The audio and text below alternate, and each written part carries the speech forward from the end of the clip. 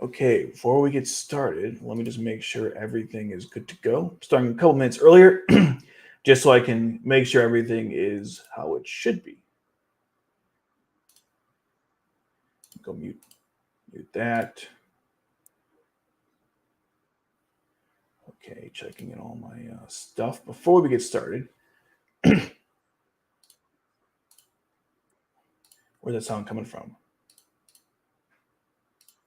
Oh, here. I got it. Okay, cool. That was from my so I usually have my Twitch open. I have a preview on YouTube Studio, and then I have like an actual browser window. So that's basically why that's the case. Okay, I think we're good besides that. So this is going to be the finale of our discussion of DX's let's just say fun take on R1. There's nothing fun about it, but it's fun take on R1. The goal is to get through the last 18 minutes, which will be hard because by the end of this video, a lot of dumb stuff is said, and it's very obvious the intent of this video, which is ironic because he claims something similar to Code Geass itself, which we'll get to. But yeah, I don't care how long it takes. I don't care how many hours we have to spend here. I'm going to finish this damn thing. And so that's basically that. Like I said, here we have wrong one. 30 minutes to go. Or I'm sorry, 18 minutes to go. We are 30 minutes in. If there's a thing that goes off, like an alarm, it's probably my package from Amazon, which I thought I was getting already, but it hasn't come in yet. Okay, so without further ado, we're going to get started and just go through all these points. And by, like I said, each of these streams, I'll read comments by the end. So if you have something to say, you can leave it now, but I won't get to it till, to the end. All right, let's do this. Let's continue on with the madness. Suzaku continues to prove himself to be an imbecile as he makes the argument that it's pointless to go against society. Society in this case is Britannia. He also says that a force that accepts the change and tries to shift things from within is the only true way to go about it. We've already been over this, but let's pick apart this logic again. Suzaku has already nearly been killed twice in his quest to change Britannia from within. How he's going to change Britannia is never once mentioned because no one ever asks him what his plan is. You'd think that if you die and your people are still oppressed, you've solved absolutely nothing.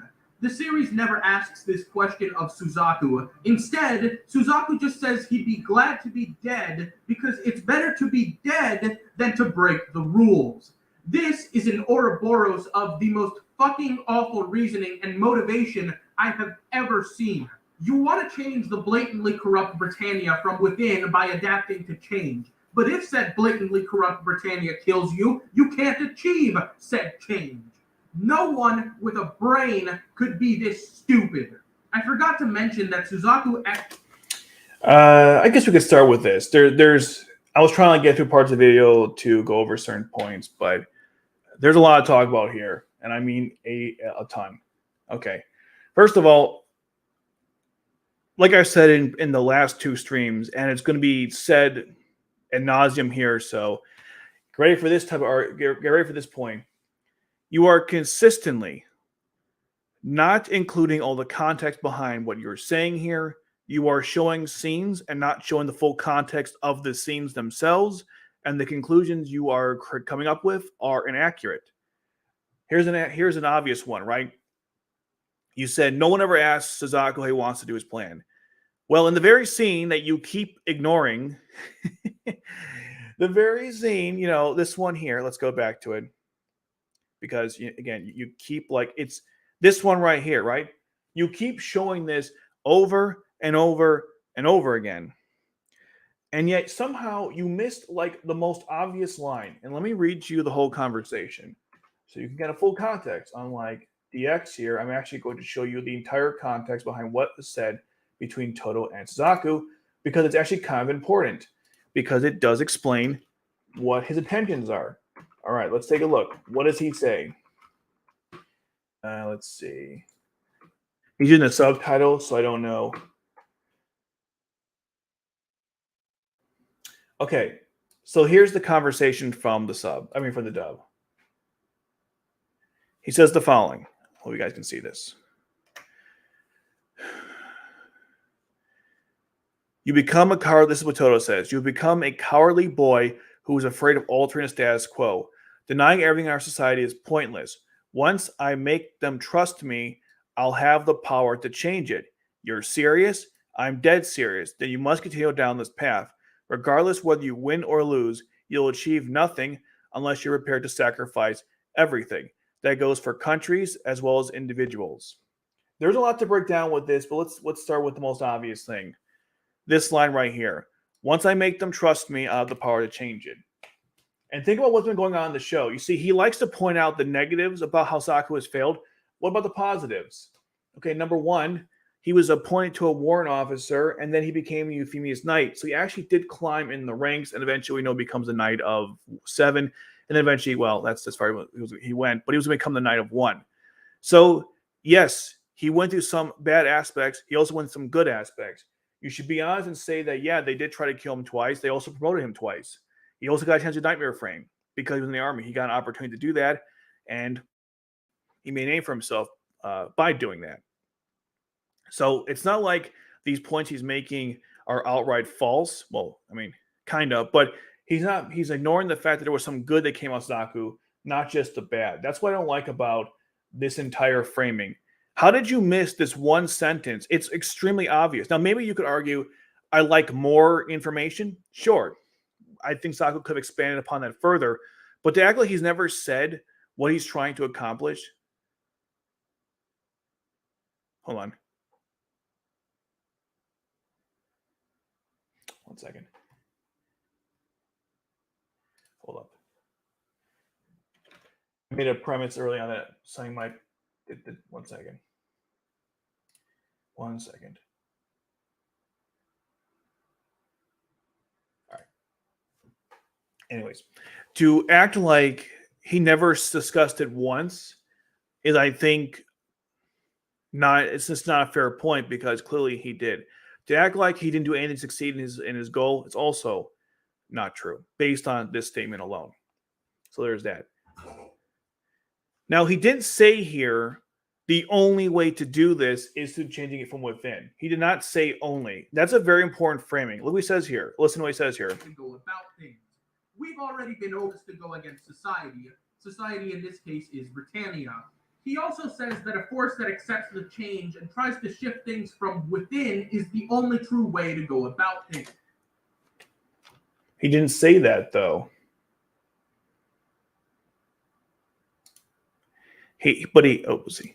Whoopsies. That was the wrong screen. He didn't say that, though. Maybe I'm missing something here. Let's see. Live more and find out principles that disappoint you. Very well, execute me, but why are you here? Because you have none by side. That's wrong. The reason you're here, isn't it? That's what Lelouch said. Yeah, he said, I'll have the power to change it. Let me look at the sub, just out of curiosity, what it's saying there. Because it's not saying in here. So I want to take the sub real quick, just to confirm this. But that's not what Suzaku is saying at all. He acts like it's the only way, but it's not like he specifically said it was. Or is that even true? I don't know. I think like there's clearly if I'm even questions in the first place, obviously there's ambiguity here. Let me just check this real quick. I'm going to turn up the volume because I can't show you that because, this stream is not monetized, because if it were, it would get demonetized immediately because there's so much garbage happens into this. But hold on. What does he say exactly? I'm going to go through all the exact lines.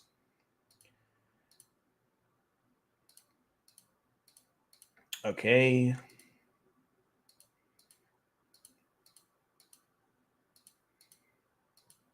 Hold on. I'm getting back to the point here. All right.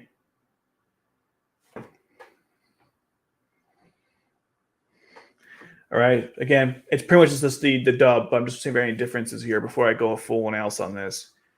Okay, he wants to kill him. Yeah, this is the exact same thing as the dub. Denying society as of now is meaningless. You have to gain society's approval to get the power to change it. You have to gain. Oh, I see what he's saying. So what he's saying, Suzaku is implying that you have to gain Okay, that's fair enough. Doesn't say that here, but he does say here you have to gain it. So he's implying it's the only way to do it, to get real change. Okay, fair enough. Suzaku is saying that. All right, fair enough. It doesn't really change any other problems with this statement, but sure, Suzaku is implying that from his point of view, if you want to change it, this is the only way to do it. Or I guess it's the only way to do it. All right, fair enough. I was wrong on that one, at least on what Suzaku was saying. Fair enough. But again, like I said before, you are completely ignoring the fact that he was succeeding in some aspect. And something else in a conversation I was going to bring up next, the Toto says that you must be willing to sacrifice everything to achieve this goal. That's extremely important because that's what Suzaku's been doing from the get-go. Remember that Toto trained Suzaku, and I said this in my live stream for R1. I don't know which episode it was, but I mentioned how it would have been great if we had more of Suzaku and Toto's like elements because it was a master-student type of thing. But if Toto trains Suzaku, let's assume these ideas have been told him before. That probably would explain why Suzaku is willing to die for this cause. Also, and this is even more frustrating, why are you complaining about this point when A, this is a retrospective of the story, so it doesn't matter what part you're talking about, you got to take everything into consideration. But you just talked about the Mao arc. And in the Mao arc, we learned that Suzaku is suicidal because it's part of his redemption for killing his father, and among other things. You keep forgetting this when you go through his character, like, if you're dead, you can't make change. In that one sequence, he said he was going to go back to save other people because he's trying to save other people and, of course, himself. It's a form of redemption. This has literally been discussed so many times on the show at this point. You can't act like it's not a thing when trying to debunk Suzaku's, as you say, stupidity or Ouroboros of anything else. Which, by the way, that's the only time he ever says something that's actually quite intelligent. Most of the time, these points are just pure nonsense of like, that's stupid, this is stupid, that guy is dumb, this guy is dumb. And when I say it like that, it sounds very childish because it is, right? Totally is.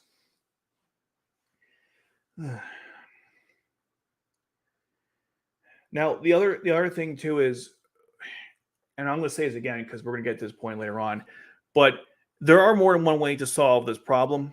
And I've went through historical examples of why we have this issue to begin with, because he's going to go on later on and say there's really no conflict. There is clearly a conflict. I don't know. I'm getting a little like frustrated with having to repeat myself like 1,000 times here, but okay, whatever. To make sure I didn't miss anything else here, because I wrote a lot of notes on this, because it's just crazy to me how the character literally tells you their plan. There's examples of it working in place, and still somehow it's not good enough. Yes, he also almost died several times. Great. And like I said, Suzaku is trying to do several things. Redemption, save lives, make change from within, but redemption is probably the most important thing here. All right.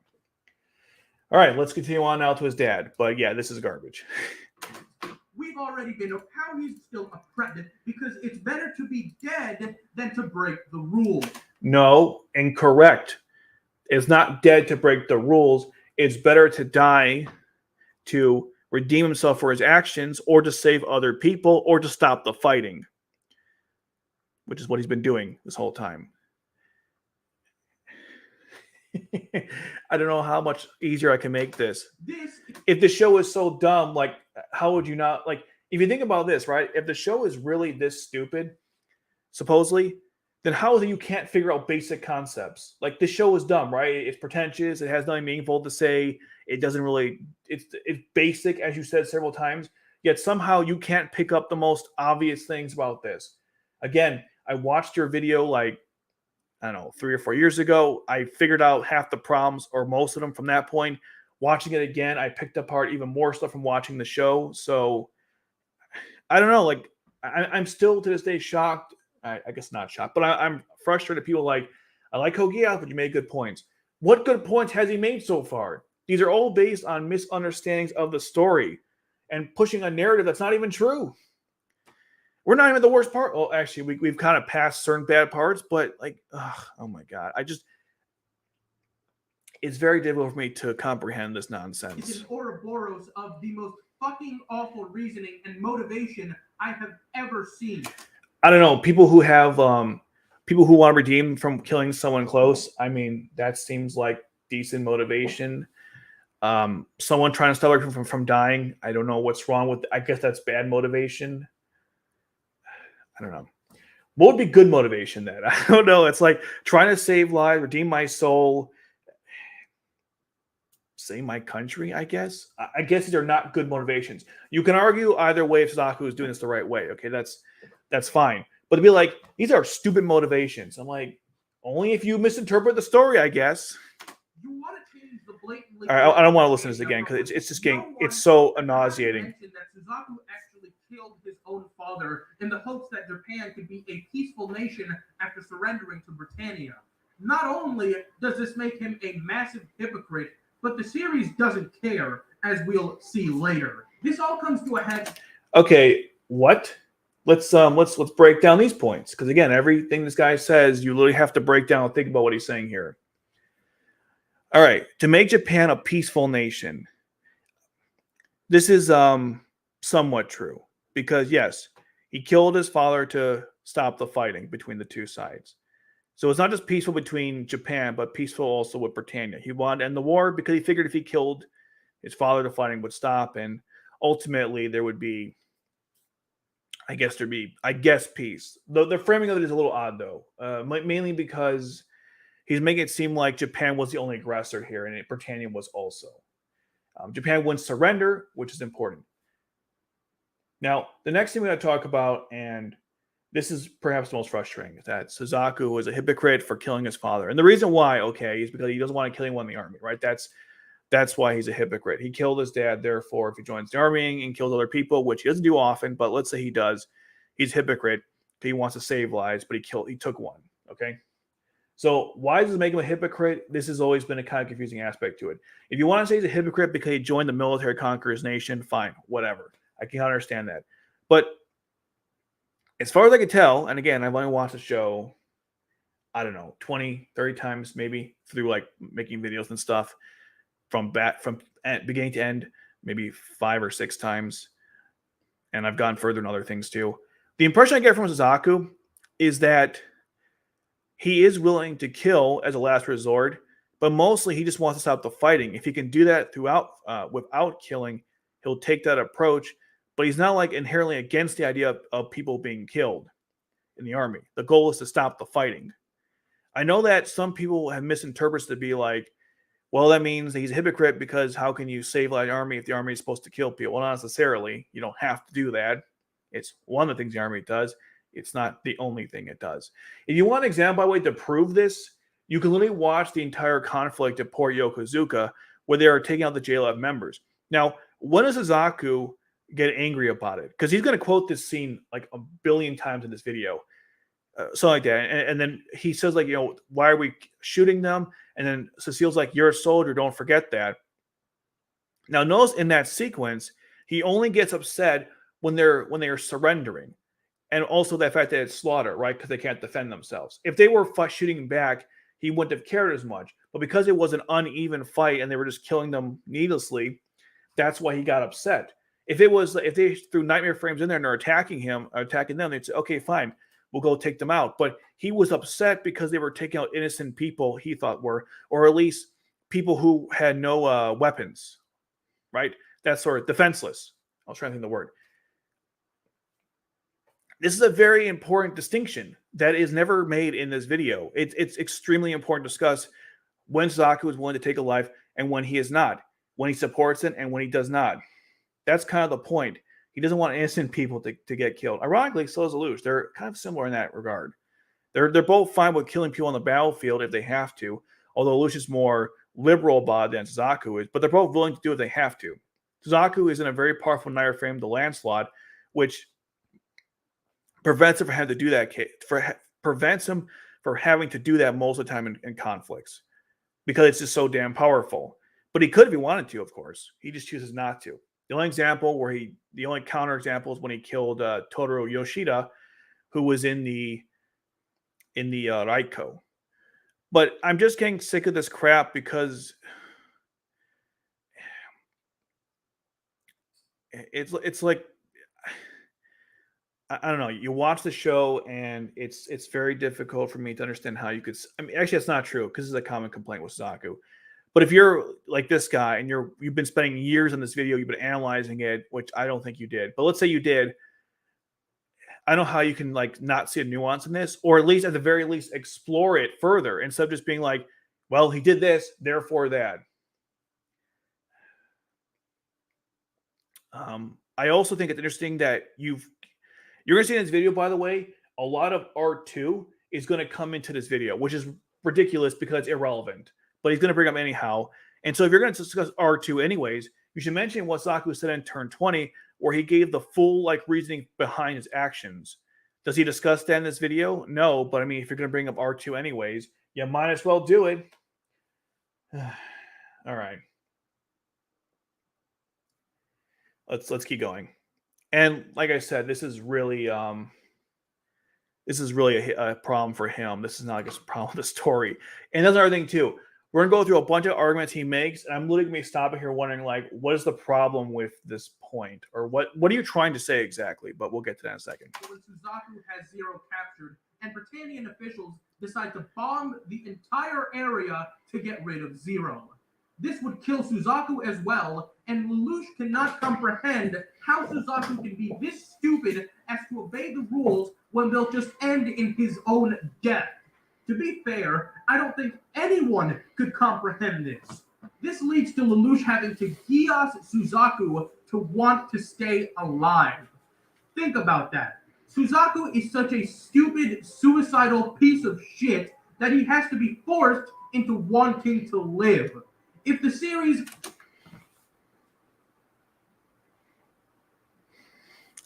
had explored his suicidal tendencies stemming from his father's death, as originally brought up in the Mao episode, perhaps this wouldn't be that bad. But his continued rejection of Zero's philosophy for taking down Britannia makes all of this impossible to swallow. It should be noted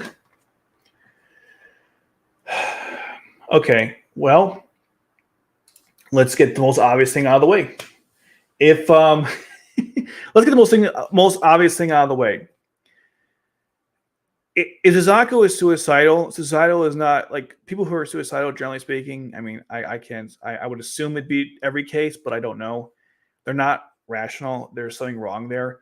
So to use, like I said before, normal rationale, someone who feels this way is not the right way to go about it, because Suzaku is clearly wants to die, right? I mean, we know why he wants to die. You've literally just explained why. So he's empty inside. Does he need therapy? Sure, that probably would help him out. But you use the word stupid so much that it lost all meaning.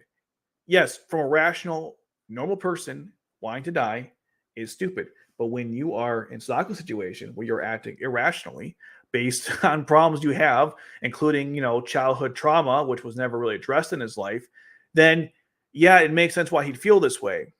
Okay, I mean, the show has literally said this. Now, what I don't like about this next part, the framing, is that he said if it was explored further, it was explored further. It literally was. I mean, the whole point what Mao was saying was that everything up to this point was done for a reason. He just took all the elements of the story we've hit, all the scenes in the story parts, where Suzaku decides to go out and charge in the battle. He explained why that's been happening. So you could go back through those scenes and you could see Suzaku clearly doesn't want to live for obvious reasons. I don't like this is a strange take, because what would you have liked instead to happen? Do you want Suzaku to have like an inner monologue with himself by saying, I want to die. I killed my dad, and therefore I'm going to dive into battle every single time. Do you want him to like go in his room and like think about it? Like how he failed to die this time? I don't know. Like I don't really know what more you could ask for within what they were trying to show, because the scene with Mao literally explains why Suzaku has been doing what he's been doing this whole time. It's pretty elaborate. And Lelouch acting the way he is also kind of makes sense too, because I don't think he understands the kind of guilt Suzaku lives through. Or he kind of does and kind of doesn't, which is interesting to me, because he was thinking about it when he was being painted by, I think it was Shirley, that art scene. So he was thinking about the guilt Suzaku has, but somehow he didn't think it would make him suicidal, which I think could be a problem for Lelouch's character. I don't know. The point is, yes, this was very much discussed. And it was set up throughout the whole show, and the reveal was with Mao. I really don't know what the problem here is. Okay, that's the first thing. Next, let's talk about the conversation between Lelouch and Suzaku, because he claims that Lelouch was making such great points that Suzaku was to go against him. He must be an idiot, right? That was what he was saying there. Well, let's think about that for a moment. So what was Lelouch talking about? This is very important. Lelouch was saying that give Japan the chance to fight back, right? Let's go through the whole conversation, because context is literally everything. And you need to go through it to see exactly what was said. Because when you just show still images, you don't give the full context of the scene. So let's go through what was actually said. I think it's important, and we should spend a little bit of time on it to fully understand the situation. All right, 1 second. It's near the end.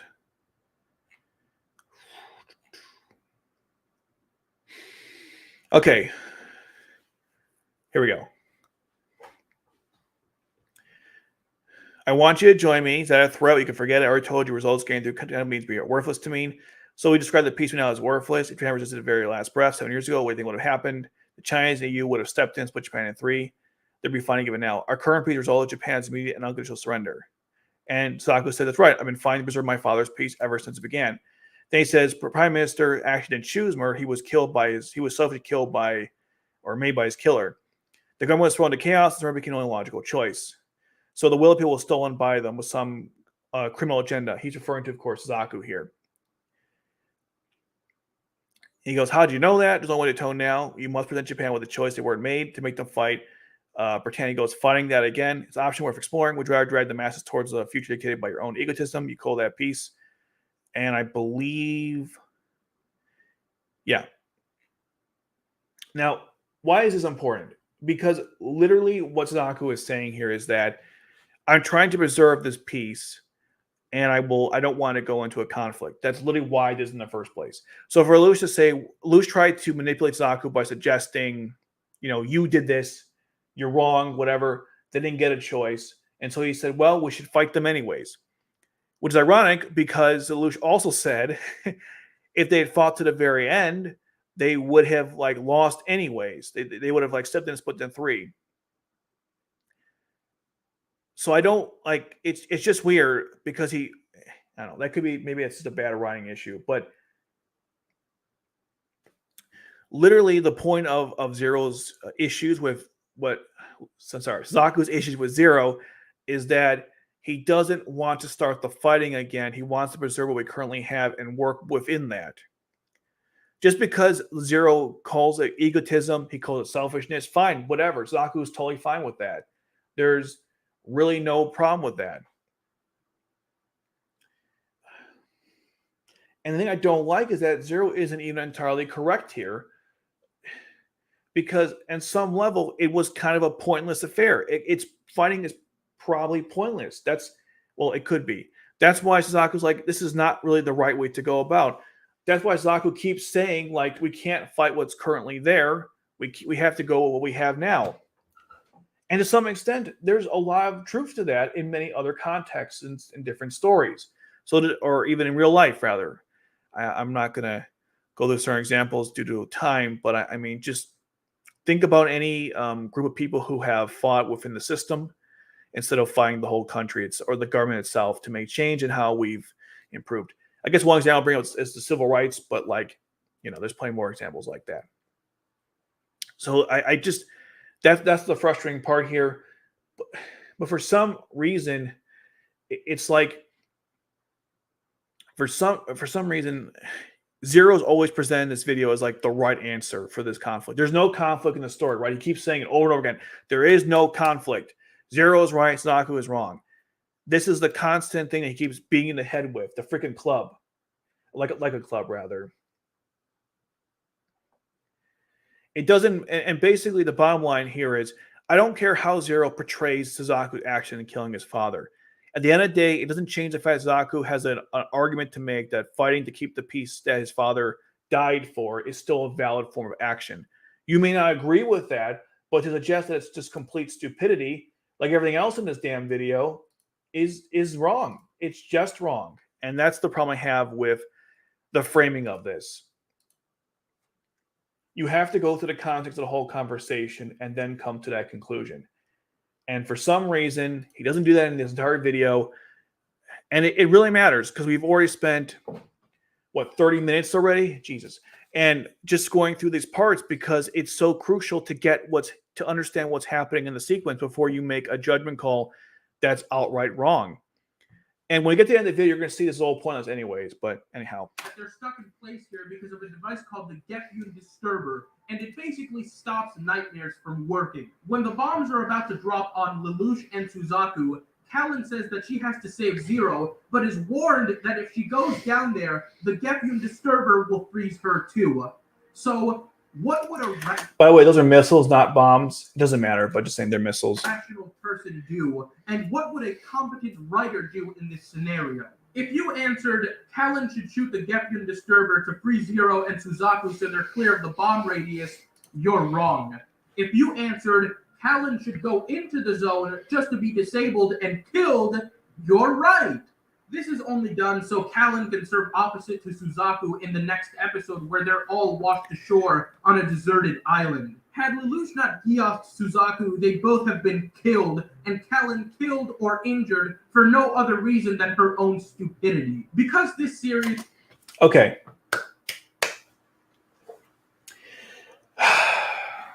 Oh, all right. Let's analyze a couple things about the sequence that disproves this altogether. All right. In the end of stage 19, Zero takes out the Geass disturber trigger, right? He deactivated when he used the Geass command to live on Suzaku. That means that he could deactivate it anytime he wants. Why didn't Lelouch deactivate the Geass disturber to get away? Right? Why didn't he do that? Because he's still in the landslot and he's still screwed. And Suzaku will either take him to jail because he can move, or he'll stay there and get bombed by the Gwain or the bombs. So the Geass disturbers is not the way to solve the problem, because the problem is Zero is stuck in the Lancelot. Kallen was trying to get Suzaku to stop holding him as hostage and let him go. I assume because she didn't shoot it, she knew that Zero had the Geass disturber deactivator. I mean, it's a pretty easy assumption to make, right? Because she didn't destroy them, because obviously she knew he had them. So why did she run in there? Well, the answer is she was trying to convince Suzaku to let him go. That's why she literally runs out saying, "Hey, Suzaku, it's me. I'm Kallen, whatever." She was trying to convince Suzaku to let him go, because it didn't matter if she destroys the Geass disturbers or does not destroy them, or destroys them or not. Lelouch is still trapped in the Lancelot, and they're still going to get hit by the Gwain, or worse, he'll travel with Lelouch elsewhere, and then they're really screwed. So either way you look at it, it wouldn't have solved anything. Now, here's a bigger thing to consider, okay? Because again, everyone's stupid in this story if you act irrationally, which is like only if it goes against a character, only if it makes no sense whatsoever, which is not the case either in either situation here. We know that Kallen has a dependency on Lelouch. This is very obvious in the story. It's even more explored in R2, but there are scenes where Kallen clearly shows she needs to be with him because she has no other purpose in life. One example is in stage 13 when they have a conversation before they go into battle in Port Yokozuka. We'll bring that up later on, by the way. But there's that conversation. There's a part where she gets a promotion from Lelouch to be into Zero Squad. There's also a conversation where she talks to Suzaku about being in Squad Zero, and also, of course, having the Gurn itself. Like, she has a dependency issue with Zero. So for her to act this way, if Lelouch is gone or dies or whatever, it would be very devastating to Kallen at this point in time. She depends on him for that sort of thing. I'm not saying it's the most healthiest dependency ever, because it's not, but to acknowledge that it doesn't exist when analyzing her situation is just not being honest here about what's going on. Another thing to consider is, if Zero is killed, I think it's over for the Black Knights, because what happens then? They're all kind of screwed after that point. So on some level, if they don't save Zero here, then they're all, I mean, there's no more, like, it in a literal sense, they all could be wiped out at that point. The reason why things didn't go that way is because after Lelouch used Geass on Suzaku, there was a whole big like conflict, and then V2 got involved, and then everyone kind of ran away in the chaos. But if there wasn't any chaos, and let's say Kallen just sits there and watches Lelouch die, then basically they would have killed everyone remaining, they would have killed all the remaining soldiers of the Black Knights, and they'd probably be over. The rebellion would be over at that point. That might seem like an extreme case, but like it really isn't, because they're all on the island together, and without some kind of distraction to get them off the island, Cecile could kill them all with the Gwain or reinforcements or whatever. So basically, they were probably dead either way at this point. That's why it's like, if you don't look at the context of the scene, it's like, yeah, of course she's dumb. She's dumb because she didn't go in there. I mean, again, 2 points. One, she has a dependency toward Lelouch. That's why she acted a little irrationally there. And 2, if she doesn't do anything, they're all going to die, and this could be the end of everything. It was obviously an act of desperation. Okay? They warned her because obviously they're just trying to be, they're trying to help her out. But deep down, like, you're really going to tell. There's an element of emotional writing here, and also just contextual writing that's like completely ignored altogether. But the biggest thing I don't like is that Lelouch has the Geffen-Stir deactivator in his hands, and you don't bring up why he didn't activate it. Why wouldn't he just deactivate it all to destroy it, to let Kallen go in there? Because again, that doesn't solve the problem. It probably makes it worse. Keeping Suzaku pinned down is super important. Even Kallen recognized that. You let him go, and then you're really screwed. You want Suzaku to run around the battlefield, take out their main troops, or better yet, goes to the Avalon, and then Zero's captured by Cecile, and then God knows what happens then. The more I think about this one scene, and there's a bunch of examples about this one take, rather, it's just more examples of, do we watch the same anime? I guess not. I really don't. And I guess we didn't watch the same one. But again, when you have an opinion that the show is crap for a specific reason, which we'll get to later, you only look at the show from that specific reason and ignore basically everything else. And it's just contrived nonsense. Everything's contrived nonsense. Nothing makes sense. All characters are dumb. You know what? You could have said that in the first minute, and we wouldn't even be here right now. But so far, you haven't made any really good arguments in that context. But okay, let's keep going. It just couldn't help itself. It shows Kallen nude on this deserted island, and because she's a moron and Suzaku's an idiot, she's tricked into revealing that no one really knows what Zero's identity is. Kallen... maybe Suzaku isn't an idiot, and maybe Kallen isn't one either in this context, or in this context. I call Suzaku an idiot in a video because he literally saw something and chose to not do anything about it. That was more of observational stupidity as opposed to just pure stupidity. And another thing too, and I don't want to go into this discussion, but intelligence isn't a simple, like, it's not based on one element. It's based on many different things. So you can be smart in one area and dumb in another, et cetera, et cetera. I already went through the whole thing with Light and Lelouch, so you can watch that video if you're interested. But the point is, if you don't look at the characters for that nuance, of course you come to these stupid conclusions. Kallen's not stupid though. She's an academic. I mean, she's really good at academics. She complied to Gordon, which is not easy given the manual is like this freaking large, but whatever. Yes, she got tricked by Suzaku in this sequence. What's the problem? Every time there's a sequence in this show he doesn't like, instead of arguing why it's an actual problem with the story, he just says it is and gives like some of the weirdest takes I've ever seen. Is another terrible character. I'd say she's better than Shirley, but not by any significant measure. She legitimately only exists so she can hold the idiot ball and look good while doing it. So I wrote a comment, which is simply that, so Kallen is a dumb slut. That's basically what he thinks she is. She's a dumb slut.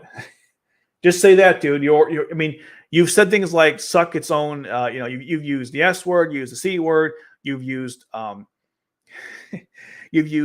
excrement, you've discussed releases of other kind in this story. Just say what you're thinking. Kallen's a dumb slut, right? That's it. Again, ignore the fact that she's academically brilliant. Ignore the fact that she's able to figure out the Gurren, like she knows the whole thing back and forth, despite the manual being this large. She's a very good airframe pilot. But sure, ignore all that crap. I've already debunked why the critique on Shirley is so ridiculous to me. And the one about Kallen is even worse because he's going to make the most outlandish statement in a moment here. But yeah, Kallen has a great character. I've argued, and I will continue to argue, the way they treat R2 is not great because they sideline her for most of the season, or not most, but 40% of it. And so we don't get that full development that we were getting in the first season. If anything, they did a great job here. They screwed it up in the second season. So I don't know what the problem is. But hey, let's go by let's look at the reasons. And you're going to love this. You're going to absolutely love this crap. On second thought, she may be worse than Shirley, only because her character is more developed and meant to be taken more seriously, but she's still caught up in all these fan service moments, and the series even turns her a bit tsundere at times. It should be no surprise that a conversation between her...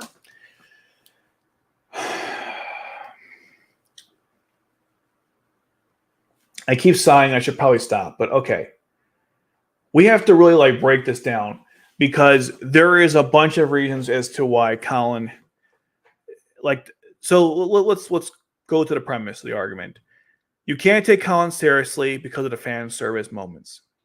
All right. Well, first of all, the thing you got to discuss is when Kallen has the serious moments, is there fan service present? Let's go through some examples, right? The scene of her mother, the one he showed in the image, is she wearing a bikini? No, she's wearing a normal outfit, right? Okay. How about the scene when Lelouch is revealed to be Zero? Is she wearing a bikini? Is she flaunting her naked body? No, she's not. How about the scene when she defends Zero in after Narita, or perhaps when they were confronting Taizo, or really any time? Is she clearly flaunting herself? No.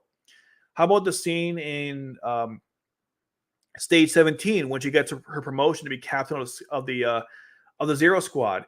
Is there any fan service in that sequence? What was that? All right. No, there isn't any. Okay.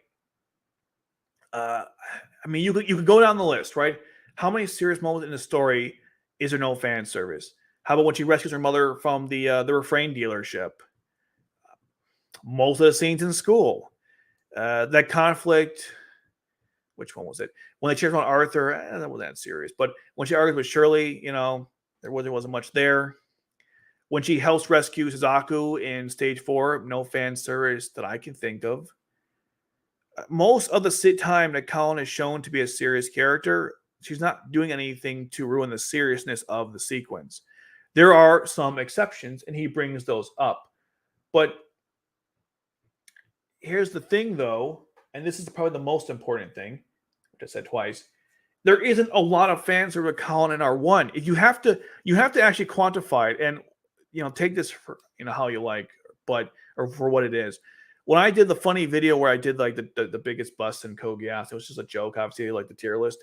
I was trying to find images of Kallen where you can see her bust without her being nude. Again, this is really stupid stuff, but it wasn't easy to find images like that because, ironically enough, they don't really show as much as you would think. I actually had to do a little extra work to find it, at least in R1.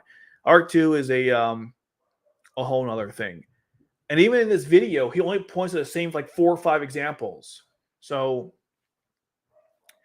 let's go through it, shall we? Let's actually go through. Let's quantify this.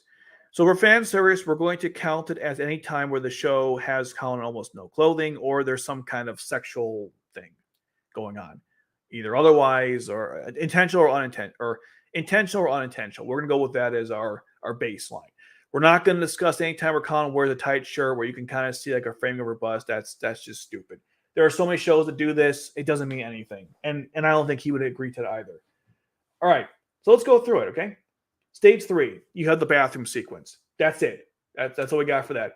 Stage 9, when she wakes up in the morning, you can see her naked in her bed for like one sequence. Stage 17, there's a part where she puts on the outfit, which he showed in that sequence, where, excuse me, where Rakshata mocks, like she's being mocked for wearing the outfit. But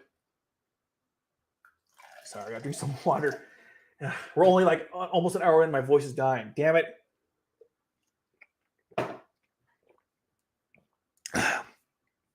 I drank tea to avoid this, but here we are.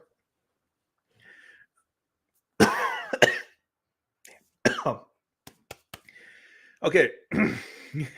Where was I? So stage 17, she puts on the Nightmare Frame pilot uniform for the first time. And then it's a bit of a joke there because you can see her full body. But okay, fine, we'll go with it. Stage 19, she's naked, and then she has like her shirt open up through the whole episode. Okay, fine. And then stage 21, she falls on Shirley, and it was kind of like a pseudo-etchy lesbian thing, I guess. That's it, by the way. That's all the fan service sequences of Kallen in the entire anime. I counted, 6 scenes and 5 episodes. That's a very small percentage. What is that, like 17, 20%? Maybe a little less, maybe a little more. I don't know. But if we're just talking about R1, you don't really have an argument here. Now, granted, you can argue that maybe those scenes had a bigger impact. Sure. Fine, whatever. But to act like that's the whole show and act like you can't take Kallen seriously because of these ones, it's about 18-19% of the show. Anyways, actually, I think it's 20% because of, I think it's 20%. Anyways, so it doesn't matter. It's not a lot. That's the point. But to act like you can't take Kallen seriously because there's been a couple times in the show where you either see her naked or there's like a fan service moment. That's so ridiculous to me. You want a better example of this? Watch Fairy Tail. I went through the first 44 episodes many years ago. I had to drop the show because every other scene, there was some fan service thing with Lucy in the story to the point where it gets memed into like within its own universe. Now, I won't say it was every scene in Fairy Tail, but there was a lot of scenes. And like I said, it became its own joke. You could buy like an action figure of Lucy and her outfit would come off. It was the funniest, stupidest thing ever. That is an example of where it's like, yeah, I can't take Lucy's that seriously because the show consistently puts her in fan service situations. But Kallen, it's like very little. Okay. Now, granted, there's impact to those sequences, but I'd argue the scenes where she cries with her mother, the scene where she tries to save Lelouch on numerous occasions, I think those had bigger impact, at least for me. But that's it, though. That's all there is. Why are we like, you've got to be kidding me. I think the reason why he is bringing this up is because, again, R2 is creeping into here. And yeah, R2 is definitely a lot worse when it comes to that. There's no argument there. But like, we're talking about R1. Okay, so let's stay focused. Oh, and I should mention there's one other fan service example, and that's in the Picture Drama episode 3, which I kind of like that one. Kind of like the backstory between the characters because they're in the bathtub talking about certain things about like Nina and Millie's like parents and grandparents. But that's the Picture Drama. We're not going to count in the series of R1, but technically that's another example of Kallen fan service. But most of it, though, I mean, it's like, what I said, 6 scenes. How many scenes are in the show? I don't even want to know how many there are. There's probably like hundreds. So that's like 2%, really, being generous. But it's like, that's not even, I don't know. It's crazy to me because you went through the show for several years, coming up with your arguments, and yet you came to a conclusion that's not even remotely accurate. It's like the thing about Ashford being like the main point of conflict in a story when I proved it wasn't, or how, I mean, I kind of validated that claim, but it wasn't in the way he framed it, where Shirley only talks about Lelouch, right, which is true, but each time he talks about him, it's like as she progresses through her relationship with him, because that's part of her character, which apparently doesn't exist. I don't know. Yeah, this is just not, it's a lie. You know, again, when people say DX didn't say anything wrong in the video, like his facts were accurate, Exhibit A, I guess. Or, I don't know, 25, however many we have at this point. Okay, done with that. All right, next. Kallen Tsundere. Like stupid, the word stupid, you don't know what a tsundere is. Okay, tsunderes I'm probably saying I'm probably mispronouncing the word.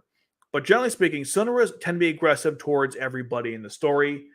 They tend to have romantic feelings towards a protagonist. That's why they're kind of aggressive. But that's usually who they are. They're very aggressive individuals who tend to show you their softer side as the story progresses. Kallen shows her softer side to literally everybody in the story except for Suzaku because she outright hates him and wants to defeat him in combat. Most of the time, though, she is very kind to everybody, whether she is herself or when she's a student. It's literally in this one example in the entire anime where she shows any kind of tsundere attitude, which is a characterization, which is why I hate it when people point out that, oh, Kallen's a tsundere. I'm like, where? Where do you see this argument? Watch Evangelion with Asuka. That's a tsundere. Very disagreeable, argumentative, very aggressive, abuses people, right? That physically or emotionally. Kallen doesn't do any of those things in the story. Because she got a little embarrassed that Suzaku commented her because she was being overly aggressive with him. Therefore, she's a tsundere and like, really? If you think about why Kallen was even embarrassed in the first place, it's because she hates Suzaku for multiple reasons. And he complimented her in a way she doesn't know how to comprehend that because she's trying to put a facade of some sort. And she didn't know how to respond. So she was embarrassed. But it's like...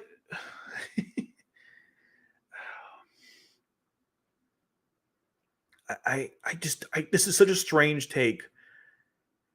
Watch any anime with Sunura. Kallen doesn't fit that bill at all. She's never combated with Zero or Lelouch. She's not combated with any of her friends or her coworkers. In the Black Knights, I guess they're coworkers. I don't know, whatever. And no one in the student council. It's literally just Suzaku, and literally only in like certain cases like this. That's it. You got to be kidding me. Because 0.0.0, I don't know, 0.000% of the show has one sequence, therefore Kallen is tsundere. You got to be kidding me. And anyone who says otherwise, I'd like to see a good argument that I love to see a good argument just justifying why Kallen is a tsundere, and I honestly don't think you have a good case. Okay. Moving on. Like I told you guys before, I literally have a lot to say in these last few minutes. I've had a lot to say in the entire thing. When this thing goes into the podcast section of YouTube and I've edited all the parts, it's going to be like 6 hours long because it's just mind-boggling how half these takes even exist. All right, let's move on. Okay, now, let's move on. We're done here. Her and Suzaku makes no sense whatsoever, and barely even she's tricked into. She legitimately only exists. Like he literally shows these. She can hold the idiot ball and look. He literally shows sequence of her having moments, and he ignores it.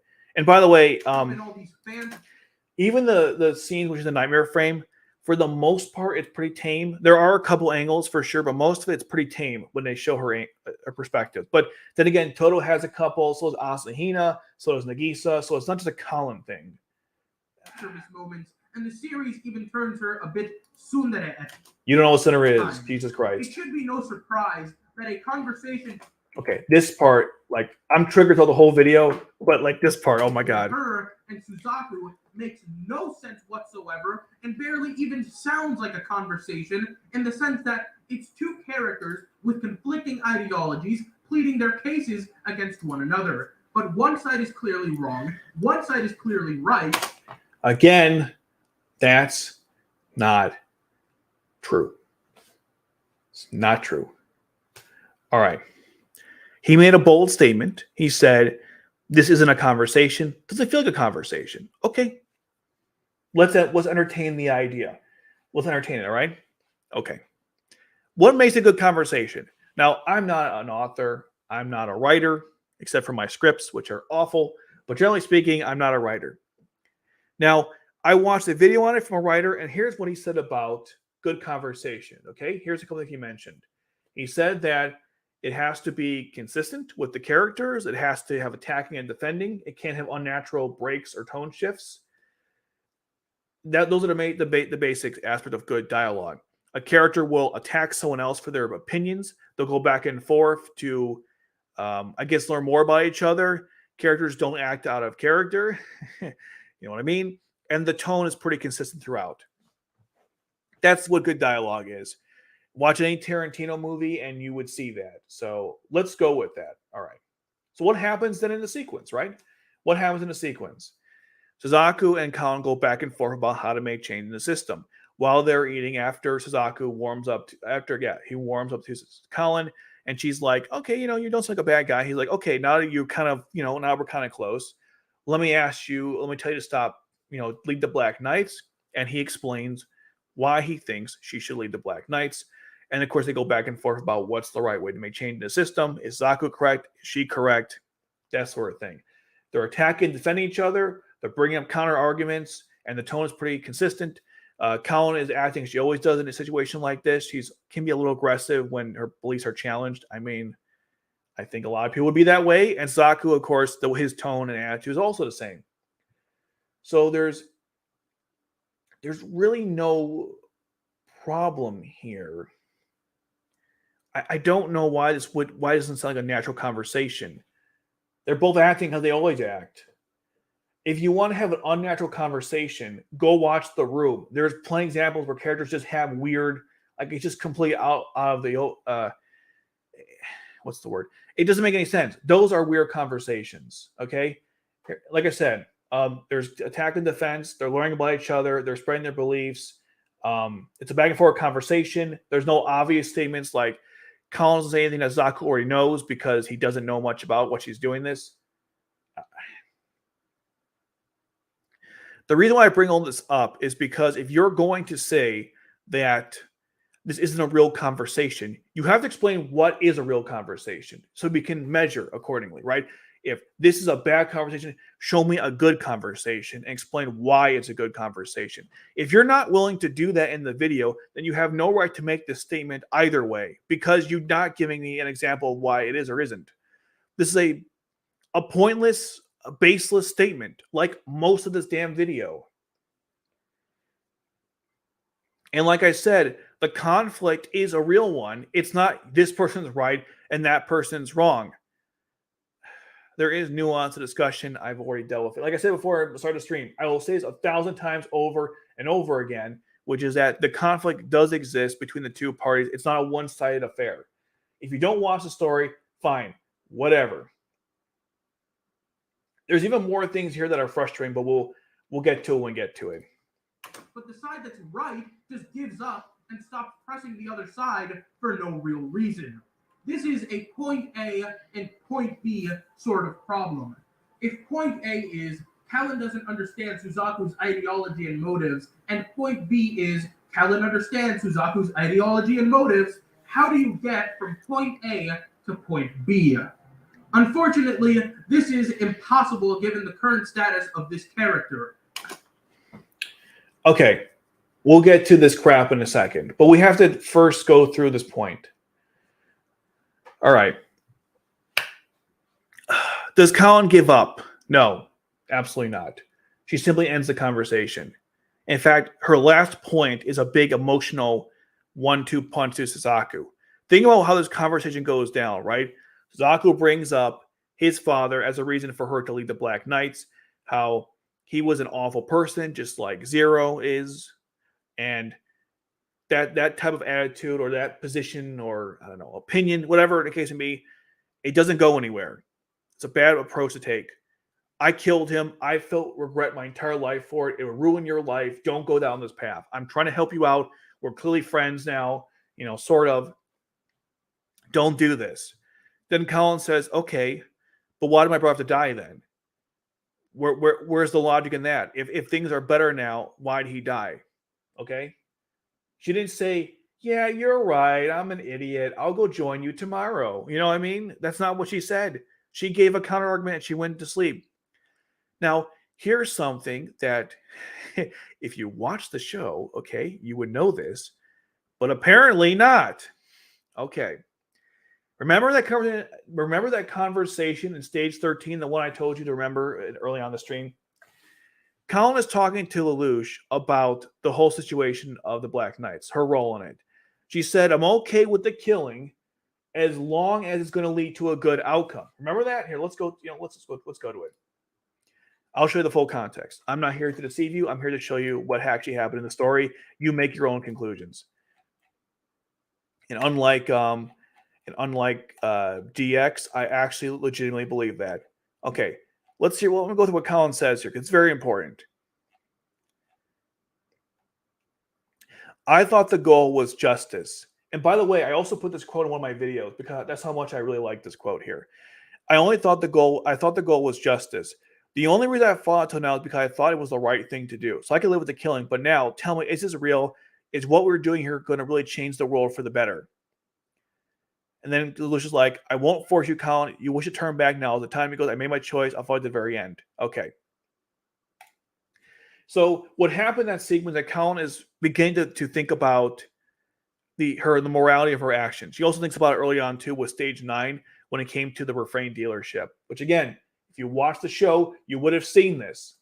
Anyways, putting all that together, Suzaku now presents Kallen with an alternative perspective, which is like, no, if you follow this path, it won't lead to anything good. Now Kallen has two opinions to think about. She has what Zero told her, 6 episodes ago, and you have and then you have what Suzaku tells her now. She has two perspectives. Zero is like, yes, we will have to kill innocent people, but ultimately it's for the better. Suzaku is like, I'm telling you now, my personal experience, it does not get any better. Don't do this.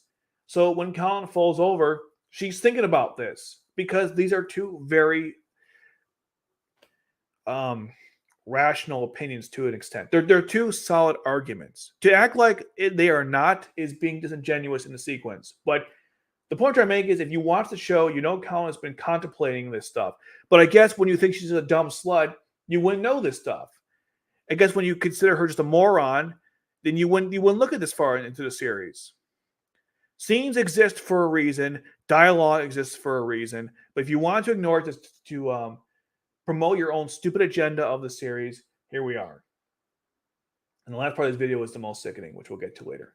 All right, let's continue on why this is stupid. But that's like at the very that's like disprove this entire point. It's just a freaking lie. I think this is established well by Mao when he calls Suzaku a murderer after hearing Suzaku's thoughts. If a character as despicable as that is piling on what a shit person you are for your general hypocrisy, how would a character like Kallen, who is dumb and headstrong but not malicious, understand it? The answer the series gives us is Suzaku explaining that he killed his father, but Kallen not reacting in the way you'd expect a rebel fighter to react. She does attempt to understand, but then gives up when they begin to question the meaning of individual lives in the scheme of a war. A topic... Okay, we'll get to that in a moment. Just want to check one quick thing. I think my stream quality is like, it keeps saying it's good, but it's saying it's bad. Okay. First of all, let's break down what he said here because I honestly had to read it 15 times. I'm exaggerating, but I did not understand what he was talking about here. Unfortunately, this is impossible given the current state of this character. I think this is established well by Mao when he calls Suzaku a murderer after hearing Suzaku's thoughts. Mao calls Suzaku a murderer. If a character as despicable as this is piling on what a person you are for your general hypocrisy, how could a character like Kallen, who is dumb, she's not, and headstrong, sort of, but not malicious, understand it? Because Suzaku didn't frame it. Okay, so because the conversation between Suzaku and Mao, I wouldn't even call it that, but we'll do it anyways, and the whole conflict between Kallen and Suzaku, like they're not the same thing, and I think it's very important to understand the difference. And what I mean by that is when Mao talks to Suzaku, what does he say? Again, context. He says, you're not trying to save people's lives. You're trying to save your own life. Redeem yourself. This is a very important distinction, okay? When Suzaku talks to Kallen about why he did what he did, it was to help other people. So Kallen doesn't know about Suzaku's inherent suicidal thoughts or tendencies. She's not aware of this, okay? So if she was, you might have a point, but she wasn't. So you can't act like the conversation, the information being presented is exactly the same. It's not. The reason why Kallen can understand what Suzaku is saying is because she has killed innocent people, which Zero said they're going to have to do, and she thinks it's going to go right, but then Suzaku tells her from personal experience it doesn't go right. Now she has to think about that. That's a very legitimate point. The thing that DX has been stuck on for like forever is that he has to go on this premise that, or he has to keep defending this premise that Suzaku and Kallen are morons. Suzaku doesn't know what a soldier is. He just, when you go on this, when you go on this premise that everyone's just stupid, then you can't like actually, it's like a way to shield yourself from actually having to look at the characters because like, well, they're all dumb. Who cares? You know, it's like it was a cop-out answer to actually analyzing the story, which is what's done in this entire video. But Kallen can understand this because she's been thinking about it herself, okay? That's the point I was trying to get to. She literally has thought about this exact point. That's why the conversation in stage 13 is very important. It wasn't just put there for BS reasons. It wasn't put there to make Kallen look like a fangirl of Zero. It was put there because Kallen has been thinking about this for quite a while. If you don't think about that stuff when you make points like this, you kind of sound like an idiot. But for some reason, despite this, people still defend this crap. And by crap, I mean the points being made here. So it has nothing to do with Kallen being malicious or not, which for the most part she isn't. Although, again, she does kill soldiers who are Britannians. But sure, whatever.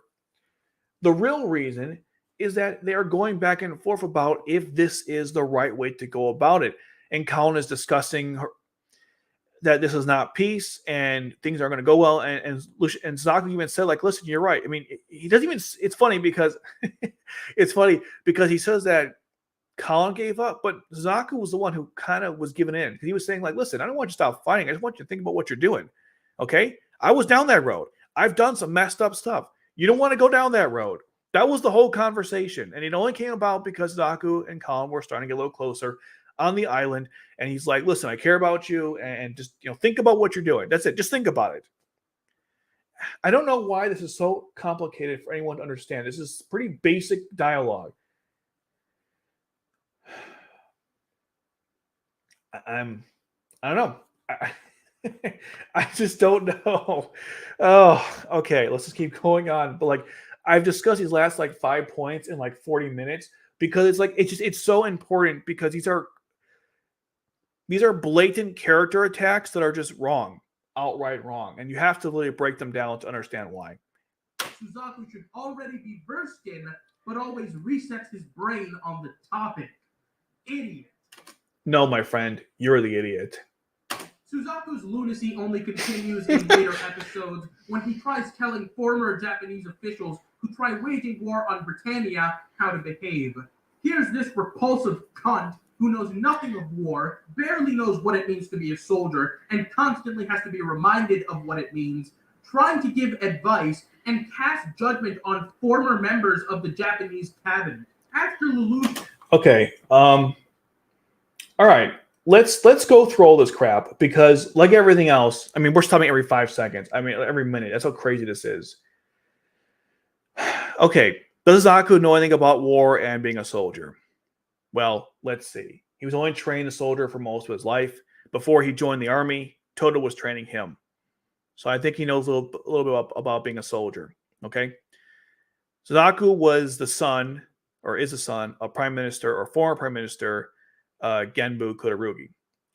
Now, because Suzaku killed him to stop the war between Japan and Britannia, I'm going to assume he was aware of what was going on behind the scenes.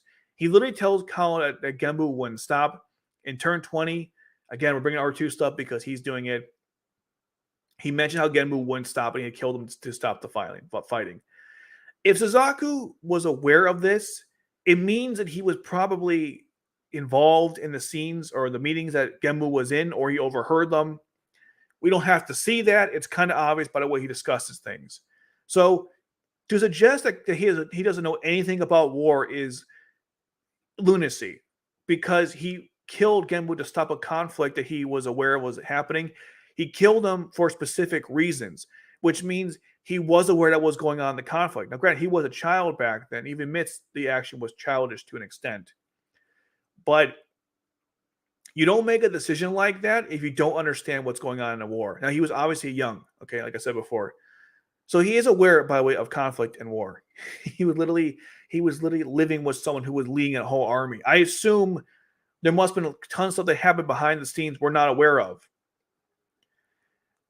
how can you on one end discuss how he killed his father, and then the other end forget like what that might mean for what he knew and didn't know about anything?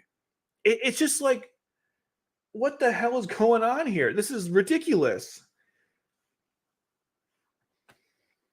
So, all right, that's the first thing. That really pissed me off. Okay, next thing. Can he give judgment to these people? Why not? Why can't he tell the guy what to do? Just because Zaku is younger than this person doesn't mean he doesn't have anything to offer. This whole notion that being older and having more experience therefore makes you smarter than someone who's younger and least experienced makes you better is a flawed statement in and of itself. There are plenty of examples of young people outsmarting older people. We get tons of new ideas from the younger generation. There's discussion how older generations actually have outdated ideas, and therefore, honestly, we can't progress with these people. I won't give any real life examples because that's a whole nother topic, but that is definitely a thing. I mean, Lelouch, oh my God. Lelouch literally tells this to the JLF member in the, not the Balin Tower, Tokyo Tower? No, it's not it. The one where they had the meeting. I forget the name of it. But they literally had it discussed. He literally told the person your ideas are outdated and stupid. And you're like, I don't think he used the word stupid, but they're outdated. He took out the JLF because they had an old mindset about what they wanted, and it wasn't going to get things done. This was literally a theme in the story that was discussed in several episodes. Yet somehow you missed this point to then discuss, like, oh, a young person giving perspective to an old person. He has no right to say that. What a moron. So, okay, whatever. Let's continue on here. Next point. Okay, so was he even right to tell him off to begin with? Obviously, the reason why he can't pass judgment in DX's point of view is because he killed his father, right? He can't tell someone what to do. He can't tell someone to stop fighting because he killed his dad, and therefore he's a hypocrite. I've already discussed why that's ridiculous, but we'll go over it anyways. At least, okay, at the very least, Suzaku's intentions, which you think are dumb, fine, we'll go with it. I think that's wrong, but we'll go with it. At least they're honest and somewhat noble, which you did say yourself. What is this guy doing? Is it noble? Is it noble, Sawasaki? No, it's not. He hit like a coward. He picked a good moment to invade Japan with the Chinese Federation, and it was just a power grab. The guy's a piece of shit. Excuse my language. So Suzaku had all right to pass judgment on him. He ran like a coward. Genba was there to the end. Where the hell was this guy? He fled like an idiot. Now, I know there's a big contradiction like what the Black Knights fled to. I think it's a little different situation, but yes, there is some similarity between the two. There's a great actually post on subreddit about it if you're interested. You know, the contrast between what Sawasaki did and what Zero did. Again, very different situations. But in this context, though, there's nothing wrong with Suzaku pointing that out. Okay, there's that. Next, because again, we got more to break down. When Cecile reminds Suzaku about you're a soldier, which, by the way, I'm not sure how often that even happens in the story. He makes it seem like it's every single second, just like Kallen's nude every single second, just like, I don't know, there's etchy fan service every single second, and so forth. Even though it's not true. But again, what happened in that sequence? They were killing them. Suzaku was like, fine, we're soldiers, we do this sort of thing. But then they were unarmed and they were defenseless and they were calling and they were surrendering. And Suzaku was like, can we not kill them now because they're surrendering? So that is that's the different or the context there in that sequence, because he was okay with it until they were killing innocent people. At that point, he's like, why are we doing this? Yes, Cecile had to remind me you got to obey orders. And Suzaku's like, I know that, but like, why are we killing innocent people? Why is that so hard to understand? Like, it wasn't like Suzaku was like not gung ho about the whole idea in general. He partaked in the event in the battle itself. He was prepared to do this, but he wasn't prepared to kill innocent, defenseless people who were surrendering. That's not what he signed up for.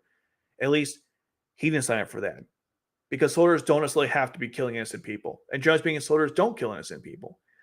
Now, I know that people get that skewed because of what happens in certain wars, but the general concept of a soldier is not to do that sort of thing. Unfortunately, it's not always the case.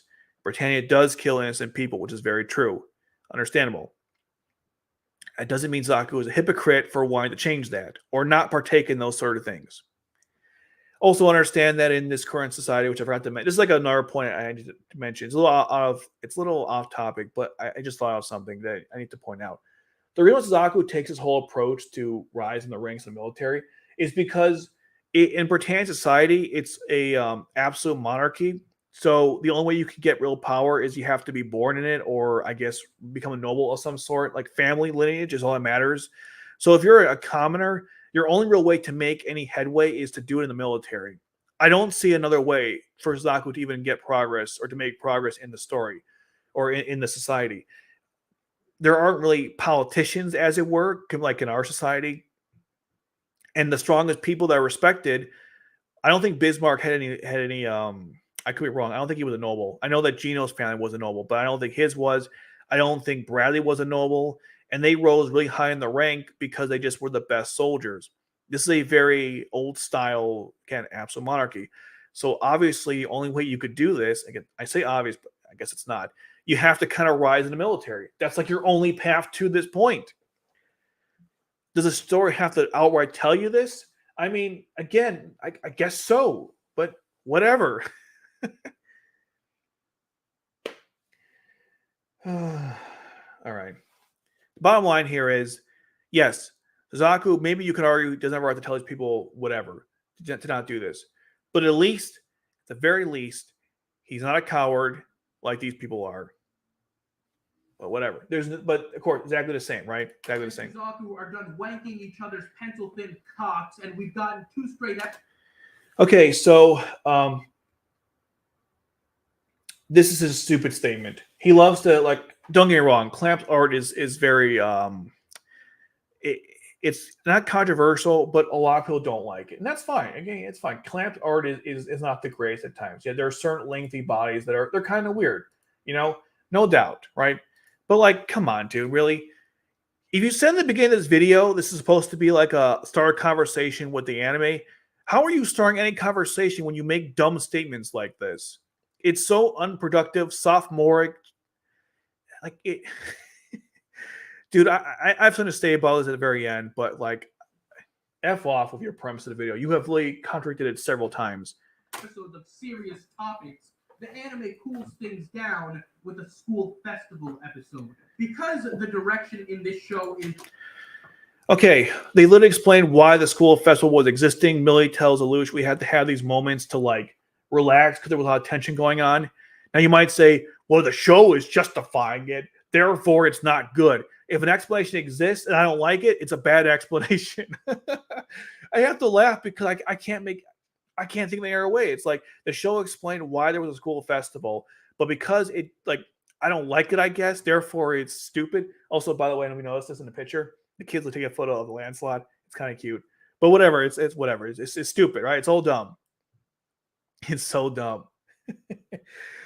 I don't know anymore. Let's continue on. The absolute shits. Euphemia, a beloved princess, comes to the school festival wearing sunglasses and a hat. It's only after the hat is removed by a gust of wind that people realize it's Euphemia. I'm not sure how the pink hair didn't give it away immediately. This begs the question if anyone notices the color of anyone's hair. Euphemia announces the special.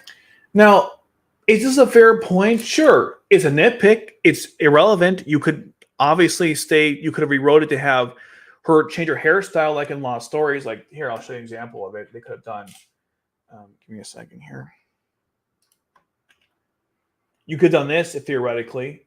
I one second. I'll show you a picture of it. Pilot art. Euphy. I mean, like here's an example of what you could have done, I guess.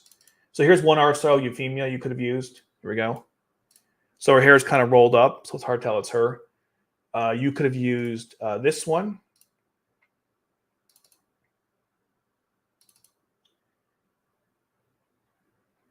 This is also a little different. There's different ways to do Euphemia's hairstyle, right? So the thing is about this complaint is that while it's not exactly the is not entirely wrong. It's just a nitpick. It literally means nothing. It's like the direction of the show is terrible. So here's like a little example of a nitpick. You said at the beginning of this video, you said like after, I think it was 10 minutes in the video, it seems like a story gets so made up. But in the video, you mentioned how like the nitpicks are going to stop. These are like kind of things I could ignore. Why would this not be an example of that? This is just a dumb. I guess you could argue if her glasses fell off and then they noticed her, fine. But pink hair is not exactly uncommon in the story. Neither is the long hair in general. But sure, whatever. But it's a nitpick. It doesn't. It's so inconsequential. Why are we even here at this point? It's like saying they only made them high school age to put them in high school. Yes. No. Right? Obviously. Why are we even discussing this? This is so frustrating. Administered zone where Japanese and Britannians can live together. Basically, Britannia will recognize Japanese citizens as more than just colonized individuals. Oh my God, Kallen fan service in the scene? Oh my God, what's going on? Why is she not wearing a bikini? She should be in school wearing no clothing, right? Because she's always fan service. Can't take her seriously here. She looks shocked, but the news, no, can't take it seriously because she's obviously being what's it called? She's being fan service. This is like, don't take this seriously. It's not a real reaction. She's just a slut, a dumb slut, right? And grant them special. I know I'm being obnoxious here, but that's kind of the point. Privileges and rights. This concept busts a gigantic hole in Lelouch's rebellion. The best thing Zero ever did, and a plan that I can actually call great, was establishing the Order of the Black Knights as allies of justice. If Britannia treats 11s like shit and commits unjust crimes towards them, the Black Knights swoop in and save the day. This is crazy. He actually complimented the show. Hold on. I gotta play something. He complimented the show. He said there's some good parts to it. Hold on, where is it?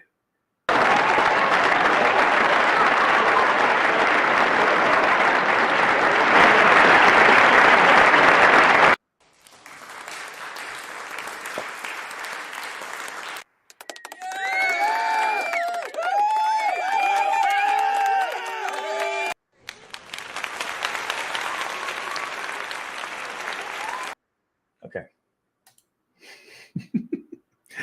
So, yes, I'm surprised he complimented anything in this. We're like 37 minutes in, and we've gotten maybe 4 or 5 compliments. This being like the best one. Okay, great job, great job. Dang. For a long time, this worked, and it was the only reason that the Black Knights being terrorists was justified in the eyes of most of the public. But now, if Britannia promises the Japanese equality, what purpose do the Black Knights serve? And would the public sour on them if they continued attacking Britannia? Lelouch arrives at the ceremony for the specially administered zone and speaks to Euphemia. This is the moment when the series loses its fucking mind and stops caring about anything that could make it a competently told story.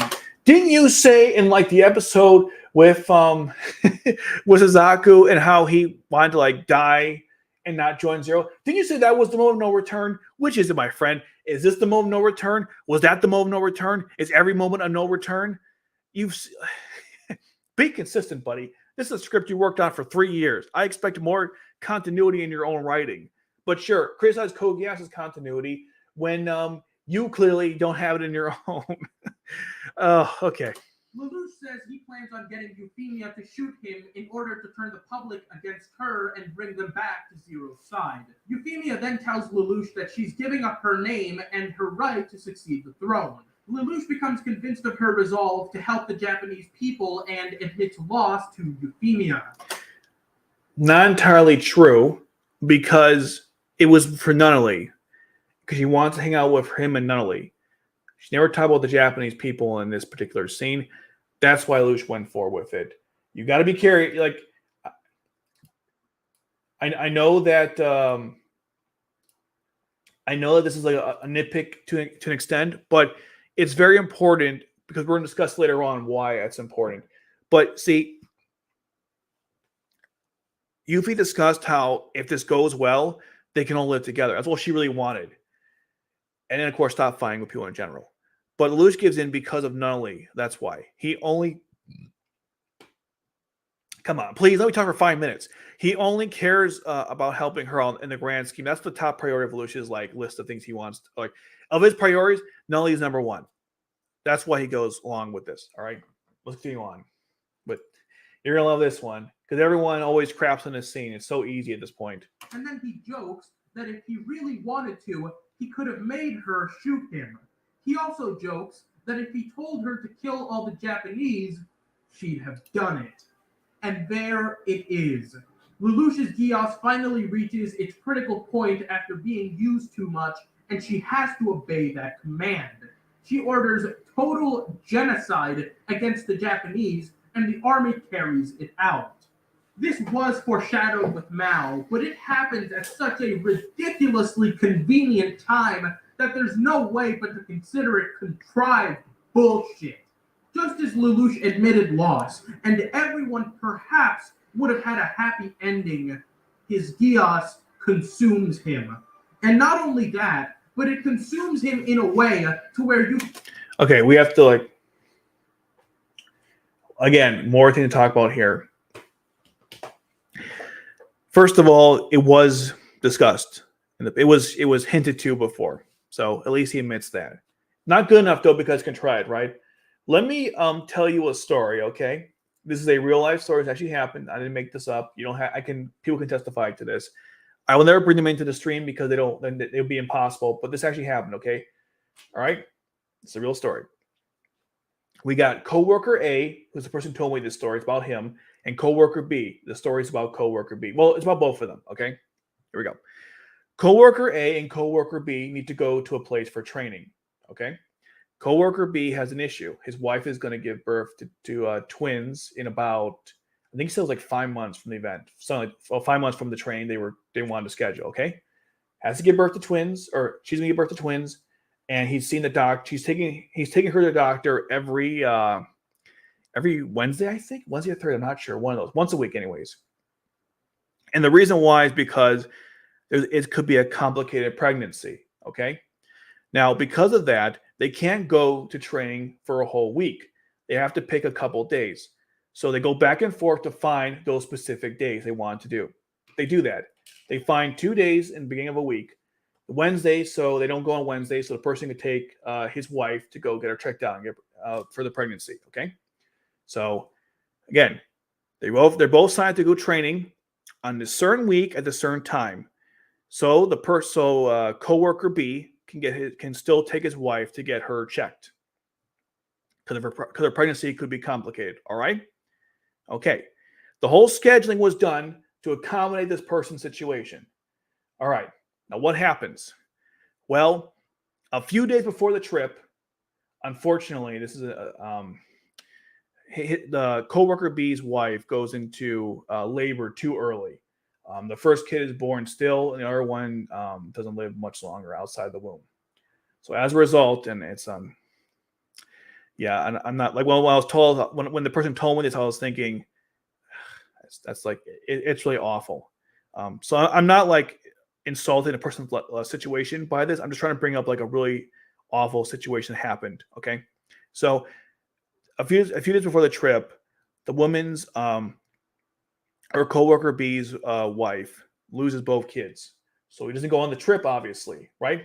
Because he can't, because she happened to give birth early, 2 days before the trip, so he can't go on then. In addition to that, the lead apparently was sick, so he couldn't show up to work. The other person's granddaughter would show up, so he couldn't go to work. So there was a bunch of stuff that happened and no one to cover it. It was a complete insanity. Now, let me tell you something. If I wrote a story like this, about this actually happened, you would call that contrived. Like, oh, she happened to lose her children right before the trip. Really? Yes, really. That actually happened. This is a real story. The point I'm trying to make is that the very idea that something bad could happen at the worst possible time isn't some contrivance. It happens all the time in real life. This is a random story I heard about. I'm sure you can hear others from other people who have experienced similar things. This is what happens, okay? It always seems to work out that way. You know the expression, when it rains, it pours, the perfect storm, all these like terms, they don't just exist because people were bored or they were talking about isolated instances. This happens all the time. So to act like it was so, like the timing was so awful, it is, of course, a contrivance. is nonsense to me. Now let's go further with it because it's not like that at all. Okay.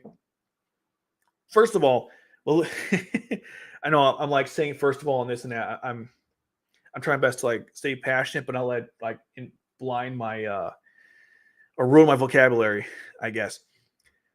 Lelouch went there with intention for Yuffie to shoot people. He brought a gun, okay? So he wasn't like there to make friends. He was there for something awful to happen. He was convinced otherwise, but let's not pretend he didn't go there to kill people, okay? Or to cause damage. That's the first thing. Now, granted, he didn't want her to kill the people in Japan. That was not his intention, obviously. But he was there to cause problems. Next, when he's talking to Euphemia, he literally falls to the floor, and even C2 like falls as well because the Geass overtaking Lelouch. This is literally seen as the scene is progressing. If Lelouch's Geass just randomly went off, with no proper stuff of any kind during the sequence, you could maybe say this is a good argument.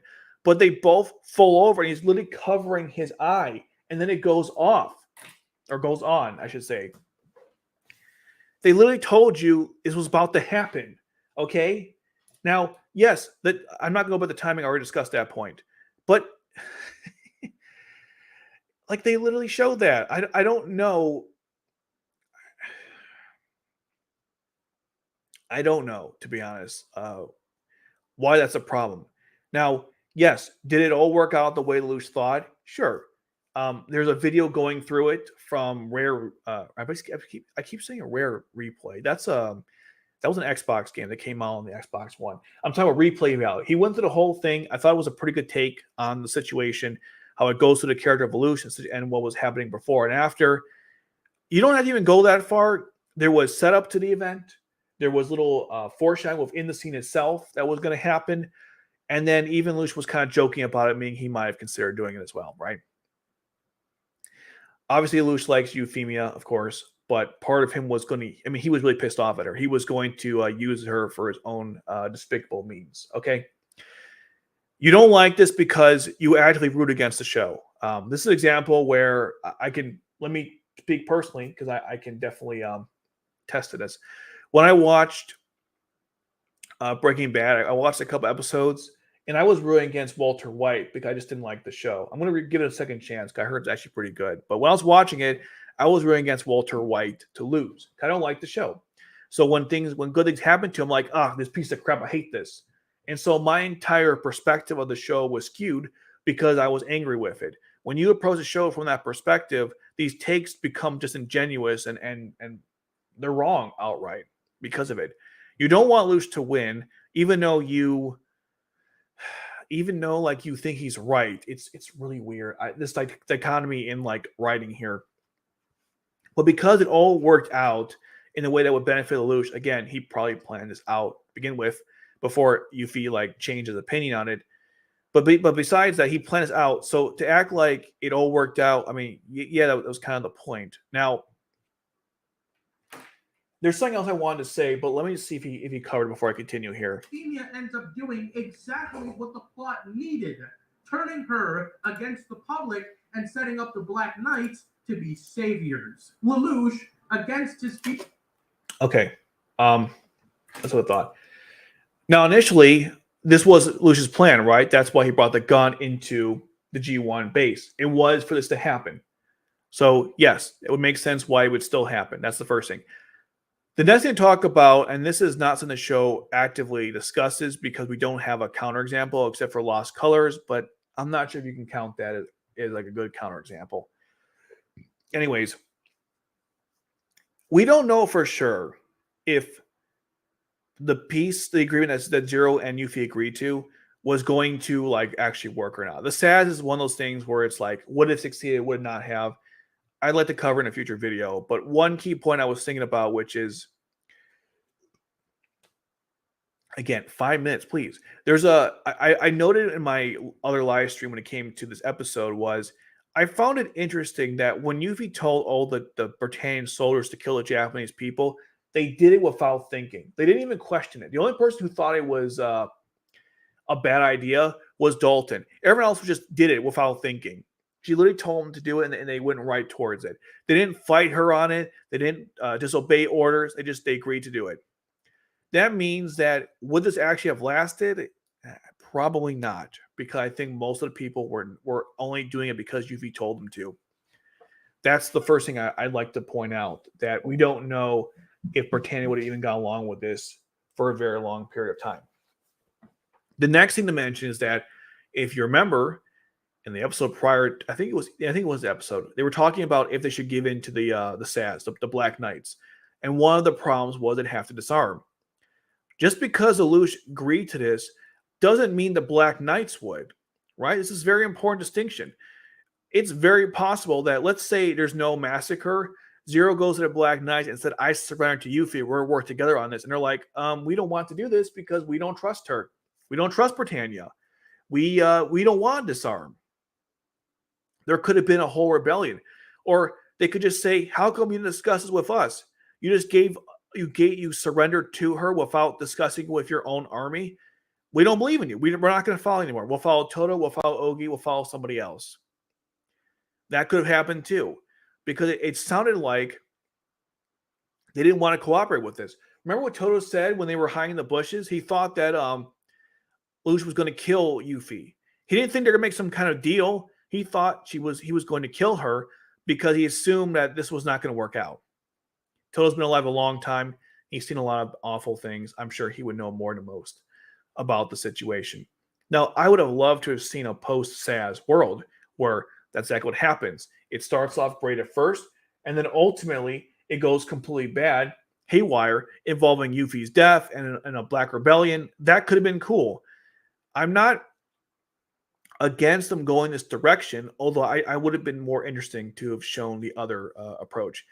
Now, there is one complaint I do have about this particular sequence of events, which is, and maybe I'm wrong here, but when Lelouch uses Geass, he's aware he's using it because he has to literally turn it on, right? It's kind of like when you move your hand or when you blink your eyes. Like, you're very much aware you're doing that. You can't just subconsciously do that. I mean, maybe you can, but generally speaking, you don't.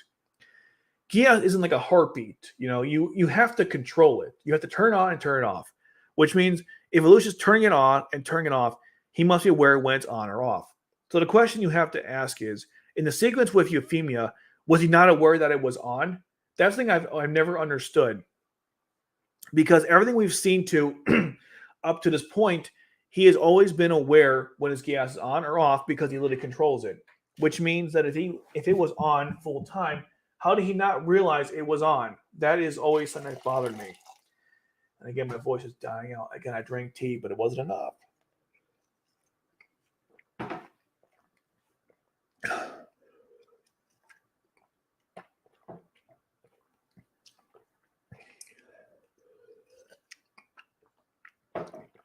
Oh, man. So the only conclusion I can come up with is that when the Geass reaches the full point, when you can no longer control it, it becomes equivalent to just having a normal eye, and therefore you don't feel it being on or off anymore. That's probably my only conclusion based on the scene. Because otherwise, why is it Lelouch wasn't aware he was on to begin with when he's always been turning it off and on deliberately? That's something I've always thought about in the sequence. It's not related to anything discussed here. I just thought I'd mention it because there are some things you could complain about the sequence, not what he's brought up. Anyways, let's continue on here. This next take is amazing. You'll love it. Feelings for his own sister shoots Euphemia, which makes Suzaku go berserk as the two were in love. You remember that lasting damage I said Mao had? This is the cherry on top of the sundae. Mao was shot by police and recovered soon after with the advances that medical technology had made, he claimed. Euphemia is shot once, is in a treatment facility surrounded by doctors, and dies. If it wasn't obvious by now that this series doesn't give a shit about any sort of consistency, here we are. What? I've already discussed this in a video if you want to watch it, which explains why Yuffie died and why Mao lived. But if you want like a TLDR version, it's basically this. Number one, Yuffie was shot in the heart and she sustained too much blood loss. She was already dead on arrival. When you see her in Suzaku's arms, it's pretty much over. Lelouch shot her in a vital organ and he killed her. The proof, so the conclusion is that pertaining medical science can't stop organ damage or vital organ damage. Number two, when Mao is shot by the police, he's not shot in a vital organ. He's shot in the arms and around the neck area. So that's why he lived. He wasn't shot to kill. This is a controversial statement, but I'm going to say anyways. The police were Geass to shoot Suzaku, and I know this is wordplay, doesn't mean much to anybody, but police, generally speaking, again, it's not always true, but generally speaking, police don't shoot to kill, they shoot to stop, and so they fired at Mao in non-lethal areas. They're not trying to kill him, they're trying to subdue him. That's why the term shoot and kill are very important. That's why Mao said you should have told the cops to kill me, not shoot me. That was a mistake Lelouch made. So I just want to bring that out. The next point about this, what was it? So vital organ, non-vital organs, he was bandaged up. There was one more thing I wanted to say besides what the police were doing. What the hell was it? He wasn't visibly dead when he fell, which is also true. There was something else I wanted to say about this that is not considered. If he was dead on arrival, vital organs. Oh, damn it. There was one other thing I had in my mind. I had like 3 things in here, and they're all gone. What was it? Vital organs. The police followed the Geass to how they understood it. When they shot Mao, they shot around him. He clearly wasn't dead. He was on the ground. I mean, he didn't look dead. Maybe he was. He could come back, theoretically, because of the...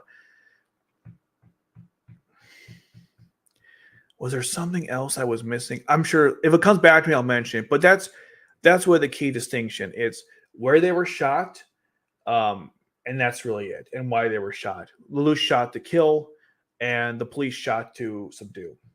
That was really the difference. Oh, that's right.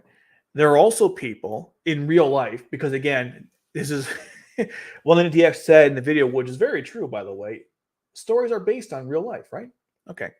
So anyways, in real life, people have been shot many times and are still alive to this day, including certain rappers and other people like that.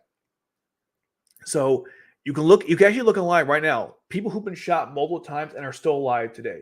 So if people nowadays can be shot multiple times and not die, yeah, it's not like impossible because they weren't shot in vital organs. That's the clear distinction the story was trying to make. Granted, they removed Mao from the film, so you can argue maybe they didn't want to go that route. I don't know. Maybe you can argue that they felt like it wasn't the best part of the story, which, yeah, it's not my favorite either. There's no doubt about that. But to ignore like all this stuff is frustrating, and I've argued with people on Reddit about it who are like, how did this? And I'm like, just watch the sequence. It makes sense. You have to watch what's happening on the screen. I literally in the video, I slowed down where Lelouch shoots Euphemia, and it's like literally in the most vital organ in her heart. She was dead on arrival. They couldn't do anything. They can't fix the heart in this time period. At least not I'm aware of. Obviously, healing wounds is different than like healing someone's heart. But okay. Don't look into it further. It's just stupid, right? All right, let's move on. Suzaku confronts Lelouch about this. Lelouch says he doesn't have the time to argue about which of the two is the bigger hypocrite. At first, I believed the series knew how dumb this fucking line was, as if it were commenting on how poorly written these two characters are within the context of their world. I have no idea what he's talking about. I'm trying to be as generous as possible. I have literally no idea what he's talking about. This line is pretty apparent. It's self-evident. He literally doesn't have time to argue with Suzaku, who's a bigger hypocrite, and then he leaves him there. That's it. He's calling Suzaku called Lelouch a hypocrite. He called him a hypocrite. That's all there is to the line. I don't know what the problem is. What he says next is complete insanity. It's lunacy. I have no idea what he's talking about. He doesn't make a clear point, because here's the thing. He's a very example of a problem that he thinks is a problem. So I'll say a thing he thinks is a problem. He's not going to justify with any valid arguments. He's not even going to say why it's a problem. It's really weird. These next several minutes, I don't know what the hell is going on. I have like all the information in front of me, like what he says word for word, and I don't know what he's talking about. Well, we'll continue on here. But then I realized that the series isn't aware at all what's going on here and what's been happening with all these lines. Okay, we're gonna go through these images again. because I think it's worth discussing this. Why these are not contrived moments. Why they're not sequences of people simply questioning things because, I don't know.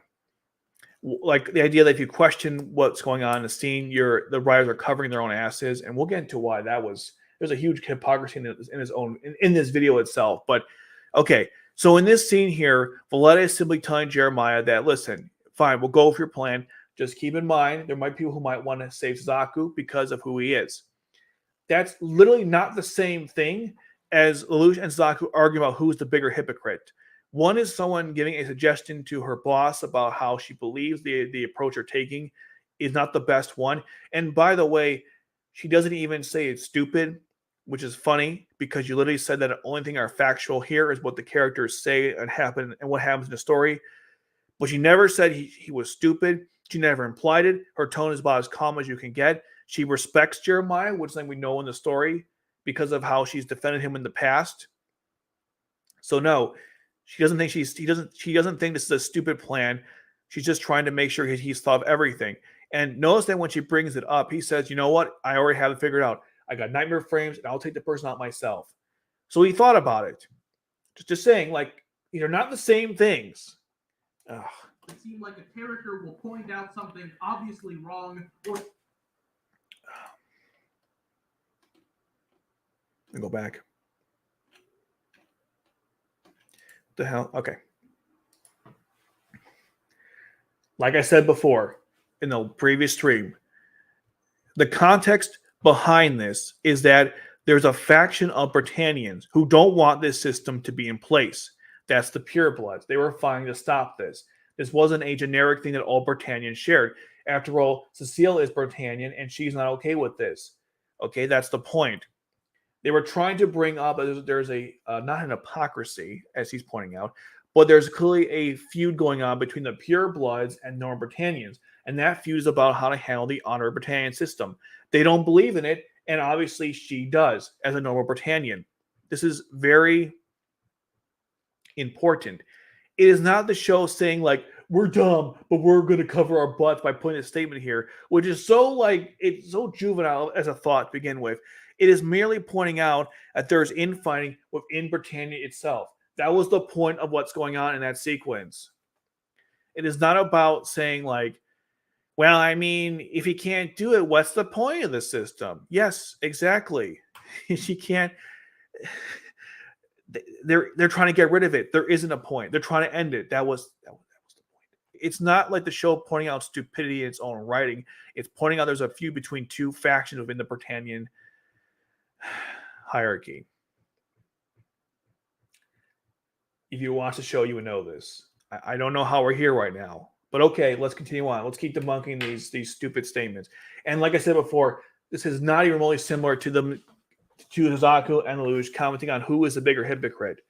These are not the same thing. You know, like that line from Breaking Bad. You know, we're not the same. Obviously wrong or stupid about the writing.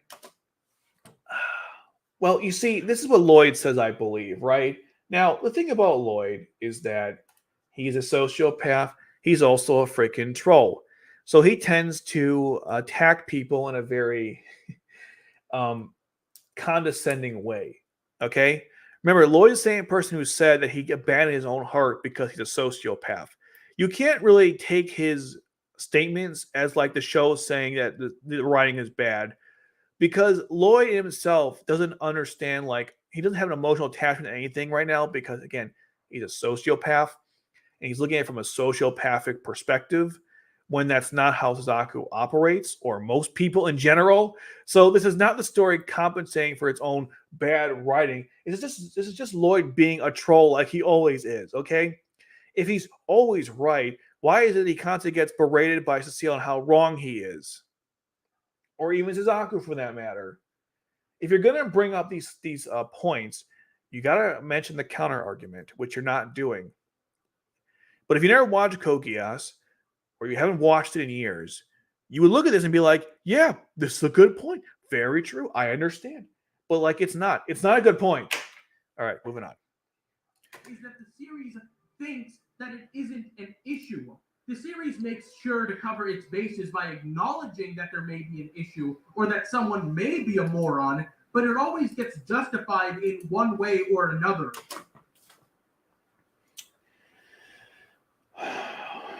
But again, like I said before, why is this an issue? You mentioned that you don't like this form of writing. Now, we'll get into some of the specifics of why I don't agree with what he's saying. But let's just let's get to like the essence of the argument here. Why is it a problem if characters point out that something happening on scene isn't smart, which again, it's not always happening here, but it does happen, that's true, or erratic or irrational, wrong, whatever, right?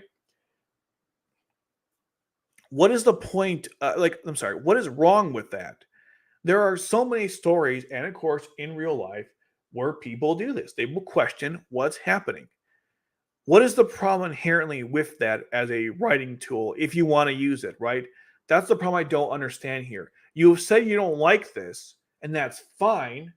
Why is it a bad thing in general? Because I know you said this video is not supposed to make me hate Code Geass, even though that's literally what you're trying to do by pointing out every single problem with it, which is not even a problem, but here we are.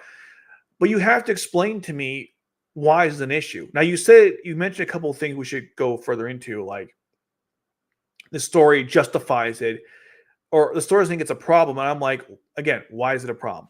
That's the first thing. Next thing is it justifies it. In what way does it justify it? The problem with justifying it's a very strange way to put it. If it gives you a reason for why things are happening on screen, and the reason I think is consistent with the character and the setting, why is that necessarily a bad thing? For example, in this particular sequence that you have pointed out, so Suzaku is holding Lelouch hostage in the landslide, and we know from the past Suzaku is willing to die for his actions. He literally, Toto told him this in a past episode. He was going to do it in stage 3. Suzaku is very suicidal. We know why, because of what Mao said. So all this makes sense why Suzaku would be doing this. Is it stupid from a rational perspective? Yes, but Suzaku is not acting rationally before he'd been through that. So the story did justify it through proper setup of Suzaku's character. Can you tell me why that's a problem?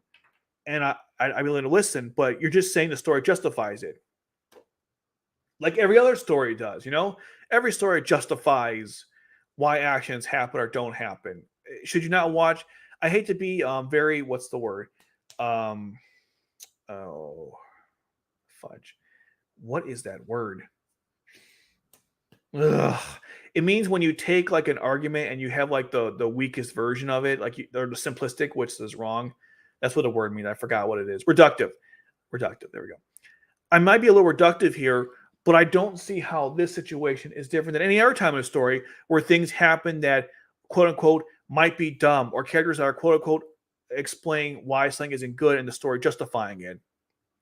Justifying, I think, is just a terrible way to put it. But a lot of stories do this, and it's not because I'm not saying because they all do it, therefore it's justified. I'm just saying that I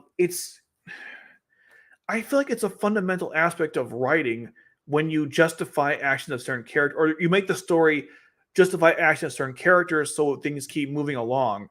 That's why it's very hard for me to comprehend what's happening here with this argument, because are you saying that the story should have been written where if a character points at something stupid, they shouldn't have justified the stupidity in your mind? So are you saying that Jeremiah shouldn't have brought out Suzaku to betray him because Velez said he shouldn't do it? Maybe. Okay. I mean, you kind of ignore Jeremiah's character, but sure, we'll go with it. Are you saying Suzaku should listen to Lelouch and not die? Again, even though he wouldn't act that. In fact, let's look at that for a moment. Is Suzaku, let's say, listen to Lelouch and say, you know what?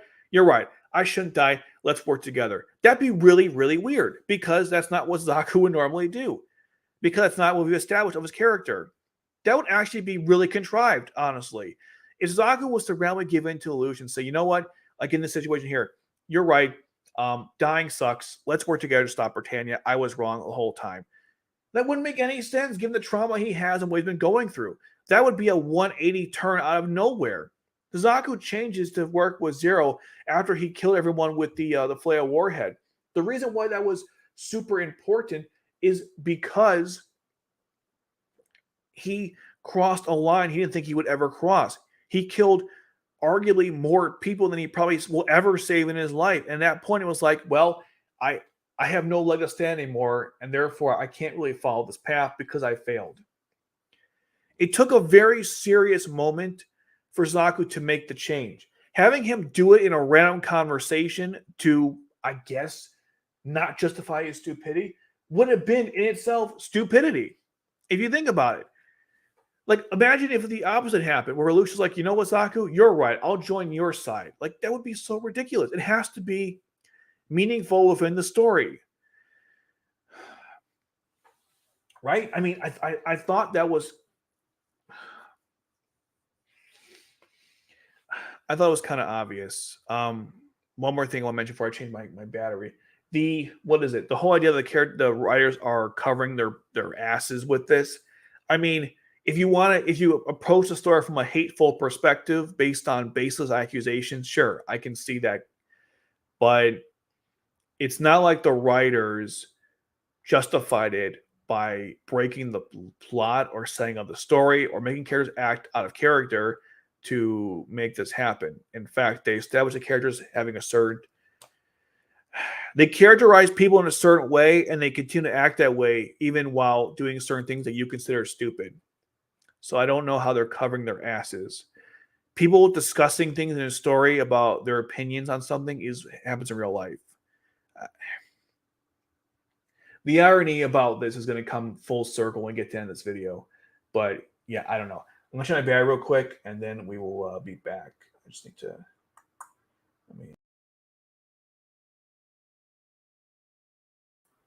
I wanted to stop the camera. Okay, there we go. And I will be... Let me just put my... Let me actually... we'll just go to here, and then I'm just going to... Where's it? And I'll play some music while I'm doing this, too. So you can hear something while I'm... where's the music?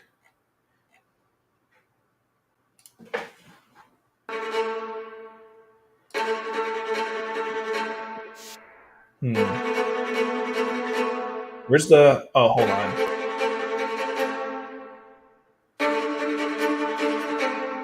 Well, something's wrong here.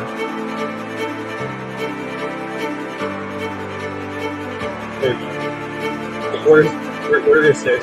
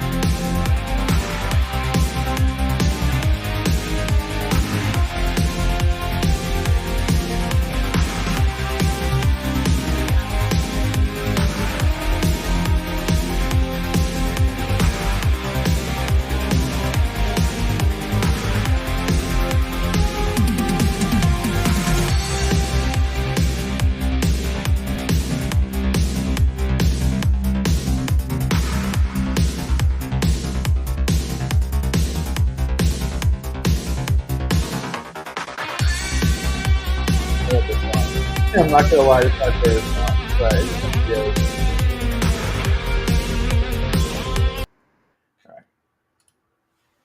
Thank you for your patience. I had to change the camera. Okay.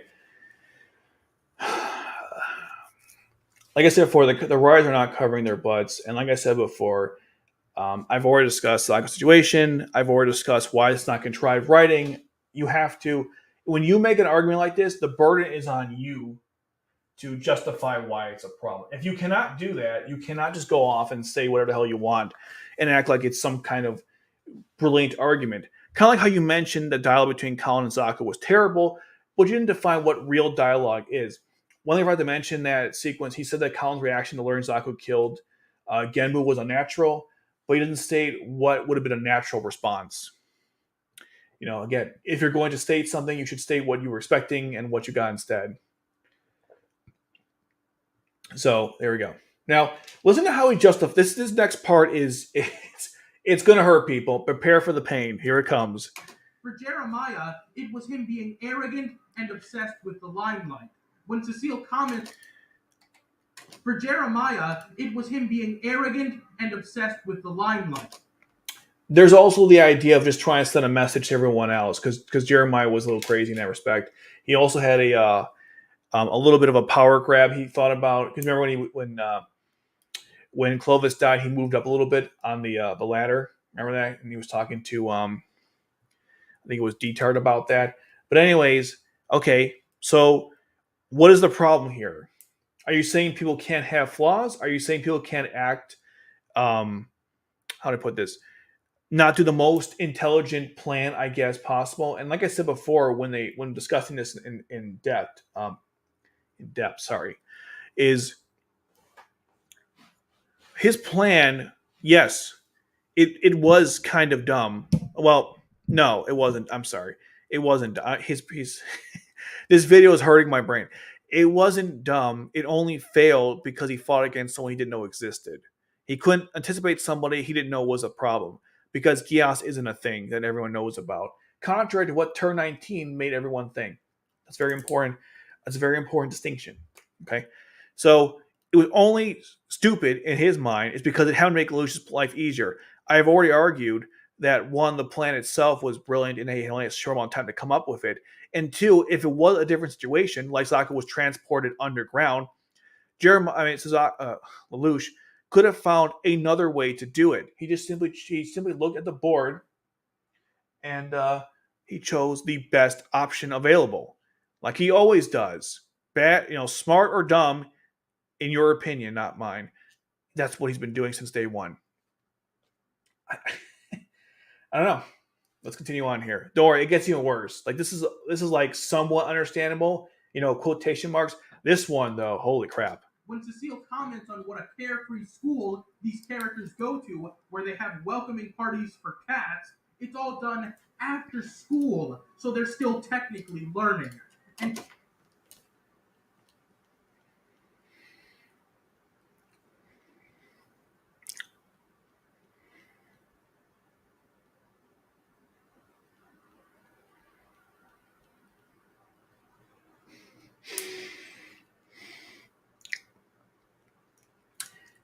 I wish you know what? Hold on. Let me play for you my opinion on this comment, okay? Let me just hold on. Let me 1 second.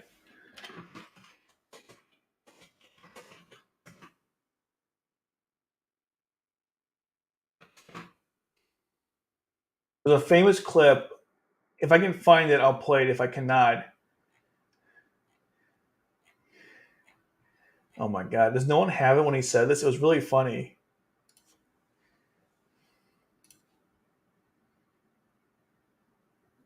If I can find it, give me a second here.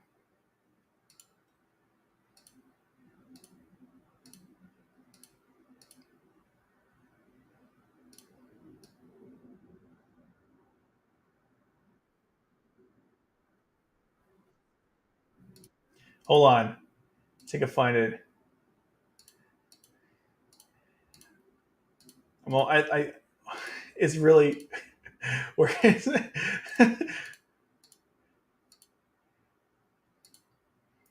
Hold on, I hope you guys aren't like losing your patience. I'm trying to. It was really funny. They're like, they asked this person, "What do you think?" And he's like, "What?"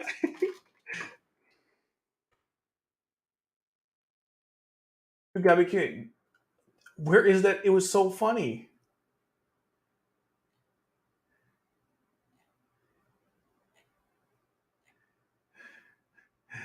Oh, okay. I can't find it. But there's a clip from Stephen A. Smith, and I understand that people don't like him. That's fine, whatever. But they basically asked him a question, and he was like, "What?" And literally, that's all I could think of when or okay, here's one. Here's a better one. I found. You can do this. Um, if you guys have never seen The Prince of Egypt, you must watch it. It is a fantastic movie. And there's a scene, Prince of Egypt, where um, Moses and Ramses like they reunite, and it's a really great sequence. It's actually one of the best in like any film. But there's a part.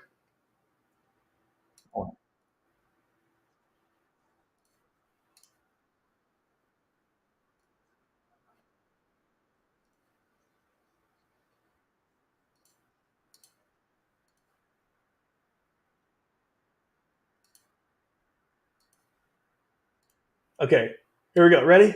This is my response to what I just heard. Okay, here we go. Ramses, this should be a meme, but it's not. Here we go. What? What? What did you just say? Okay. All right. I just wanted to play that because that's literally my. I literally don't have any like. I, this is almost. This is almost as stupid as a statement where he said they made them high school age to be in high school. This was a line he wrote up. There's no audio? Really? There was no audio? You couldn't hear that? Oh, hold on. Hold on. You couldn't hear that? One second. I want you to hear this. Very important. It's like critical. I'm just kidding. But like it is kind of important. One second. So you can't wait one second. You guys can't hear any of this? Seriously, what do you mean the audio was off? I'm perfectly in sync. Don't give me that crap. You the audio was off?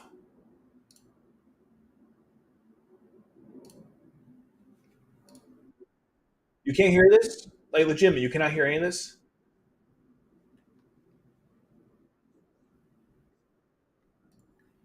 The DX is kind of low too, but I have it as loud as possible. How about now?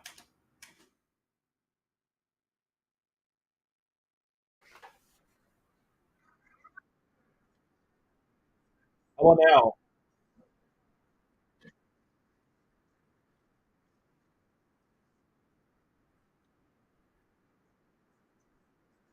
You can't hear any of this? How? I have it like one second. Um all right, let's try this then. Can you hear it now? And we'll have it known that he is our brother Moses, the Prince of Egypt. Still no? Ramesses, in my heart you are my brother. Okay, finally. Okay. But things cannot be as they were. I see no reason why not. Okay. You know I am a Hebrew, and the God of the Hebrews came to me. What? What? One more time. What? What? One last time, then we'll move on. Came to me. What? This face is literally me. What? Listening to this crap. What? Oh, Ray Fiennes. He did such a good job with this movie. What? Okay. I put the stereo on. That's why you couldn't hear it. I was trying to keep like the audio better, like to hear me over like the video. That's why I have the settings the way I do. If I change it back, you may not hear the video anymore. So I guess what I'll do then is when I'm talking, I'll have this on, and when I'm not talking, I'll turn it off, which is kind of annoying, but we'll go with it. All right, I've made some claims. Let's back them up, shall we? This is super obvious, okay? But I have to say it anyways because apparently we have Amelia Bedelia making this video. In a high school story, you generally don't see the day-to-day operation of a high school. You want to know why? Because it'd be really boring and repetitive, and nobody wants to see that. You're only going to show the fun aspects of a high school, generally speaking, or like major conflicts in the story. You're not going to show people in classroom all the time. Now, granted, Geass actually does do this, but whatever, ignore that crap. But they normally don't. You know, you're not going to see that. That's just standard high school stuff. Okay, I can't have to even say that, but here we are. Next, what is wrong with the explanation itself? It makes perfect sense. It is after school, or let's say it's like a random time during the school. How often do these events happen? A lot maybe in the show, but in the actual span of a year, probably not much, okay? Again, why do I even have to say this? This should be super, super obvious, but here we are, right? Why is it wrong with the story justifying, and I hate to use the word justifying because it's not on trial, but whatever, justifying the high school antics because they happen after school? Can you, like, is that even a bad explanation? I don't know. Okay, next point. The context is, of course, important, which is DX doesn't know what that is, at least in context to this video, or talking about Code Geass, because like I said before, if you don't put context into anything you're talking about, you can literally say whatever the hell you want, and it always ruins it. Okay, so let's go through that. What is Cecile talking about in the scene? Okay, well let's go through it. Let's go through what she actually says, because again, it's important. We need to have context of the scene. This is, by the way, I believe this is stage 6, because this is during after Chloe's death, and there's supposed to be a mourning. Okay. It's the Stolen Mask episode.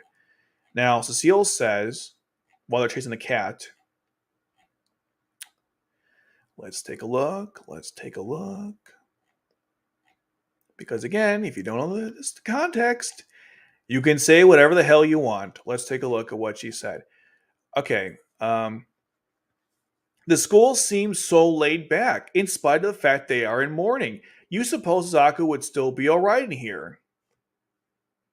So is she saying that the school itself is laid back as a concept and that bothers her? No, she's talking about how they're supposed to be in mourning, but they are in fact laid back.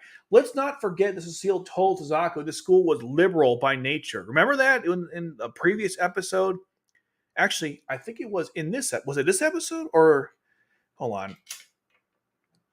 I think it was actually this episode or the next one. I forgot which. It's not here. I think it was in the next episode. He mentioned the school was actually pretty liberal because that's why they sent him there. Because they knew if they sent him to a more conservative location, I mean, given Britannian politics, he'd be kind of screwed. I think it was here. Yeah, I was a little worried, but it's supposed to be a liberal school, but it looks like you're fitting in well. So what we learned from that is that Cecile is aware the school is not exactly the most strict thing ever. Okay? Now, granted, it happens an episode later, but this is a retrospective, not an episode-by-episode breakdown video, like I've said 1,000 times already. And that context is important because it's not commenting on the school being laid back in general. It's commenting on why, in this situation, it's a little odd to her. That's it. Because why are they going after a cat when they're supposed to be in mourning? That's all it is. It's not even like... I mean, again, we're going to really strange territory. But, I mean, think about a real-life situation where, I don't know, you see something odd and you ask why it's happening. Is that you commenting on the world's bad writing and suggesting that it's like awful? Like, this is such strange, nitpicky, I wouldn't even call that, just a strange take in general, because you are... I don't even know what you're doing at this point. You see something a little odd and you're asking about it. Like, I really don't understand why this is a problem in anything. It's such a strange, odd take. Like, where are we right now? Why are we having this discussion? It doesn't make any sense. Like, So the character asks why something is a bit unusual in the story and calling out a potential oddity. It's bad writing. You got to be kidding me. This is like so stupid. That's why I had to pause for a moment when he said this, because it's just odd to me. Like, or it does. It's like it's so self-evident. That's why I'm like, what? And then you want to go further. There's another thing too. He showed two scenes. I should he showed a scene here. Where was it? First of all, there's nothing wrong with this. There's nothing wrong with the Arthur welcoming party. I think that's just so dumb. But like, again, if you haven't watched, oh, sorry about that. If you haven't watched Code Geass, you would think it was fine. I'm muted on purpose because it's kind of loud, but I want to get to the other thing. This actually, you know what's really funny? I'm gonna lower a little bit because it's kind of loud. You know what's funny about this? This actually happens in stage 7 after this episode, which means he had to watch Cecile say it's a liberal school, but then ignored that statement and to suggest that Cecile was questioning the school in general and not the specific situation that they were acting unusual. He literally had to watch this episode, ignore it, then put the two images side by side to make it seem like these are actually things that happened back to back when they weren't. And they are learning stuff. I know I'm like losing my mind here. They are learning stuff because there's literally a scene where they're in class and they're learning stuff. This is an example of like, this is like, I had an argument with someone in the past about this, but you don't have to show somebody, or I'm sorry, this is like the argument of saying that if you don't show someone eating food, they don't eat food.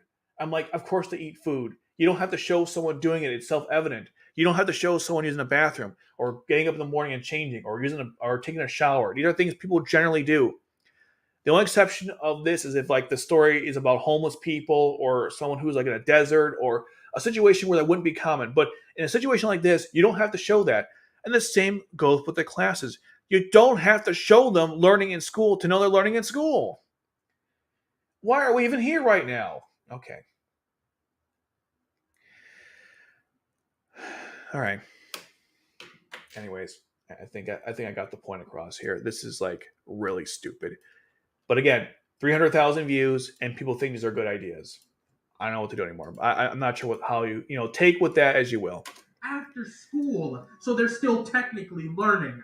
And here, hold on, let me change the audio so you can hear it better.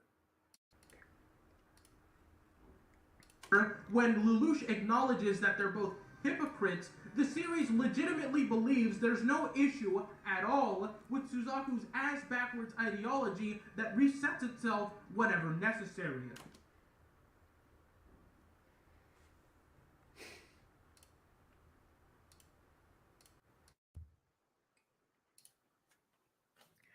Here's another thing I was thinking about when I was watching this video. Something I didn't think about much, but, here we are. When is Suzaku's ideology ever really reset? This is like a very, how do I put this? This is a very important point that he brings up a lot. And I don't really know when it ever reset, as far as I'm aware. Let me think about this. When did it reset? So in the beginning, he said he'd rather die. He'd rather die than break the rules, whatever. Even though we know what the real reason was, but we'll go with it. He tries to stop Lelouch every single time because he's committing bloodshed, and he's trying to avoid killing people in the army. I don't recall him ever saying he disagreed with those opinions. Yeah, I don't know what he's talking about. That's what I'm trying to say. Hold on. Let me go back here. The scenes he mentions. I'm literally lost here. When does he ever go like? Let's go through these scenes he mentioned because I assume he put these out here because he's trying to prove something. I don't know what he's trying to prove. Okay, so he's going to change Britannia inside out by working within them. Okay, fair enough. Here he's saying that he's in the army because he doesn't want people to die, right? He wants to end conflicts, so there's no death. Okay, fine. Here he's saying that he doesn't want people to die because they're surrendering. Okay, that's kind of consistent with the previous image. He's saying no one should die, and here he's saying nobody should die. Okay, fair enough. Cecile's saying, like, I get how you feel, but, like, you are still a soldier. Don't forget that. Here he's saying, stop killing people. Okay, we're 3 scenes now, and it's all about how people shouldn't die and how he's trying to stop the violence. I'm not seeing a reset here. Maybe I'm just having, like, a bad writing has affected my brain, but, like, I don't see any specific resets within these 3 images. Okay, I don't know. Whatever. Let's move the hell on. Switching audio so you guys can hear this. At least make the argument that Zero is a bad guy and hypocrisy should come second nature to a terrorist like him who only cares about his own goals. But this doesn't work for Suzaku. The moment of truth arrived. Okay, I gotta stop. I gotta stop again. I know. It's getting crazy. Like I said, I'm gonna go all night till this is done. I don't care.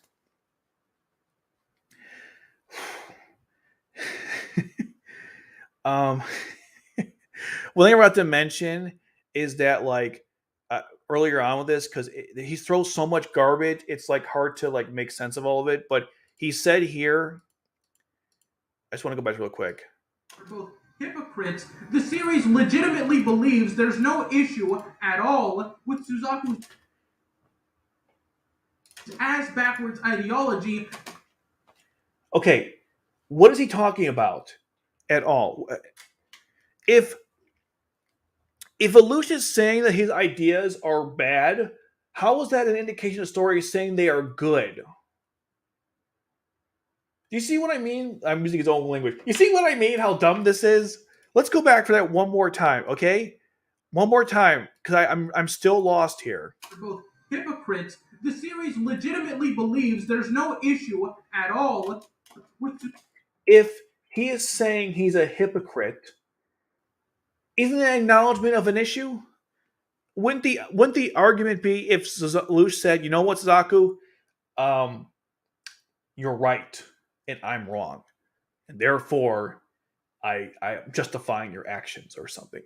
Lelouch said we both suck and then walks away, or agree to disagree. That's not an acknowledgement of right or wrong. This guy doesn't know what a for someone who argues about conversations being dumb. You don't seem to follow them too well, do you? You claim Kallen surrendered when she didn't. She literally told Suzaku, you're wrong because I had my brother. And Suzaku's like, well, damn, you got me. You know, Suzaku doesn't even respond. You know, Suzaku didn't even say anything in response to what Kallen said. He just kind of shuts the hell up. Why do you think that happened? And then in this sequence, it's like both characters said, yeah, you know what, Suzaku, you're right. I shouldn't have killed Yuffie. I fudged up. But you know what? You suck too. And then he walks away. That's not acknowledgement of anything. Like, that's not acknowledgement that both of them, that the story's saying it's okay. It's the opposite. Lucia's like, we're both bad people. It's like, because two characters acknowledge that they both are bad, it somehow means that they're good. That's like literally, I know someone say a double negative is a positive, but it's not really what's happening in the sequence. The story isn't saying they're both fine. It's saying they're both bad because they're both calling, because he's saying they're both hypocrites. The both term is kind of important, acknowledging they're both bad. And if it wasn't there, it would even be more evident that he's not acknowledging. Suzaku is like, I'm almost tempted to play like the math stuff behind me, because I can't figure out in God's name what the hell he's talking about. How is a story literally saying the character is bad, acknowledgement they're good? That is the weirdest thing. Again, he said in the beginning, I am only basing my argument on what the characters say. I don't really think that's even true. I'm what is even happening? All right. Okay. Suzaku's ass backwards ideology that resets itself whenever necessary. You can at least make the argument that Zero is a bad guy and hypocrisy should come second nature to a terrorist like him who only cares about his own goals. But this doesn't work for Suzaku. The moment of. And of course, he doesn't really explain why. So, I don't know. Okay, let's continue on with the.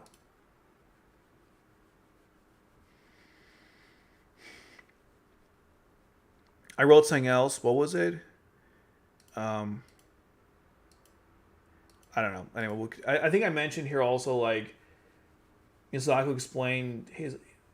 1 second. Just make sure I didn't miss anything. I wrote like a ton of notes.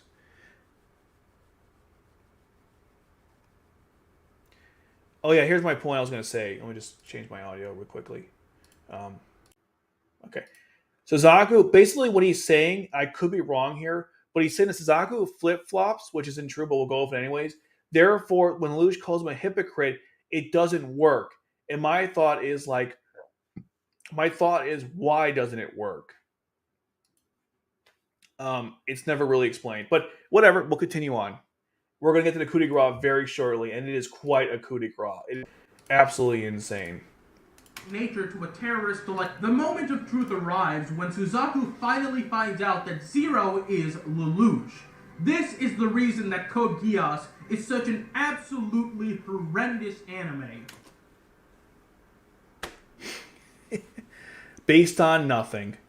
It's a gigantic point A and point B scenario. If point A is two characters being friends at a young age, and point B is an epic confrontation between these two characters years later, where there are themes of deception, how do you get from point A to point B?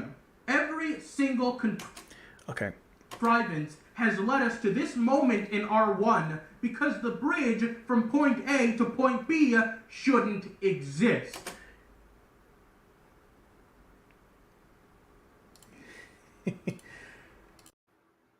We got a lot of breakdown here. Let's first of all, let's just go through this because again, point A is we need to like utterly break this shit apart. You know, it's like DX took a big dump in the toilet. We have to break it up because he didn't eat enough fiber in his diet, so the crap is just gross. Where there are themes of deception, how do you get from point A to point B? All right, here's all the contrivances. We'll go through each one. Why I don't think it's contrivance, or at least not as bad as he says it is. Okay, Suzaku pilots a nightmare frame. Is this a contrivance? The answer is no, because it's been very obvious from the stories, from the context outside the story, that nobody wants to use Britannians in this nightmare frame.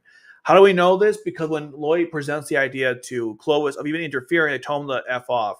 Clovis even says we can't find anybody to pilot this thing, implying nobody wants to do it. So when Suzaku is a Japanese honor Britannian, he's a perfect candidate because essentially he's a lab rat. Makes perfect sense given what they were showing in the story and what we see later on. Again, context of everything, and they explain it as the story progresses. I don't know. Thought it made sense to me. They clearly said Suzaku, they picked him because he was in the right place at the right time. I guess that doesn't happen in real life, you know? I'm sure I could tell you from my life experiences, and I haven't lived a particularly fascinating life, but I have been in the right place at the right time in many instances. I guess it was just contrived writing on God. I don't know. Like when I got my first job, my second job, getting into school. I mean, I don't know. I'm at this point now where I'm just like, what the hell is even going on here? All right, next we have Clovis. This is not a contrivance because at this point in the story, Area 11 is basically under control. Also, keep in mind that Clovis may not be a good military strategist. He was very good with the PR and able to keep people in line. The fact that there wasn't any conflict until Zero got involved is a demonstration of Clovis' ability to keep things going. That being said, if Clovis is clearly here, it means that the conflicts in Area 11 are not that serious. If they were, you'd have Cornelia here instead, which is what happens in the story. So having Clovis Station was explained in the story both literally and like you could piece it together to come up with some kind of conclusion. It's really not that complicated. I really don't know why we're still arguing this crap. Yes, was it convenient that he happened to be in charge when Lelouch was there? Sure, fine. You know, forget setting, forget reason, forget plot, whatever. In a vacuum, sure. If you wanna like do this argument, go for it. Even though this is ridiculous to me, but whatever. This is just nitpicking at this point. Yes, Kallen happens to get wet during a party where a bottle hits her. Fine, whatever, and they go to a bath where she is, taking a shower, or she goes to a bathroom, takes a shower, and then Lelouch happens to use Geass on Psycho to do the recording. Fine, whatever. It's such a nitpicking contrivance, considering it was removed from the films, and considering you could find a bunch of scenarios where it could have worked within what happened. But fine, whatever. Nitpick, sure, if you want to. Contrivance. I've already explained this crap. Moving on. This is like a bad take. I've also explained this too. Jeremiah was shown after what happened with Zero. Jeremiah was demoted to starring back in the military and basically lost his rank, and everyone didn't respect him. He was a laughingstock within the purebloods and the Britannian military. For who he is as a person, he basically was dead in his mind. His only way to get his rank back is to stop Zero.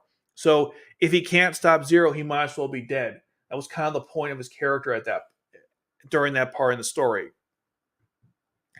They made it fairly obvious, I felt like, during the sequences. Maybe that's just me, I don't know. But I felt like that was kind of obvious why he was so determined to kill Zero in every single instant he had a chance, including in Stage 7, which you forgot about. It was good setup for this sequence here, where he again was like, I need to go kill Zero. Oh man, I'm not sure how much more, like, Jeremiah in his mind would rather die. He'd rather die fighting Zero than like live in shame, which again is a very common thing among other people. For example, I'm not sure if it's true or not, but in the Titanic film, they said at the very end, after the stock market crashed, a lot of people killed themselves, from what I understand. I'm sure it happened in real life too. Because to them, having no money, no status or anything was basically a death sentence. Without it, they're nothing. A lot of people do this. They base their livelihood off something that's not really important, and they died for it. It's really not that contrived. Especially when Jeremiah was kind of established his way early on in the story as someone who cares about rank and status and is trying to move up in it. He literally told Vlad this in the car when they're talking about the purebloods taking over. I don't know, man. This is just someone who's watched the show. I mean, I'm going point by point here. I'm not seeing it, but when you don't, everything here is in a vacuum. That's the problem with this video in a nutshell. Everything is a vacuum. You don't look at any context of the bigger scene. Just everything's a goddamn vacuum. Let's move on. Let us to the Mao's not a contrivance. One, they explained. The only contrivance with Mao, I guess, and I say I guess because it's like the whole thing with the cable car, I think we're referring to, even though I've already debunked that garbage. Mao entering the story was introduced a little earlier on than expected, or I don't know if expected is the right word, but he was introduced earlier on in the story. There's a whole sequence of events where C2 explains where he is, or why he is, I guess, where he came from, and that sort of stuff. He was injected in the story a bit artificially, I guess. But it's like, I mean, C2 is over, 700 years old? Is it really that unusual that someone might come back from her past to bite her? I think you would argue only one person doing that is kind of odd. You'd think there'd be a lot more people, especially after you read Reign of Darkness, where she was like involved with like the history of Britannia. So, or in Japan too, for that matter. The idea of someone from her past would come back to haunt her is not really that contrived, because again, she's lived a very long life. And the whole cable car crap, again, I don't even know. This moment. Go back to that. I've already explained he was not reading his mind. He simply predicted his actions. If you watch the scene again, you'll notice that there are gaps in the recording for Lelouch for Mao to speak. The gaps are for Mao to talk. He predicted how long it might take for Mao to state a point or to say something, but there are clear gaps anticipating Mao saying something. Also, Lelouch interrupts him several times when he's in the middle of a point. And everything Lelouch says is not relevant to what Mao is saying. It's off topic. Mao talks about something completely irrelevant to, like, he said, like, are you going to say something, Lelouch? And he goes, like, think, Mao, what is C2's real name? And Mao wasn't even talking about that. It wasn't relevant. If you just watch the scene and stop looking at it like, because again, when we get to the end of this video, you're going to see why he made this video in the first place. But if you just ignore that for 2 seconds and actually watch what's happening on screen, you wouldn't come to this conclusion. I'm getting very like passionate here. Maybe I'm wasting my time, but what the hell? In our what? Okay, the memory stuff. I think we'll go back to it again because he likes to, he likes to beat a dead horse, even though it's he likes to beat an alive horse while it's still alive. Uh, that's the same thing. I don't know why I said that. If a horse is alive, I don't want to say while it's alive. The problem with Valletta is not what he brought up. I already explained in the last stream, but basically, if she had lost memory due to a gunshot to the stomach, which we don't even know how she got hurt to begin with because it's very ambiguous. But if that were the case, she would have died of blood loss a long time ago. Her being alive is really the issue here, not her losing memory. You can chalk that up to head damage, trauma, all sorts of things. It's like you go online, look up how people lose their memory. It's like an entire list. It's really like, should the story have explained it outright? Yes, I would definitely agree with that. But to be like, it's a pure contrivance is nonsense. It happens in real life all the time. Anyways. In R1, because... Oh my god, not this crap again. I already went through this, didn't I? How this is his little plan to fight against Britannia and how it actually worked out. But if you don't actually watch the story, you would think it's the opposite. Okay, moving on. Because the bridge from point A to point B shouldn't exist. These characters shouldn't be fighting at all. Wrong, and as you would say, dead effing wrong. You have said this point. I don't know. I could make a compilation every time he says this. They shouldn't be fighting. There is no conflict. One side is right, one side is wrong. I have literally discussed in real life, and I've discussed in the story itself, why that isn't true. There is a conflict, obviously. I don't even know how you can go, like, say there isn't. If Suzaku Lelouch doesn't want to kill civilians. I'm sorry. Jesus, I can't even, like, it's so hard for me to, like, all right. Get it back together, as they say. Okay. Lelouch wants to kill civilians, or at least potentially harm them to achieve his goals. Suzaku doesn't want to do this. Forget about everything else. Let's just focus on this one distinction for a moment. Do you think if two people have these viewpoints, that they are not in conflict with each other? If you say yes, then you're an idiot. Using the term actually correct, in my opinion. If two characters have two different points of views on how to handle this, that would be a conflict. Yes? Okay. Let's go further with it. Suzaku believes, or as you said correctly, I would agree, point out that the only way to make real change is to work within the established system and work up the ladder, which is what he's kind of doing. He almost died twice. This is very true. But the concept, I think, can still work. Usually when you're going against an opposing system that actively hates you, you're going to face adversity. That's how that works. Look at any social movement. Okay. If Lelouch believes the goal is to wipe out the system and create your own, that's a conflict. Those are two opposing opinions. Those are two legitimate. I say legitimate in a sense I'm not justifying terrorism. I'm just saying, like, those are two, I think, valuable perspectives to an extent. But, like, this whole, like, everything is one side. The story literally went out of its way to explain why it isn't. And because you were so hyper focused on Suzaku literally dying in one sequence, you missed the whole point of what he was trying to say. I'm not sure what else to really go from that, to say from that point of view. But the characters have different opinions about how to make change from within. They both want to change the system. They just don't want to do it in the same way. That's a real life conflict we're going through all the time. Okay. I swear, you could just take this live stream, and you could just point out every single time that I say this crap over and over again. It's getting ridiculous.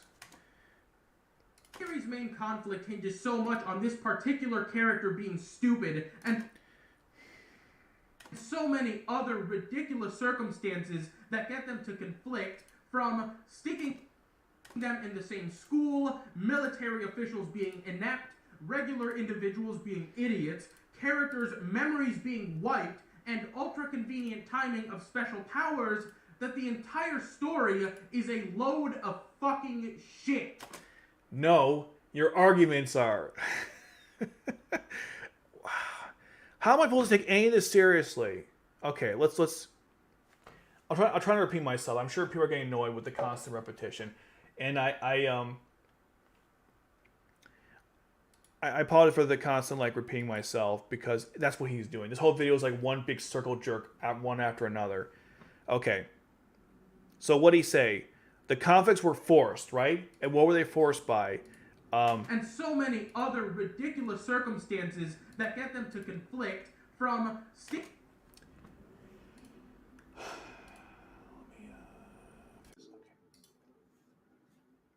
Okay, forcing them to be in high school was ridiculous. Well, considering that Yuffie said he should go there, and the fact that he goes there is because he's becoming closer to Euphemia, I don't know why that'd be a contrivance. There isn't a whole lot of conflict even within high school to begin with. There's a couple of times where they argue about if the Black Knights were right or not. There's, like I said, one funeral scene wasn't Ashford, but we'll go with it anyways. Most of the time, they're just having fun together. The whole point of the high school scene, and I don't know why this is so difficult for anyone to understand, is that they're together in there to help again establish the friendship they have, which makes the entire betrayal later on more impactful. I wouldn't call it forced when the story has a legitimate reason for them to be together, because Suzaku has never had any formal schooling, and Yuffie's like, you should be in school. Because, she is someone who would understand that sort of thing, and Suzaku doesn't. Because Suzaku's been in the military most of his life. He's only known violence and, well, pretty much war and violence, and Yuffie's like, yeah, maybe try something else. And even the Special Corps, which is the group he works with, they want him there too. So it's not really artificial in the sense that it comes out of nowhere, or like it just breaks lore of the story, or it doesn't. Here's a question I think needs to be asked. How much do you need the story to present for it not to be a contrivance? It's a legit question, because many of these complaints that he has have reasons for why they happened. They explain why in the story why they're there. For example, he was complaining that Kallen happened to join the student council when Millie used her inside information, or not inside, right, her influence, because her grandfather is in charge of the school, to get Kallen to the student council because she has an illness that was established in the show. So the question I have to ask is, why is that a contrivance when the story went out of its way to set it up and explain what happened? Wouldn't the contrivance be if Kallen just appeared in the high school with no proper setup just to have her there? Wouldn't that be a contrivance? Or is Suzaku appeared in high school and there's no explanation for why he's there at all? Or Japan, for that matter? Wouldn't that be the contrivance? Isn't the whole point it breaks all logic? It just happens it's so artificial, as you said in the story. But him, he's in Japan already. He meets with Lelouch. He meets Euphemia, and then he starts to go to high school because she wants him there. I don't know. I've seen contrivances even within Geass as a show, but at this point, I just don't know why this is a contrivance. You haven't really explained it. You need to. I think you kind of explained contrivance early on, and you didn't really apply it properly. Keeping them in the same school, military officials being inept. Jeremiah wasn't stupid for the 15,000th time. In any other circumstance, it would have been fine. Regular individuals being idiots. She wasn't being stupid. It was a last ditch effort to save Zero. I already explained this, but if you didn't look at the all right, moving on. I'm not going to repeat myself. Moving on. Okay.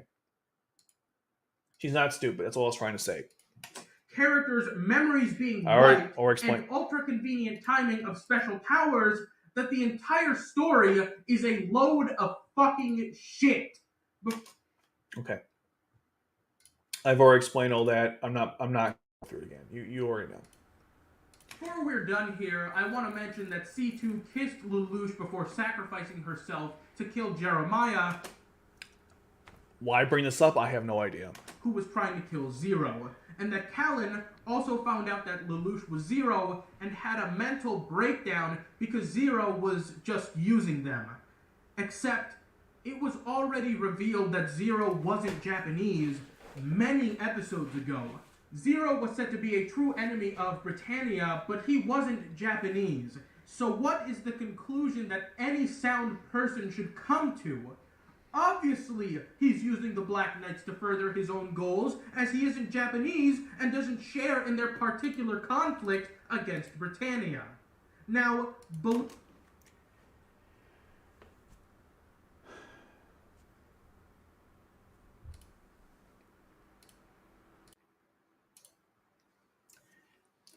I wrote in a line here. The mental gymnastics is absolutely insane.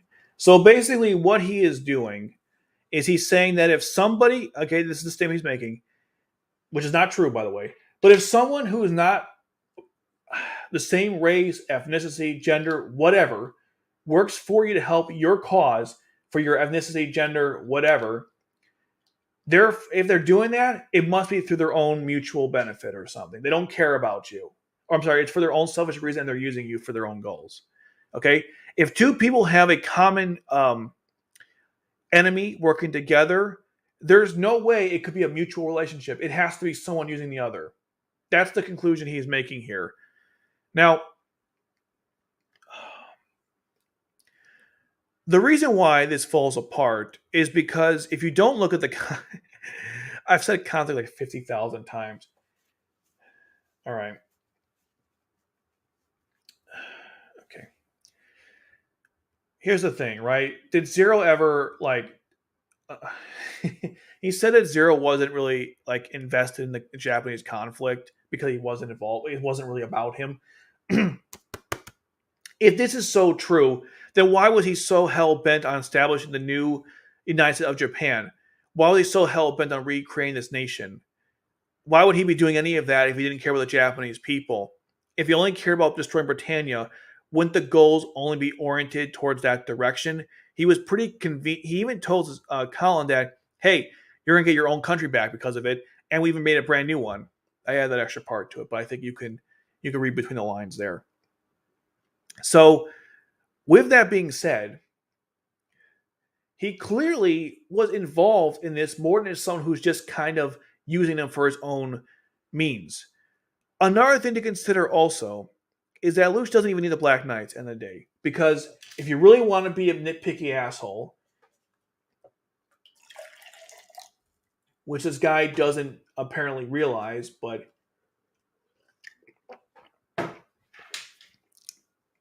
Lelouch probably could have won most of this just using Geass and not even start a rebellion to begin with. In fact, working with the Japanese terrorists was a last-minute decision. And when I say last minute, I mean my voice is like it's dying. But the point is he's formed everyone after his failure against Cornelia in Stage 7. He wanted to start an army. But he didn't have to go that route, right? That was a decision he made. And the reason why that's important is because he chose to work with these people to help them further their goals. Now, here's the thing. Was Lelouch even using them for his own goals and didn't care too much about Japan? To some extent, that's actually true. For example, he was going to give up Japan or the Black Knights for the Saz. He surrendered to Yuffie. He surrendered to Yuffie without talking to him about it. Okay? So that's why I'm frustrated with that point, because you're acting like the characters had knowledge that they didn't have. Kind of like the problem with Turn 19. And that's why we're here. Okay. The next thing to talk about is, did Zero ever do anything outwardly that would ever lead to the conclusion he didn't care about the Japanese cause? The reason why I bring this up is because in Turn 8, Todo says to Ogi, if Zero is not going to be going for our cause anymore, we are not going to work with him. Essentially, he said that, right? Now, yes, that was an arc too, and so maybe that's not fair to bring into the story, but you'll see what he does later on, so it's totally fair. Everything is fair game at this point. Which means, if Lelouch ever gave the impression he was not working with them, they would go against him immediately. That was one of the pillars or reasons, I guess, why they betrayed him in the first place. Again, the betrayal was god awful. One day I'll get to. I'll tell you guys the whole story about that. But the point I'm trying to make here is they never had the impression he was acting on his own. They had the impression he was doing some weird stuff, but they never said like, "Oh, you ever notice how Zero's like not caring about our cause anymore?" Do you ever hear that conversation? No, you do not. So now let's talk about the clips, right? Because it's kind of important that he showed. It's actually very important. So let's take a look at that because again, it's kind of vital. All right. Except it was already revealed that Zero wasn't Japanese many episodes ago. Okay. The only person, because he says, one second, where is it? Zero was said to be a true enemy of Britannia, but he wasn't Japanese. So what is the conclusion that any sound person should come to? Obviously, he's using the Black Knights to further his own goal. Okay. This conversation here is not heard by anybody else. This is very important. They don't hear what they're saying. If they did, Colin would have heard Lucia's voice and the show would have been over. Or now it would have been radically different, right? They didn't hear what they were talking about. This is a private conversation being held in front of them. They literally said they can't hear this, all right? So when Lelouch explains why he wants to defeat Britannia, it's because he wants to destroy them. He's angry, right? That sort of thing. When Taizo tells them the reason, he says he's just an enemy of Britannia and you got to work with him. He never brings up this whole like selfish attitude to destroy them. Taizo didn't care. I mean, Taizo didn't bring it up to everyone else. The only person who knows his true intentions is just Taizo and nobody else. This is very important because if you're going to say that Colin acting that way is strange, you have to consider that she didn't think he was doing that because he never said he was or indicated in any way. He was very passionate about getting Japan their homeland back. He was very passionate about establishing a new country. That's not something somebody would do if they weren't using somebody, outwardly anyways. Like, if Lelouch was trying to show off he didn't care, he was doing a very bad job of it. That's what I don't like about what he's doing with these clips. He's completely taking things out of context, which, what a surprise. The whole video will be summarized like this. There was something else I wanted to mention. I think I got to it, but let me just make sure. There was something else here.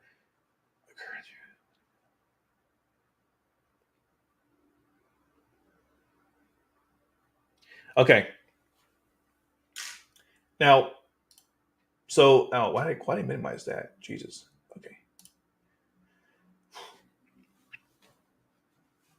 So with all that in mind, Colin coming to that conclusion is a very reasonable one because she has no reason to suggest he wasn't fighting for Japan despite him not being Japanese.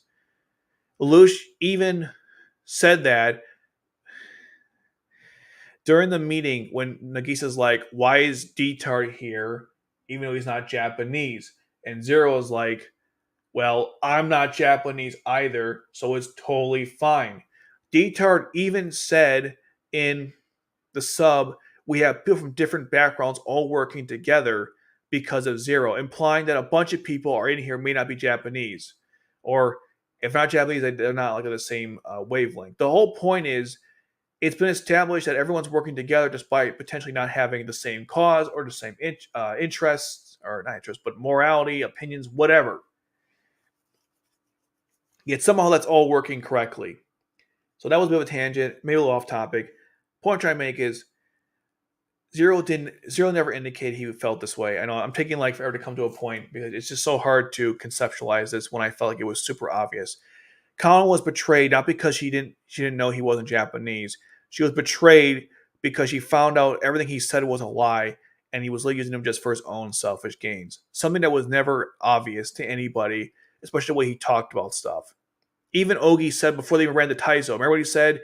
You know, Zero is somebody who hates Britannia and he would never leave it. He wouldn't let anyone die. And he cares about us and that sort of thing.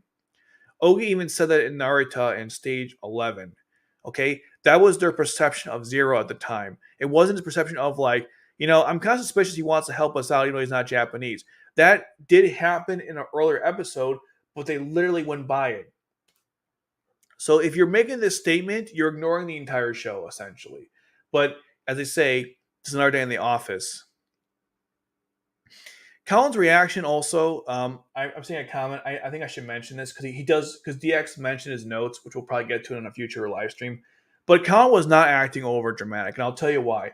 Because like I said with the other part, when she went to go save Zero, Kallen has an unhealthy dependency with Zero during R1, and it translates to R2 as well. And so again, everything she believed in, her reason for living, was based on Zero for the most part. She made that clear in their found conversation in turn 20. It wasn't their found conversation, but one of their conversations, it technically was, I guess. They're 101. In turn 22, she made it clear in turn 7. She has a, she doesn't really have much purpose without Zero. She even made it kind of clear in stage 20, I think it was 20, where she said, like, I'm glad Suzaku's, he went, damn it, Zero is going on his own, but I could have helped him out as well. She's mentioning it because she's not helping out Zero. She doesn't really have much of a purpose, okay? So when she finds out the person she was following this whole time didn't even give a shit about her, yes, she's going to break down. It's totally natural. Why the hell isn't it, is my problem. If the person you followed your entire life, okay, it's not entire life. If the person you've been following his entire time, let's say it's about a year or something, or close to that, turns out to be a fake and a fraud and was using this whole time, you're going to be a little upset, especially when your whole emotional dependency was based on that person, which is a story established throughout the episodes. It wasn't like Kallen was like, I don't care about Zero, and completely ignored him for the entire show, and then also had the breakdown.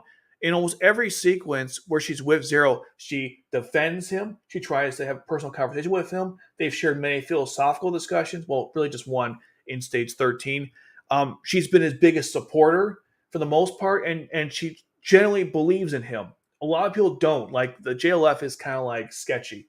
But Kallen is one of those people who will defend him no matter what. And so how do you think she must feel at this point that she's been defending Lelouch this entire time, or Zero this entire time, only for him to reveal that she actually wasted her time doing that she's been defending a fraud?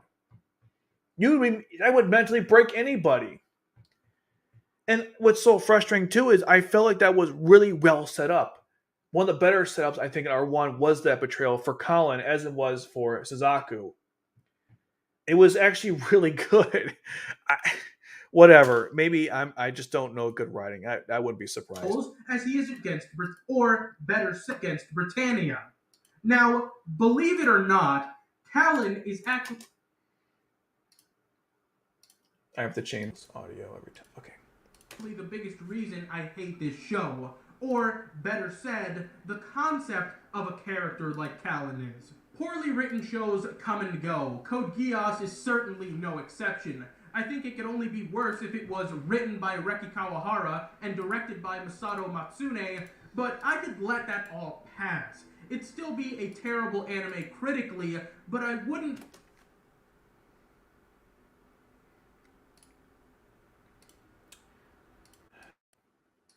Now, this is very important. First of all, if you don't know who the writers are, he referenced, they made SAO. This guy hates SAO, so we're not going to go there. The other thing to know about this point is this is a direct contradiction in the entire video, because he has said multiple times, and he will say it again, by the way, this is one of the worst shows written, one of the worst written shows he's ever experienced. Okay, he's implying it's like the garbage of the garbage. Yet somehow, some way, he could excuse all of it if it wasn't for Kallen, which means it's not the worst show he's ever seen, and he's really hyperfixated on one thing, which is Kallen, and we're going to get to the coup de grace very shortly. So bringing this point up pretty much ruins the entire video, because you may say, well, this is like the worst thing you ever watched. Then you're like, you know what? Kallen wasn't in, I would ignore the show. Which is it, buddy? Worst show or okay show? And again, he said it's like bad writing.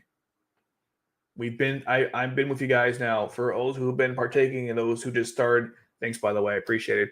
But I've been doing this stream now for it's the third day on this. We're reaching, I don't know, 10 hours. No, not 10. That's over dramatic. Maybe 8 to 9 hours of this stream. That's not actually. You know what? It's not too far off. So I've gone through this, the takes he has had, and I have not seen any clear signs of terrible writing. I've seen a couple things here and there, and I'm like, that's not a bad thing. It's just you don't like that in a story, which is fine, I guess. But the rest of it is just like you just got the plot wrong several freaking times. Continuing on, by the way. All right, let's get into why he hates Kallen. Don't worry, guys. You know what he's going to say. It's like the most obvious stuff. Personally dislike it as much as I currently do. What drives most of my hatred for Code Geass was the intent for its creation and writing, because this writing is only as bad as it is because it's my belief that Code Geass was written fully with the intent... Hold on. Okay. ...of being cool and nothing else.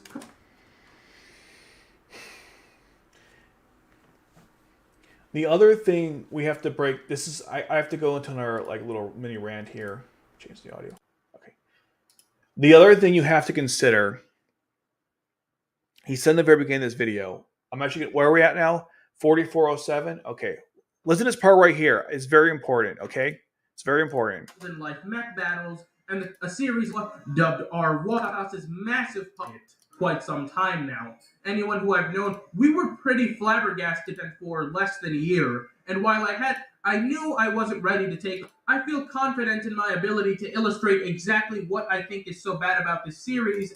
Wait. I have to keep changing the audio to go back and forth. Okay, good, I got it. After having... Oh wait, no I don't. Sorry, this is the wrong audio. Okay. ...taken down other series with similar problems and of equal or greater length. Before this epic roast begins, I do feel compelled to mention that while I do hate Code Geass, I have absolutely no problem with someone liking Code Geass. Most of my friends love the series, and there's nothing wrong with that. This video comes as a direct result of a real lack of criticism regarding the series, and is ultimately meant to open discussion on the topic. It should also be mentioned that this video does not exist to convince anyone that Geass is bad. I don't believe in an objectively bad or good work, and none of what I say here is intended... Okay, the reason why hold on. The reason why I went back to this disclaimer, which we're going to get to why it's complete bullshit, but the reason why I brought the disclaimer is because what he's saying there is that, you know, if you like Code Geass, I have no problem with you. We can like whatever you like, you know, the classic like kumbaya crap, which is it's horribly contradicted in the video, because what he does at the end here, and of course it's convenient because it's the end, so most people don't get this far in the video. But what he does here, let's get to the point. ...being cool and nothing else. He starts making opinions about why the show was made and why people like it. When he makes those two connections, he's basically insulting the audience. Why? Because he's saying that the show was made for this purpose and you like it for that purpose, then you're some sort of idiot because that isn't actually a true thing of the story. Or I should say, it's not really what you think it is. So essentially, he's calling you a moron for liking this. That's really the point of why I brought that disclaimer. And I like you're going to see this...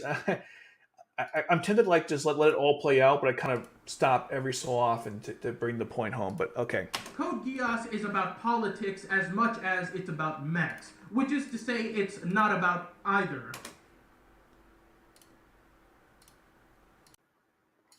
So now we're getting to Evangelion stuff, right?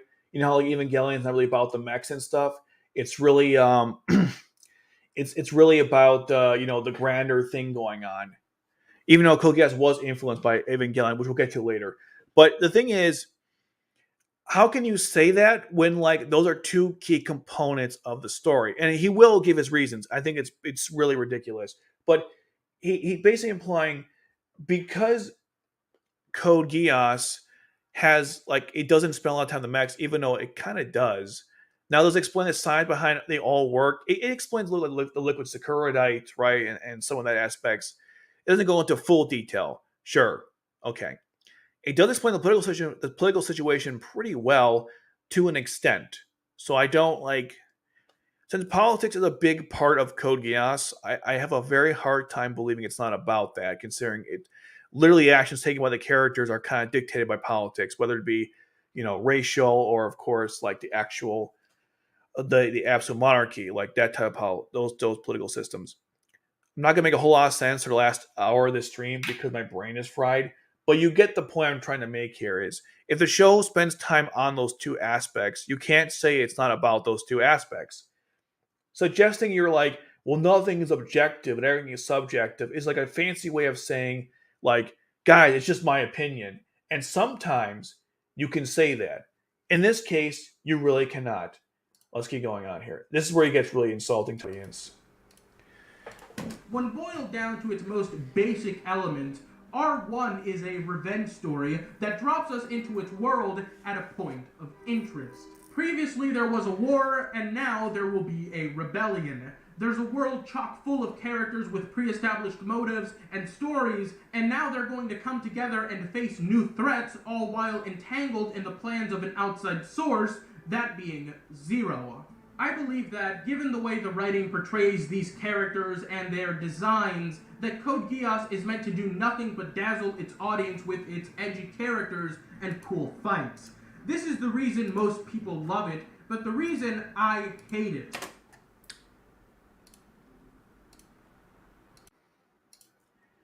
This is very important. You see what it said?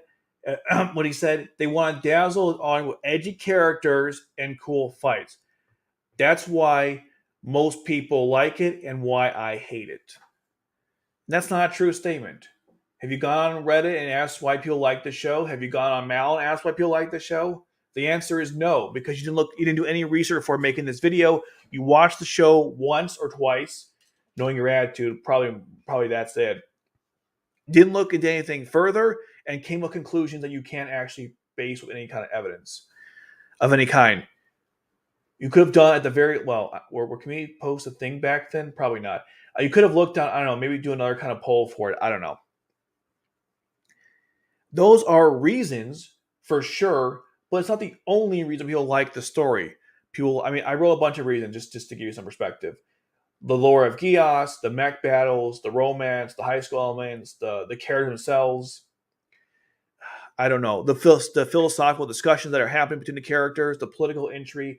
There's a lot of things that there's a lot of reason why people like Code Geass. To suggest it's because they like dangling keys in front of them, as someone pointed out on the stream, like a Michael Bay thing, is really insulting to the fan base. That's what I was saying earlier about how he was suggesting that, hey, listen, it's just my opinion. You like what you like. I like what I like. It's not make you to hate Code Geass, even though I'm implying that it's really pure stupid. And if you like it, then, well, what do you think that makes you? I mean, the whole friend thing, I still think it's such a stupid way to cover your ass. People like Code Geass for various reasons. Go on subreddit and you'll clearly see that. But sure, we're all just a bunch of idiots who want to watch cool fights and edgy characters. That's the only reason people like this show, even though that's objectively not true. But sure, go with it because what else do you have at this point? Okay. We're almost done. I appreciate you staying with me on this. I really appreciate everyone who is partaking this long. We're almost, I don't know, we're almost there. Its symbolism is hollow. Okay, one more. I'm sorry, I have to stop here 5 seconds. I know it's crazy. Commentary on social issues is basic, and this is a word I avoided using until now, but Code Geass is simply a pretentious series. Okay.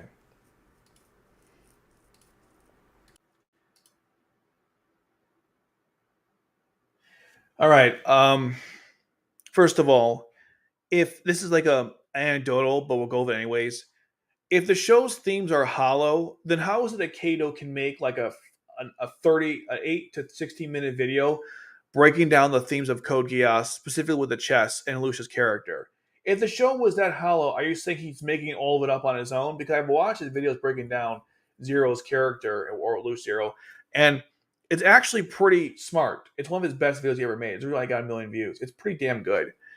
If the show is quote unquote hollow, how did he manage to come up with an entire theory of the show and discuss the themes of it? In fact, lots of people have, believe it or not, have gone through the themes of the show and explained why it is the way it is and why it's actually quite interesting. The ideas discussed are also interesting. Just look at the quotes, read the quotes, or watch them. I don't know, watch them being said. I wouldn't call that hollow. If the show spent a lot of time with the chess theme specifically, or the right ways to fight war, or how do you make change in a system, these are all things that are discussed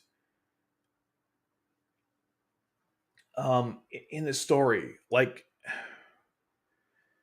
you even said early on in this video that the whole theme of chess was simply designed for progression and had no real relevance to the story, even though the chess is like the whole theme of Code Geass. You even mentioned it later on, which is funny. And the whole idea of like the king must lead or the pawns won't follow. That's not how he said it, but you know what I mean. I'm trying to finish this up here. That whole element in the story is something. It's like it was presented in the first episode, and it's been continually referenced, either literally or through Lelouch's actions while the story. I wouldn't call that hollow. A hollow theme, in my opinion, is something that's not really expanded upon much in the story and barely referenced. Most of the themes in this story are expanded upon quite a lot.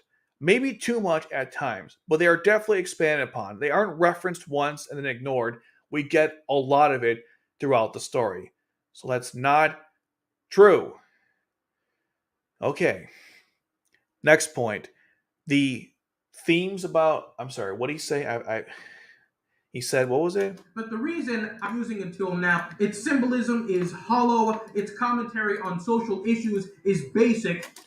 How is the commentary on social issue basic when literally it's not like they go, racism is bad, and that's the whole discussion, or being mean to people is bad. That's literally not what they talk about all the time in the story. It goes beyond that, like why people feel this way and why we're at this point. Yes, certain characters are basic when it comes to their opinions, but the major ones don't act that way.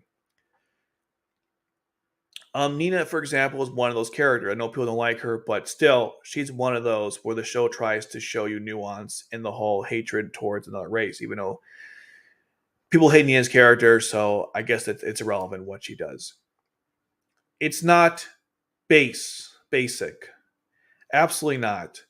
If it was basic, every conversation would be just like, racism is bad, right? Oh shit, it is? I didn't know that. Okay, we'll move on then. That's literally they discuss like conflicts in greater detail and what is the right way to handle things. I wouldn't call that basic. Now, is it like a discussion between two philosophers, like on a hill somewhere? No, absolutely not. The show has to be somewhat engaging to most people. So you're not going to get like the most in-depth conversation, okay? It's not like a Monster where Johan has like discussed whole philosophy with people and it spends more time with dialogue. Code Geass is not that kind of anime. But to suggest that anytime it discusses race issues or any social commentary is quote-unquote basic is insulting to the characters and the writing itself. It's not basic by any account. It's just not like the most complex. I would call it, I don't want to say mid because that's an insulting thing, but sure, let's say mid. Like it's between complex and basic. There's like a happy medium. The show, I think, does a good job in that happy medium. Then he said the show is pretentious. Pretentious means attempting to impress by affecting greater importance, talent, culture, etc. than is actually possessed. Possessed, not possessed like a demon. Possessed. And I don't see how that applies to Code Geass more than any other series. So he said like impressed by greater importance or talent or culture.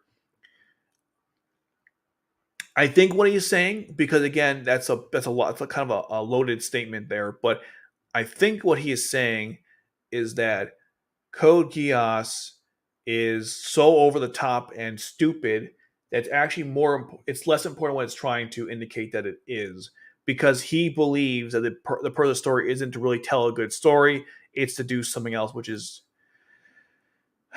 just wait and see.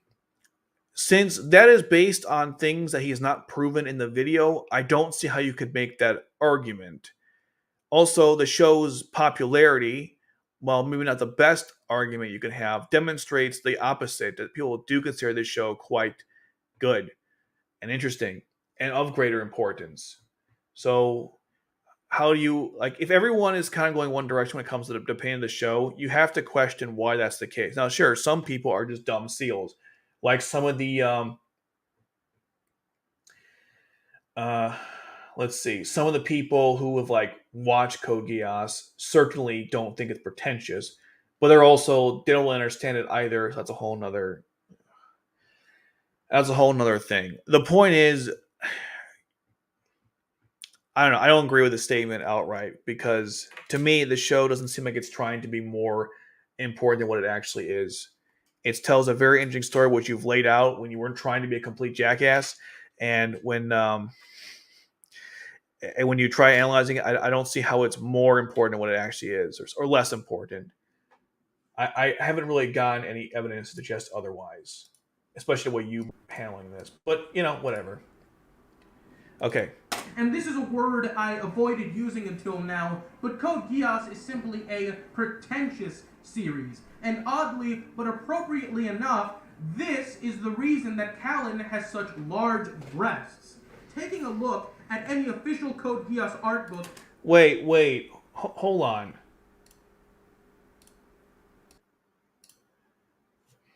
It's pretentious because of the fan service. Okay. That's a really I don't follow that logic, but all right, let's continue on here. This is the fun part, guys. Would point you in this direction. Because the series isn't shit, these art books are full of fan service material. Now, of course, official art for a lot of series contains fan service, but for a series like Code Geass, which is clearly taking itself seriously, I find it to be a bit much. I left out the fact that Code Geass is a harem between C2, Kallen...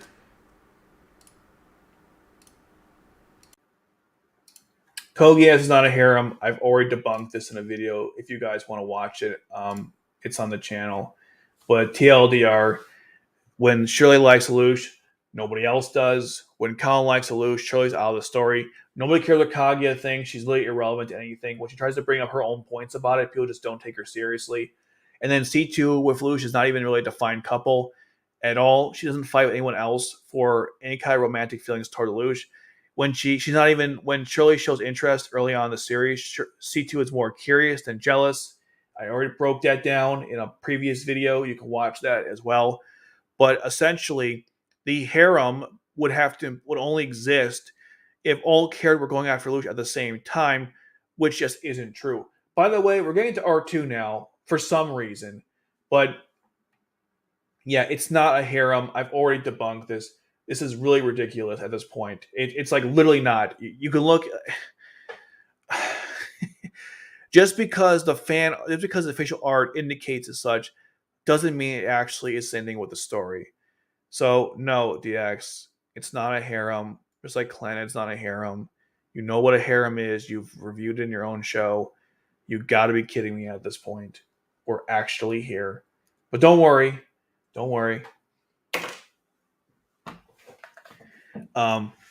It's going to get worse.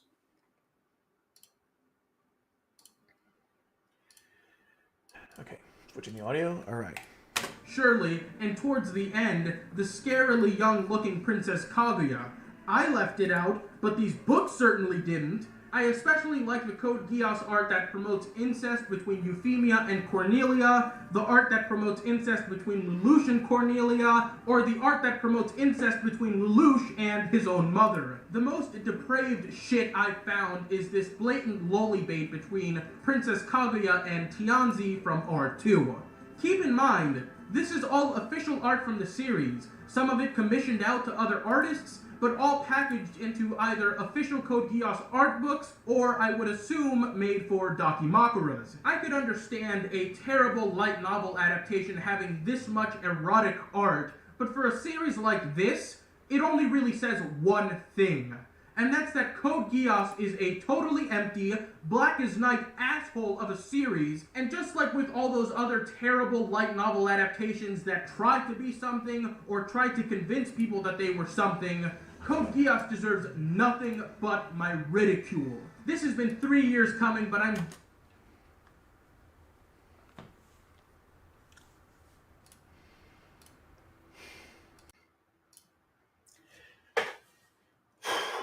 Okay, a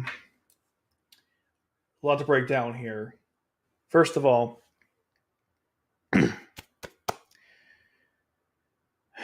right. Number one, when I said first of all, number one, whatever. It's 3 hours in the stream, okay? I'm barely alive as it is. Okay, when I first watched Code Geass, and through most of my life since watching it, I didn't know this art even existed. I've said it before, I'll say it again. I didn't know it existed. I mentioned this in previous streams. I mentioned in other critiques about the show. I didn't know this art was ever a thing. And I'm going to assume most people don't either. The reason why I have to mention this is because there's clearly a distinction between what the art is doing and what the show is. For example, there is no Harriman Code Geass, but the art promotes it. Okay? Now, I think you could be a fan of this show and appreciate it and ignore the fan art altogether. Just saying. Continuing on with that.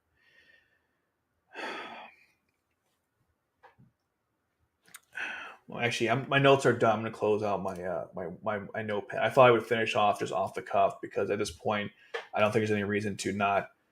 Okay, so that's the first thing. I think you can watch a show and not care about the fan service or images. Now, obviously, I don't like this art. Okay, I've stated that multiple times. I absolutely cannot stand the art that they came up with. It's extremely disgusting. It's depraved. If you go on the subreddit for Code Geass, a lot of people spam it, and people tell them to stop doing it. And I've actually, as you guys know, I'm a moderator on the subreddit for Code Geass, if you guys were not aware of that. And I'm consistently removing content, and people are even saying, like, please stop posting this because people want to discuss things outside of the fan service, all right? So I just want to point it out that even though this is a thing in the series, most fans, at least what I've talked to, don't like it. And the ones that do, no one takes that seriously. They're a bunch of spammers. So we have to consider that possibility, or that fact. Moving on. So I said that the stuff was, what's the word? Again, people like the show, don't care about the fan service.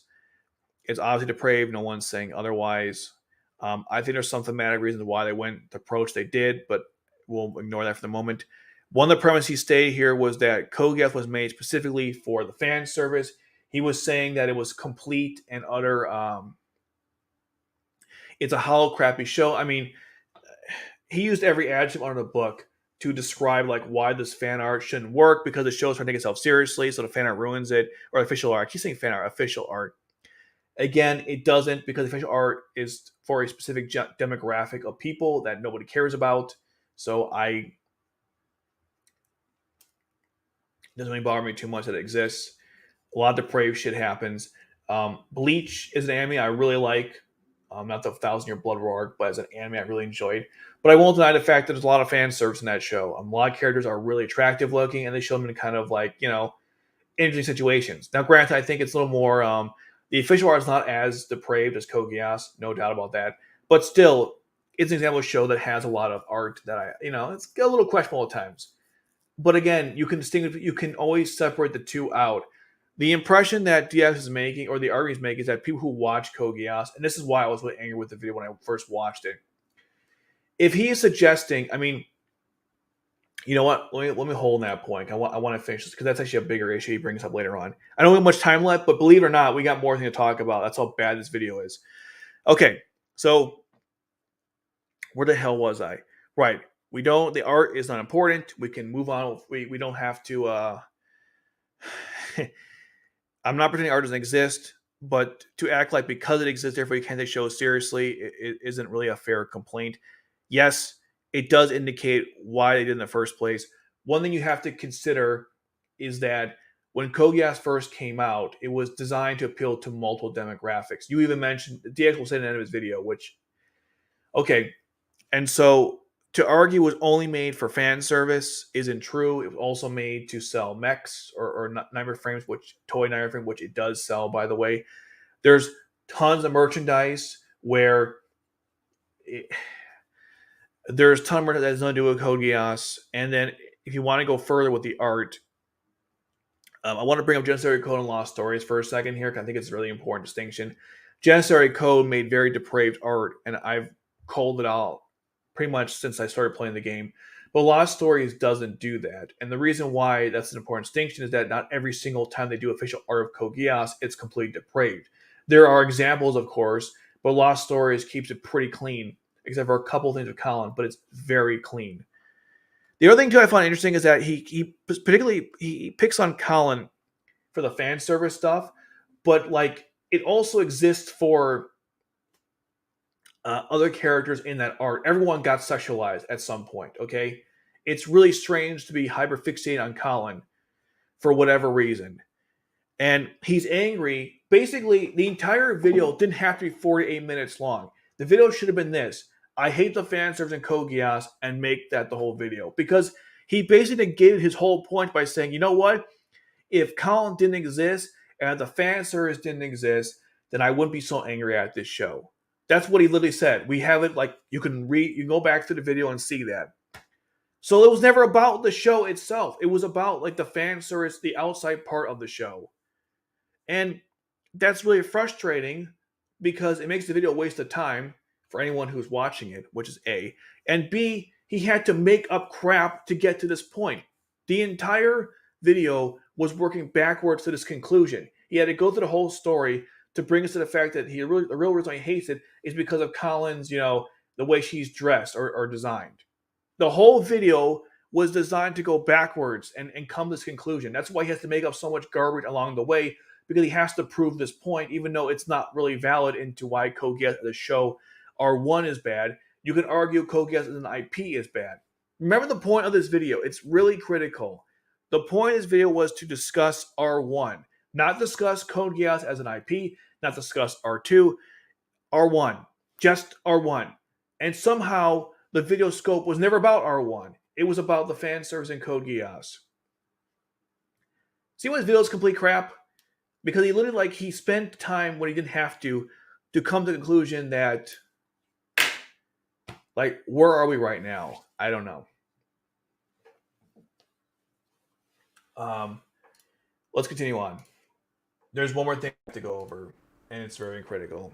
Very happy to finally be able to say this on video. Fuck Code Geass. R1 is one of the worst told stories I've ever had the displeasure of watching. And if you can believe it, because I'm sure we'll get there soon, R2 is even worse. If its mentally stunted characters and obsession with presenting cool things weren't bad enough, it's art where the series would have you believe that it's an ecchi harem starring an anorexic vampire disgusts me. And for those...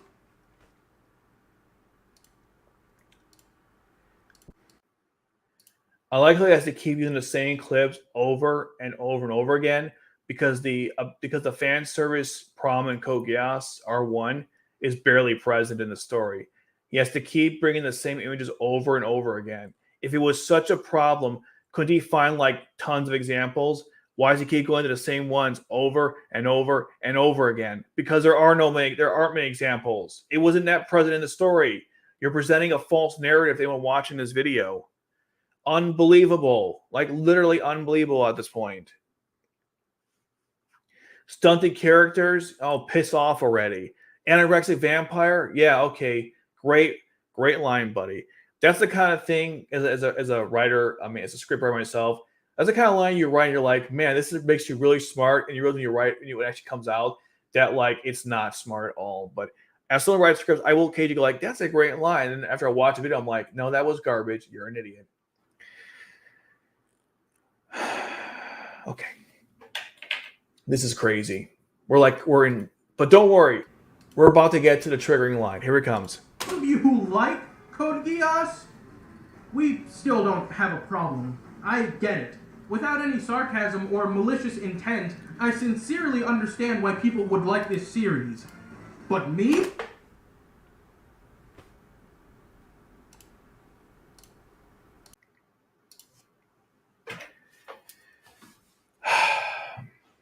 All right. We're like 3 hours and 30 minutes of the stream. You're all still with me on this. And you're about to get like the biggest coup de grace of my own arguments, okay? This is going to blow your mind. I'm just kidding. I'm being pretentious. It's not. Okay. I'm going to say a statement that I think is obvious. And hopefully you guys agree with me. If not, let me know in the comments. Okay. If someone critiques media, inherently critiques media, it's not a reflection, it's not a personal attack against anyone who likes it or those who made it. Okay? I think that's a pretty fair statement. If I don't like a movie or a film or whatever, I'm not assaulting people who do like it. Just inherently. We'll get into why that's not true in this context, but just inherently, okay? All right. Next statement. Next point then. If this is inherently a true statement, why the hell would you need a disclaimer in the first place? Well, because people might assume you are attacking them. Now, why would people assume you are attacking them?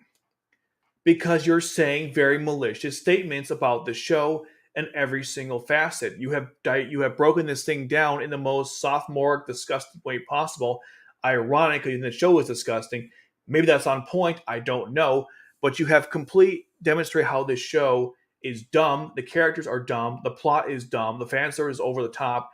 And so anyone watching this would think, well, Jesus, am I a pervert, a moron, someone who's amused by dumb things to enjoy the show? Like, why exactly? I mean, what does that say about me if I like this show after watching this? Legitimately, what would you think? How do you walk away from this video thinking that you like Code Geass? You must be, I mean, unless your beliefs are very strong, which, I mean, I guess some people are and some people aren't, but this video really presents the show as like literally the worst thing that's ever come out, and there's nothing really promising about it. And so to act like, well, it's okay, guys, you can still like it, and I legitimately think that, how can you say that when you've spent 48 minutes nitpicking, making stuff up, making baseless arguments that are flatly insulting?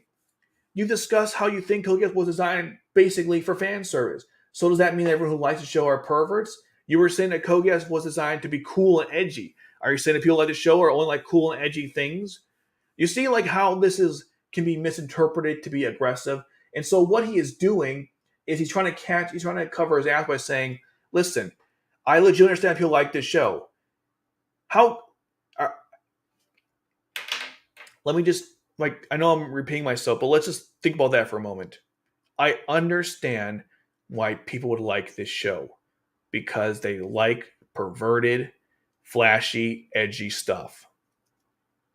I can't come to any other conclusion based on what he has said, considering most of the time he hasn't really complimented the show once or suggested why it could be good. He mentioned that one part about Zero's plan, which was, we gave him applause, but most of this has been critical on a level I can't even comprehend. Now, granted, he didn't go through the entire story, so maybe there's other positive aspects he could have brought up, but given how he specifically assassinated the show misrepresented the most frustrating way possible, it is very difficult, just based on the video alone, how I could interpret his statements in any way that's not negative. Any way that, it's not negative. Because he's basically saying if you like the show, you must like these things. Considering he doesn't even say, by the way, after the statement that, like, yeah, I understand why people like this show, because while I don't like it, I think that the overall political stuff was interesting, or the mech battles are cool, or stuff like that. But he said early on, what did he say? The mech battles are like, they're just flashy crap. The show has no real deep messages, right? It's hollow. The social commentary is basic, right? Every single thing people might like about the show, he said it was all crap. All of it. So if I like it, it means I like crap, right? That's the impression I get from it. See, normally when you criticize something, a show, usually you don't say, and also the tone, I forgot to mention, the tone of the video is very condescending. So you pull this together, you have a package of insulting both the show, the creators, and the audience. Creators, understandable considering the official art. I'll give you an example of a counterpoint where I could understand like agree, disagree type of thing. So I watched EFAB's video on John Wick 4. If you guys haven't seen John Wick 4, I highly recommend it. John Wick 4 is not the most coherent told story of all time. In fact, it's got a lot of things that don't entirely make sense. EFAB ripped it apart. I watched the video and I was like, yeah, you guys make good points. But I didn't feel offended or I run away. I'm like, I don't care because I know how EFAB works. They're not trying to like attack anyone in particular. They're just insulting or talking about the story. I know from their tone, it's more playful than insulting. They're not insulting me or the creators. They're simply discussing the show in a pseudo kind of funny but intellectual manner. I know the intent behind why they're saying it, and so I don't take any offense to it. Even when they insult it, there's still some like fun elements to it. This video, by contrast, is just 4 to 8 minutes of grotesque imagery, sophomoric language, and baseless arguments. There is no intellectual aspects found in this. Is just ridiculous to me.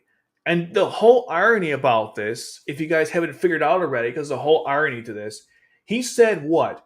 That if the writers put a disclaimer saying like calling out stupidity, it's like he said like if the writers have a character calling out somebody, they're basically admitting it's not a problem because they covered their bases.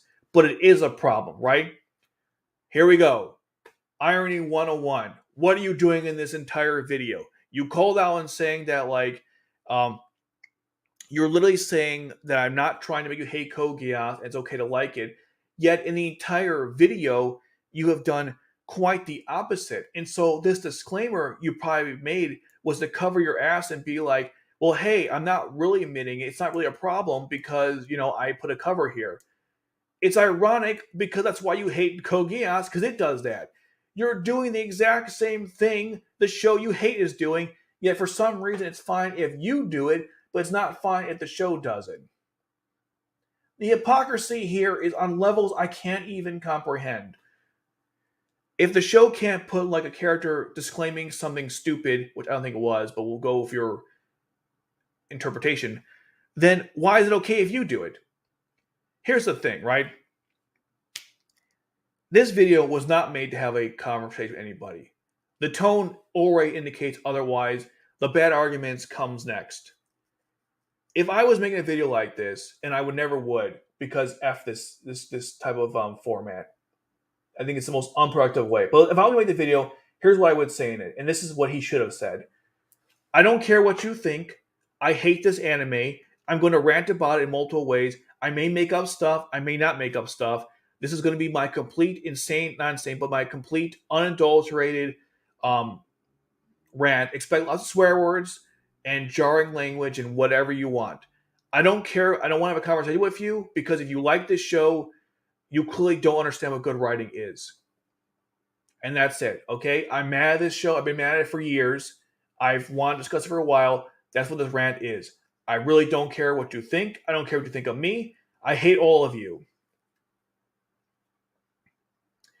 And so that might sound very aggressive and mean, but that's what he does in his video. That's what he's doing the whole time. It's like he basically said like, Code Geass is a great anime that came out in a certain year, okay? But I think it's crap. But before I go off and say why it's crap, it's okay if you like it. Then proceeds to have the most obnoxious rant of your entire life, you ever heard in your entire life. Then ends with saying, even though I just made the most obnoxious rant of all time, which had no nuance, baseless arguments, hey, it's just my opinion of the day. We all can be friends here. Dude, you called me a pervert and an idiot, and also someone who likes flashy stuff. I went through my videos just for the purpose of the stream, and I found maybe most of my videos are diverse topics within Code Geass, which implies that it's not just a one-sided thing. And so ultimately, when you go through this video, it's like, dude, what are you talking about? Holy hell. I'll show the last 5 seconds of this, but I don't know how this is gonna go. What's just Fuck this shit. If I have to look at Suzaku's bug eyes for a single second more, I might implode. So let's get this over with. Code Geass, Lelouch of the Rebellion R1 gets the final rating of Rest in Piss.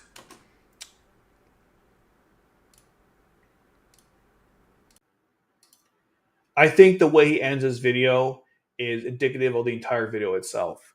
A joke, and you can't take it seriously. Even his imitating of Undertaker is so cringeworthy, it's depressing. Now let's take a look at the point he made here. Undercover harem tries to be a very every genre male fails miserably.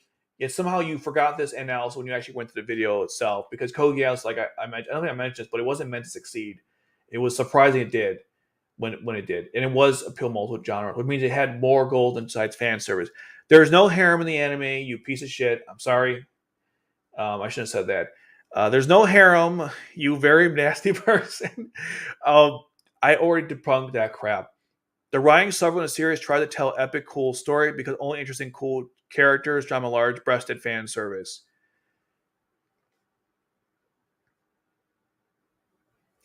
No, like literally none of that is true. It suffers because it's only interested in cool characters, drama, and like cool is like such a stupid term to use here. I'll say as much. If you believe this to be true, you didn't defend it well in the video. And finally, incompetent writing makes the writing worse, or direction. There is no competent direction, at least not what you mentioned. A large-breasted fan service. How much was in that in the story? 6 scenes. 6 scenes. You've got to be kidding me. And of course, no positives mentioned here whatsoever. What a sophomoric way to end your video. I think Guy doesn't do this crap anymore because no one ever gets anything productive in this way. I've already looked at the comments several times. Most of it is asinine garbage. And the rest of the video is just him, supporting. If you want to go on Twitter or whatever, go support him.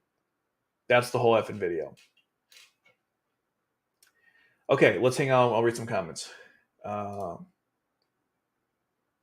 a little tired, but I can do this. We'll go through all of them, and hopefully I can address any question you guys have about or things you want to say. We'll go from the tip. Okay, I'll play some music so it's not too boring.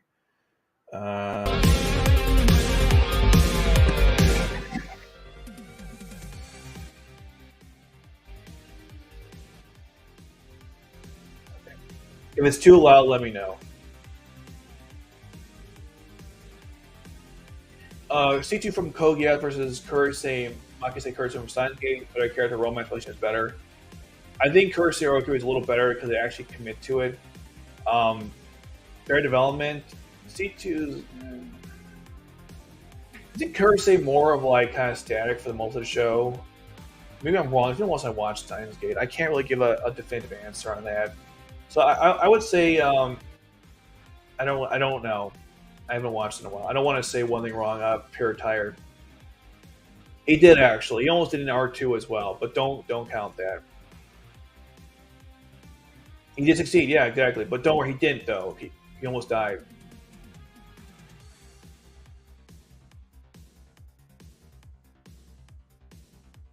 Oh, I guess so. But they wanted to give it to Kallen, I believe, the bride dress.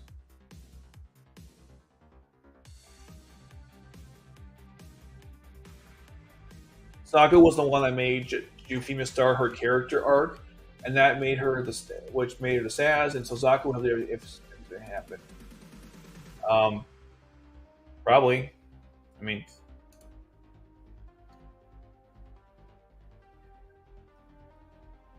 the promo art criticism was garbage. I mean, kind of am. I think it's just it's a really cheap tactic. This is very, just what I was saying before, Rome wasn't a big part of the story. I mean,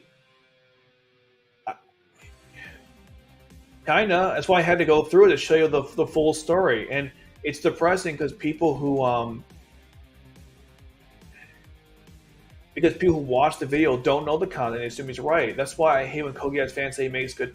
When Geass fans say he makes good points, when there are none, for the most part.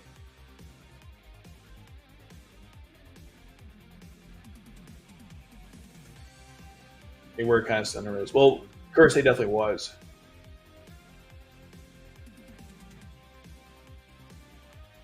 Suzaku was a fairy tale knight, also the Nightmare vs. Gundam resistant. He has headroom to spare while enemies staying safe.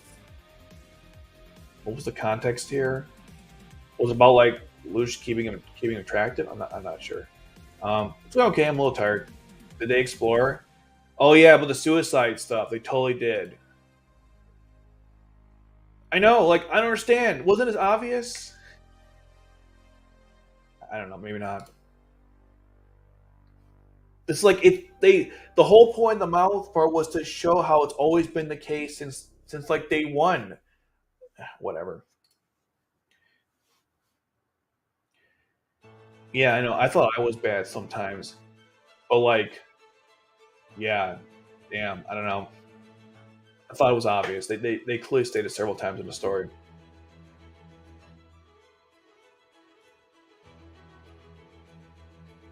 I literally feel like you go to the X's video and you could find the word stupid like a million times. It has literally no meaning. It's true. He's hated by both. That's very true. He's fighting a conflict that both sides hate him for.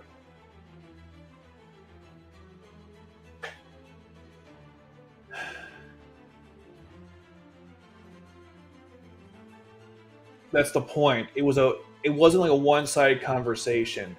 He always says in the video, Zero's always right. That's not true. Come on, man.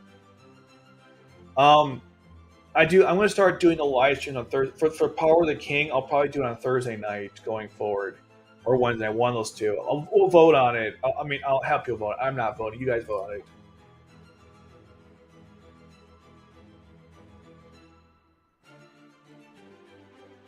Very true. Pretty much, yeah. That's a great dynamic because Superman doesn't like to do stuff by the books, and Batman does not do things by the books. Yet both characters have legitimate reasons for why they do certain things. This is a really good point.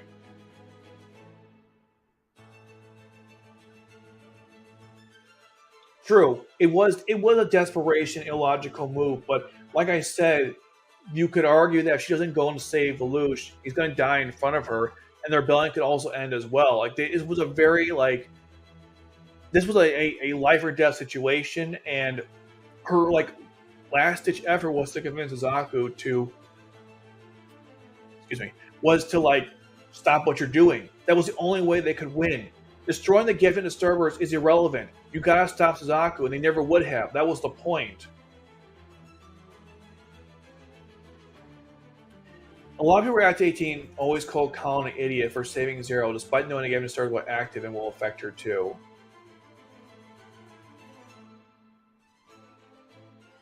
Yeah, she's not. If you ignore the whole context of the scene and forget the fact that Lelouch has the thingy majiggy, the trigger, then yeah, I guess so, sure. Because sitting around and watching your commander die is totally the better option, right? And then you'll die too, because what do you think is going to happen after they kill him? You're probably next. You think you guys are going to run away in the submarine? No, they're going to hunt you guys down too. The whole military is there. It's over, okay? The only reason why they escaped was because of the chaos caused by Suzaku. Otherwise, they're all probably dead at that point. That was one complaint I totally don't understand. If you, like everyone who, well, see, those people are probably normies too anyways. What can you say? But,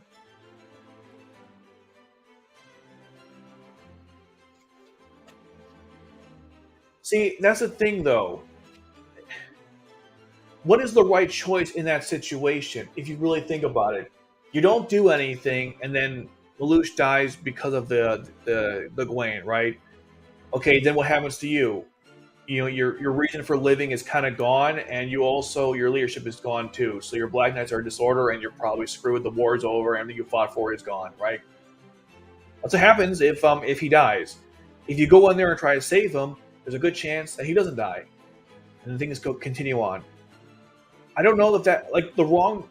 I know that self-preservation trumps all, or at least it's supposed to. I don't know if it's always the case, but to act like in this case, not focusing on self-preservation was the wrong thing. It is not true, given what we know about Kallen, since her self-preservation revolves around zero.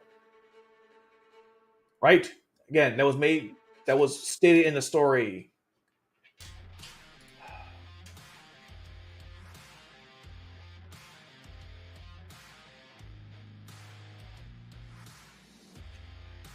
Very true. And given the fact that he's doing the whole show, he should know this.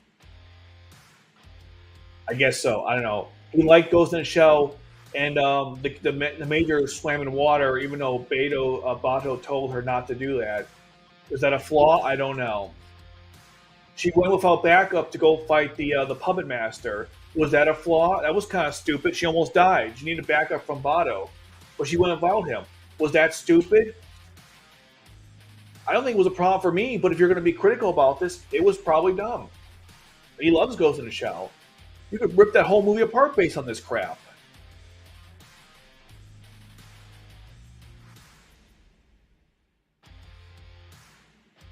It has to be consistent with the character. That's why I don't see a problem with it. It was a lose-lose situation, no matter how you look at it. There was no right or wrong at that point. They were all. It was life or death. It was desperation. She didn't have much time either to do something. Destroy the Geass server. Suzaku still has zero. Go in there and it removes it. Go in there and get disabled, and she can at least go out there and try to talk to Suzaku. That's what she was trying to do while saving zero. I can't stand that argument. I mean, I guess that's what he was saying. Yeah.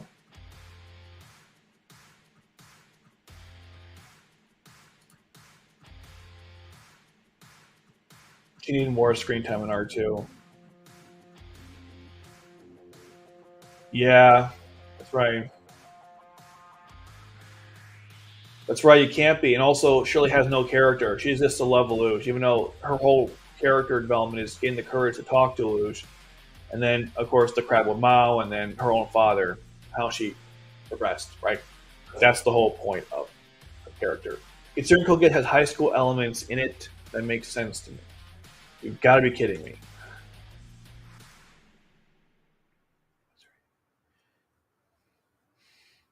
You look like you could list tons of scenes. R2, I have to go through. I haven't done it well, so I can't for sure state that. But definitely R1, it's not much. I agree. I'm not even arguing against that. I'm just stating the fact that if you're going to say the fan service is a huge problem, but you only can find like 6 examples, I think you don't have an argument. The show is way more than 6 scenes. That's the problem. It doesn't have that fan service in there, but you act like it's literally the only reason why the show sucks when it's not even a problem, or it's not an apparent problem altogether, is an issue. As I said here, there wasn't much to begin with. I counted on like this. This is how many scenes are of Kallen fan service, and even that is debatable. I think I have battery. 1 second. Second.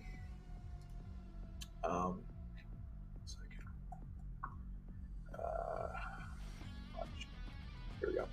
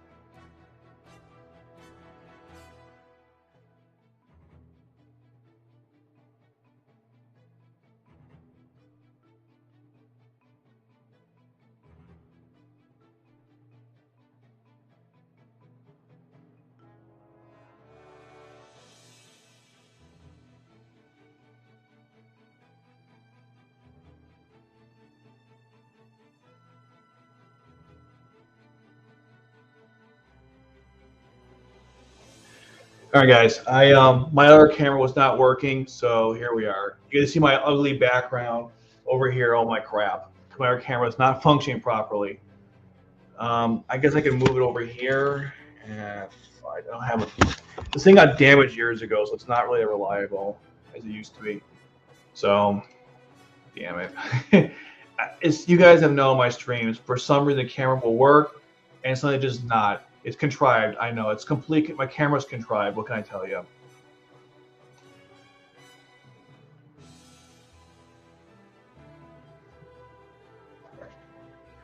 But the thing is, that's R2, right? We'll get to that in R2 when we go through his video. But this is just about R1, okay? That's why I was frustrated. It's not fair to label the whole show or IP based on one thing.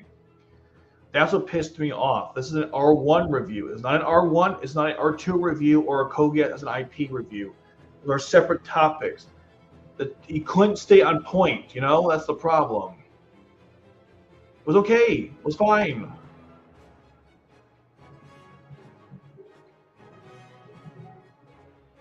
Yeah, probably. What do I feel about those characters, by the way? Because Yoko, to be fair, I wasn't a big Yoko fan. Just because I find her to be, she's a tsundere, right? So I'm not a huge, I think she's a tsundere because she was very aggressive towards Kamina. Maybe I'm misrepresenting the show. It's been a while since I watched it, but I thought she was a tsundere. But yeah, I know, like Faye Valentine's more than just being that, but whatever. And he actually supports fan art as well. He's discussed how it's done right in certain shows. I don't know what the problem is, anyways. I don't know. They kind of did, but like those early episodes were not great.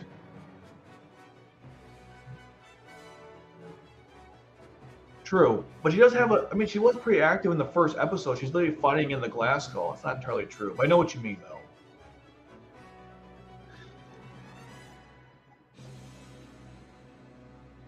Wait, why is that ironic? He hates Fairy Tail. Anyways, I'm not sure that's ironic. That's very true. All right, next one.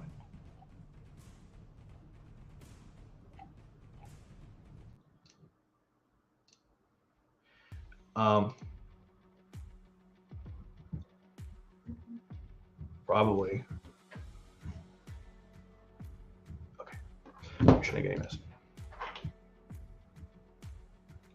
It was really bad. Like the stuff with Lucy was just too much for me. I didn't mind Urza. I didn't mind the Snow Girl, or not Snow Girl, the girl that liked Snow or Gray, whatever the hell his name is. I didn't mind that. The Silver Hair Girl. I didn't mind that. I didn't even mind the magazine they showed the girl. I just couldn't stand Lucy. It was too much for me.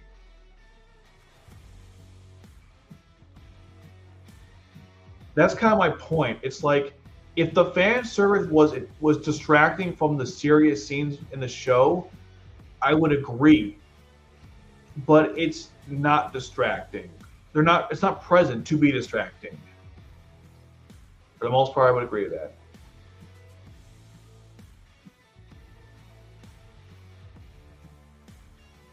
Yeah, again, I'm not a fan either, but it was quite short and brief. Yeah, and also it's kind of weird because she's, I would have no idea about this, but based on my limited knowledge, sleeping like that on your belly when you have large boobs, can that suffocate you? Maybe I'm wrong. I thought that was dangerous.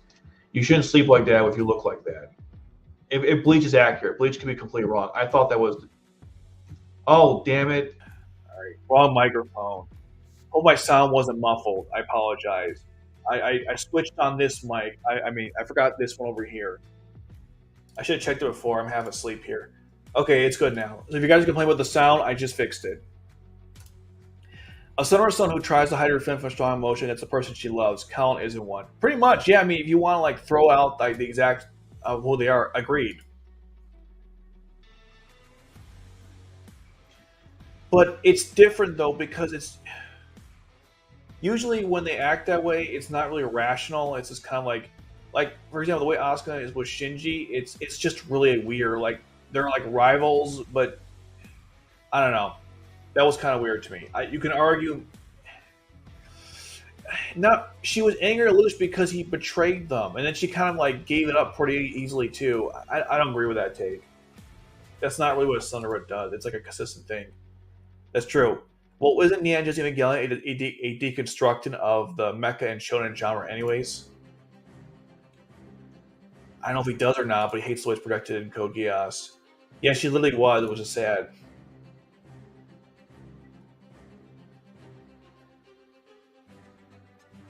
Especially when they were just fighting on the battlefield.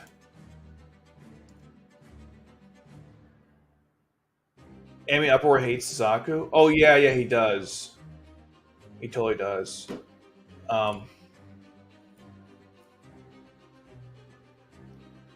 It's literally the nitpicking is just not interesting. Yeah, I know that a lot of Cody fans hate Suzaku. I'm aware. I'm totally fine with that.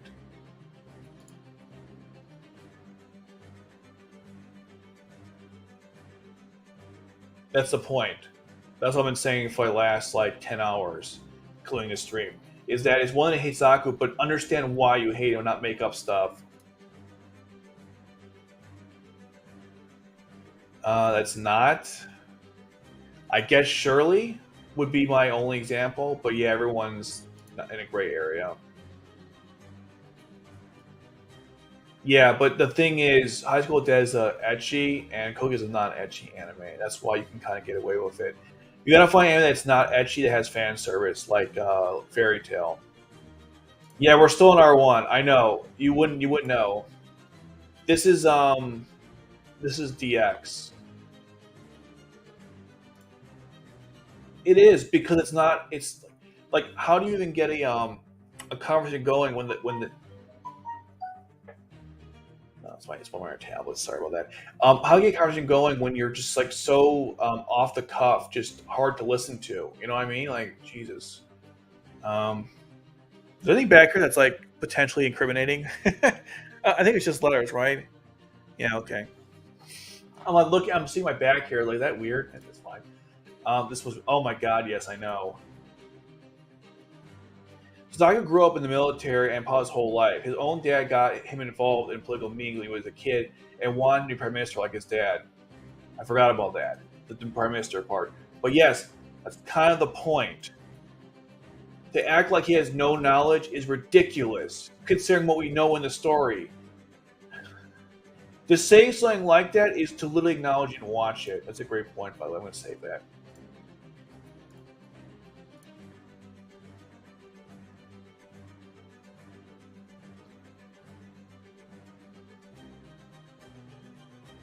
That's the point. Yeah, it's there's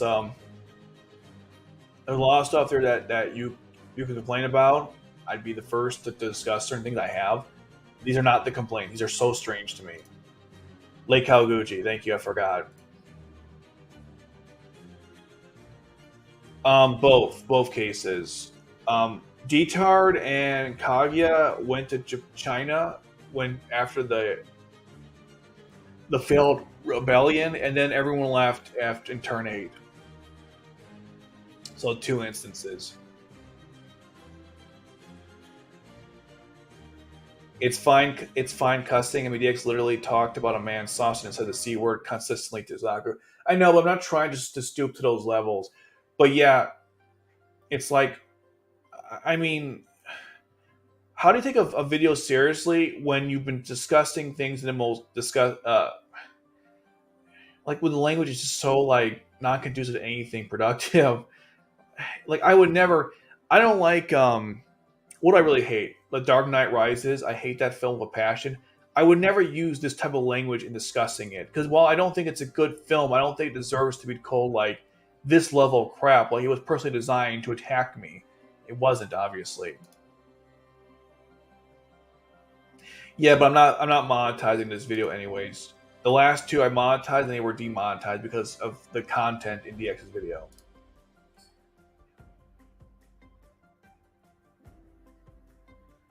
Can we not kill them? They're surrendering. Britannia Bozaku are racist. I mean, yeah, that's the point. It's like he only brought it after they were surrendering. That was when he got a little upset about it. and when they were defenseless. It wasn't like he was against Heidi to begin with. This is a very important distinction that isn't made. It's okay. I'm just saying, like, I can understand people don't like it. It's a very nitpicky and very obviously subjective. I don't mind that critique. Well, obviously, yeah, they definitely proved it, of course. Really? I don't know. I think FMAs are pretty good.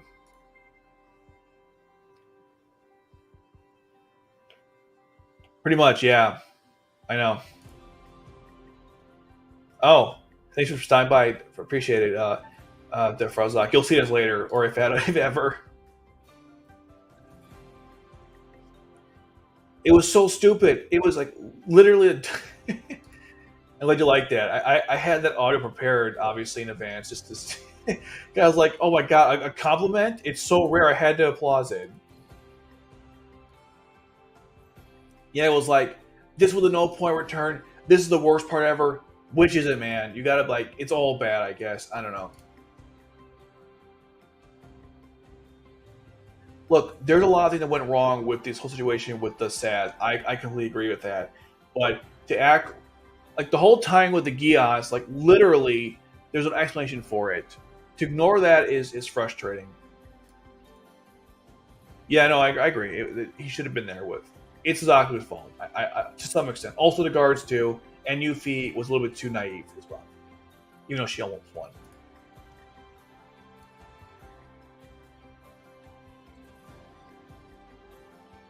Yeah, I don't know. I feel like many stories have climax like this, where the worst case happens all at the same time. The Diablo Ex Machina, that's funny.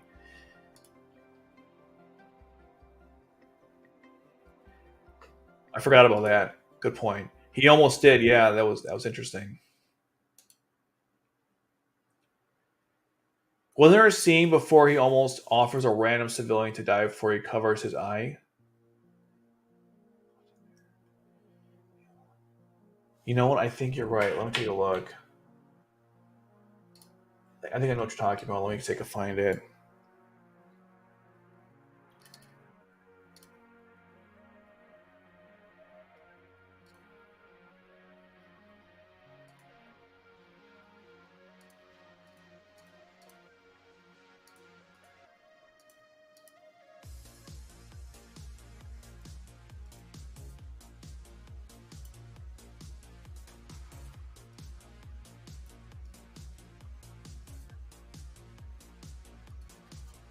I'm watching what, by the way, I'm watching the sequence just to see if you're right.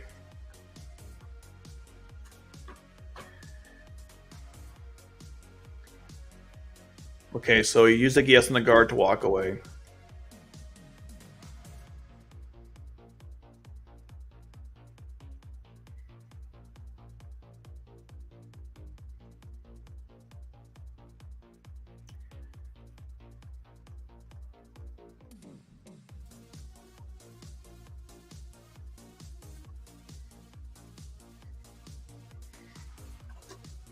I don't know. He turned it off too. I mean, maybe.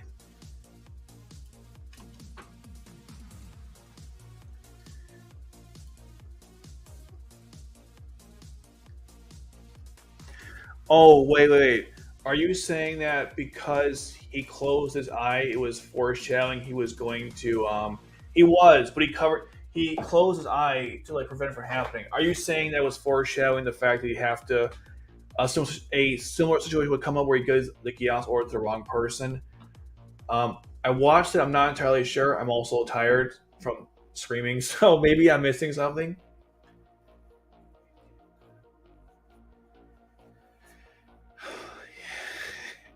I don't know. Yeah, that story really surprised me. So yeah, it is very true. That's what I was bringing up as well. I don't think it would have gone the way people thought.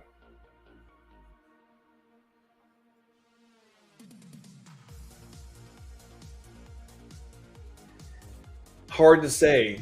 I mean, it's their story. I can't argue with the writers and that. I mean, I can, I guess, but it's hard to say what would have happened because, again, he made a decision without the Black Knights, and would they go along with it? Maybe. They should have explored it.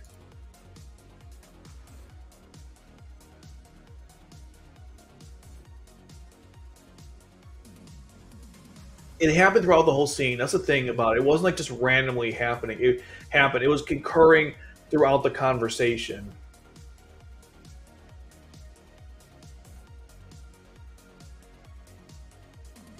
Isn't the point that Geass activated by itself that he realized it realized that when the order went to Yuffie, he was dumbfounded for the order going through. No, Lelouch could never tell his power was on. He was sure it was off. Okay, that's what I thought. Pretty much.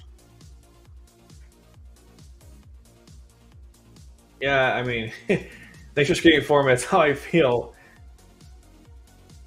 Yeah, that was the whole thing about. That was the whole back and forth about the honor Britannian system. Yo, I know. I was so confused. Yeah, that's being very generous.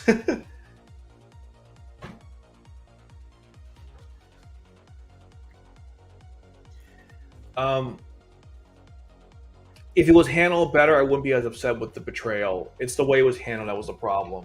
You'll see when I make the video. I don't know. Whenever it comes out. I don't know, man. I don't know what the problem with it is. It's just a high school. High school kids do weird things. I guess he forgot about that. Yeah, it's one of my favorite films of all time. Indeed. Oh, it's such a good movie. I love it. No, no audio. I fixed it. We'll move on to the next thing. Yeah, I fixed that too. Hopefully, you guys heard the end.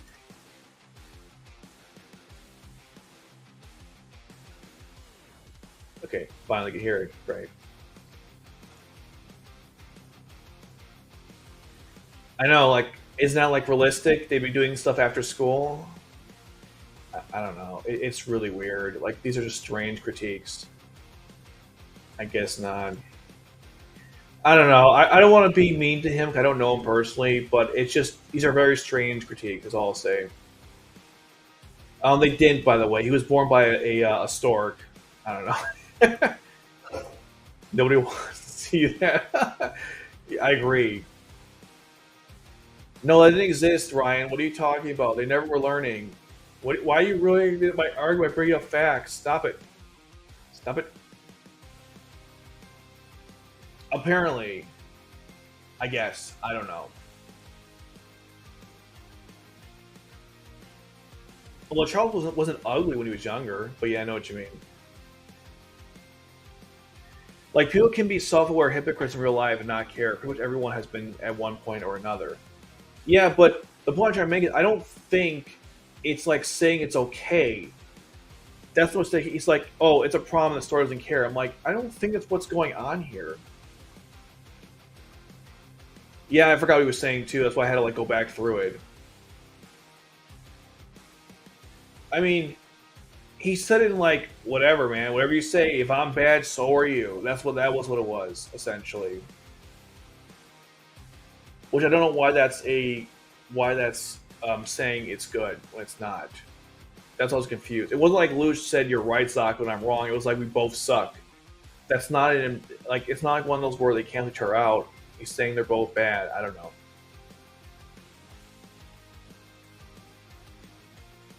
He says Suzaku is organized. He's a hypocrite, but also Baron Ryan Lelouch is aware he is one.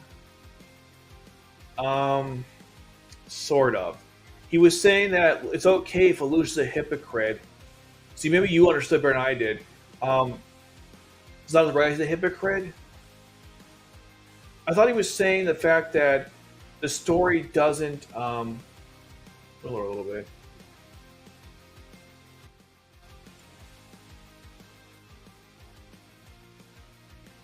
I thought he was saying that it doesn't work because Suzaku has been thinking he's wrong or something. The story is saying he's not wrong. Again, I don't know. I really don't know what he was trying to say. I was trying to make sense of it. I'm not sure. That could be it, but I think close. Saying his own logic is dumb doesn't sound right. Yeah, I don't know either. I didn't quite get it.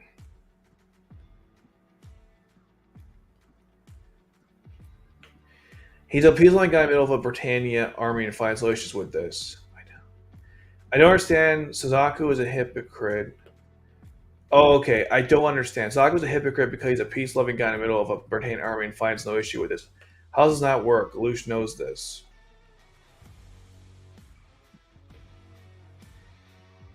Wait, Suzaku is a hypocrite because he's a peace-loving guy in the middle of an army.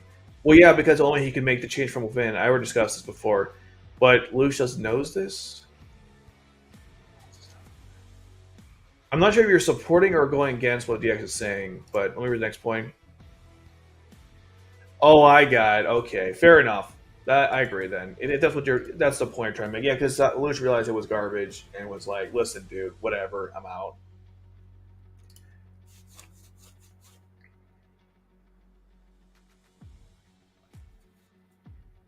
Yeah, I don't know. I mean, pretty much. I would have given it maybe a C if he wasn't so sophomoric, but the points are so bad.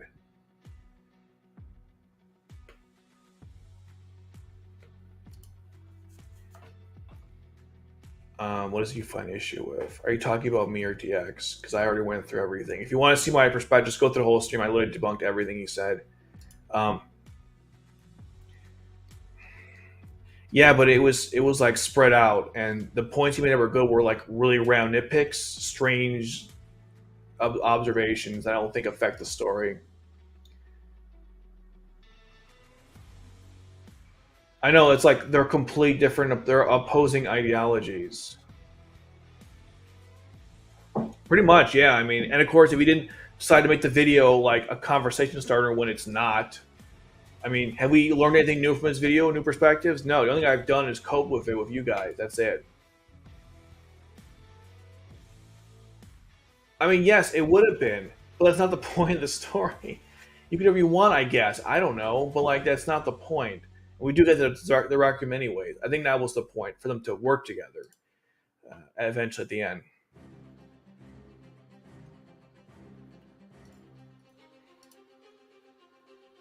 I know, pretty much. Okay. Yeah, but it's nostalgia critic. You can't take that seriously. He doesn't know about that stuff. That's not fair. But I do agree it wasn't good.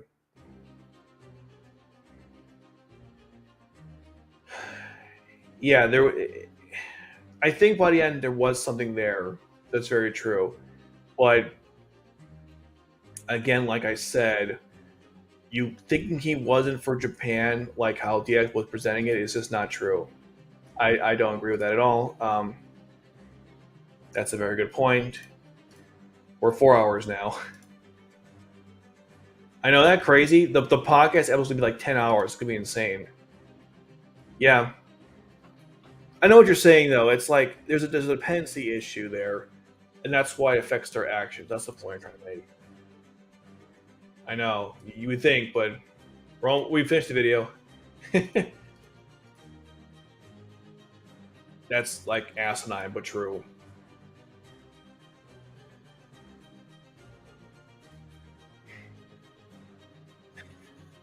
I know. What the hell? Oh.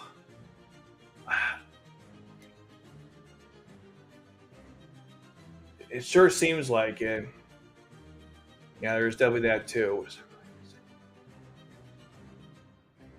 Shimonette, I'm not sure what that is. I'll look it up later. Because everyone's dumb. That's why.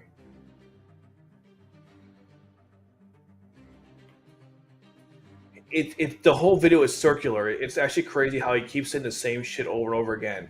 There are real things you could talk about discussing Code Geass in a more understanding critique of the series. This is not how you would do it. Productively, anyways.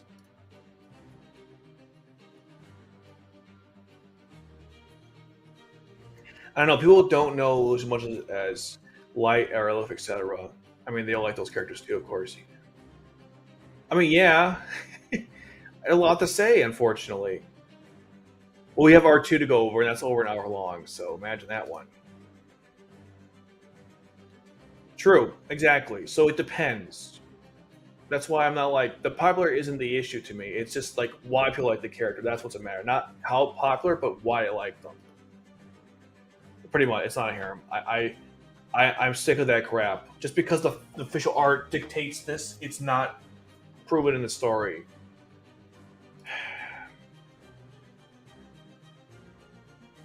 Unfortunately, it appeals to that depraved group of people. It is very cringe. I have no idea, man. They really don't. Because it's just as bad too. You see, that's not a fair argument. They're both bad. Pretty much. Filmento's a better critiquing. Who's that?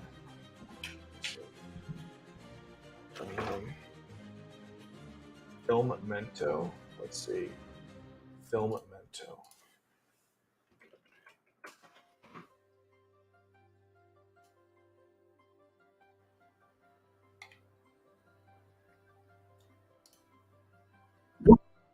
Oh, sorry about that.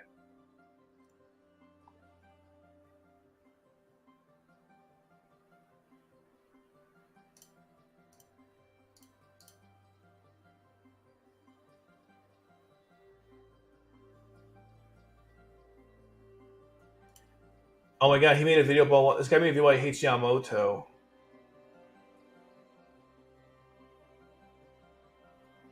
Oh, but it's so short. Like, sorry, I got distracted. Anyways, Filmento. Sorry about that. So I got me a video about Yamamoto sucks, but like, oh, this is a big channel. That's not fair, dude. This is a massive channel. This is just one guy talking. I don't think that's a fair comparison, but sure. So someone made a video about why Yamamoto's a bad character. I'm going to cover it by in the future because he's a terrible character. But the video is like 50 seconds. You need like hours to discuss it.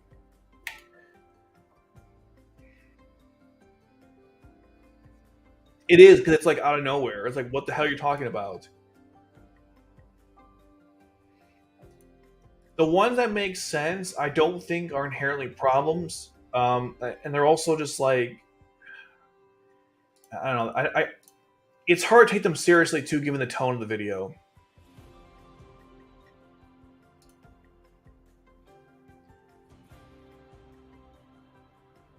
It just, I mean, it's pretty cringe.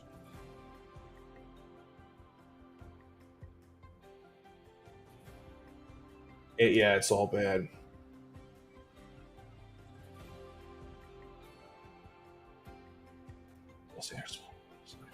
I mean, big? I'm not sure what you mean with that. I know. For 10 hours. I know. Holy crap. Jesus. Yeah, use it on me, please.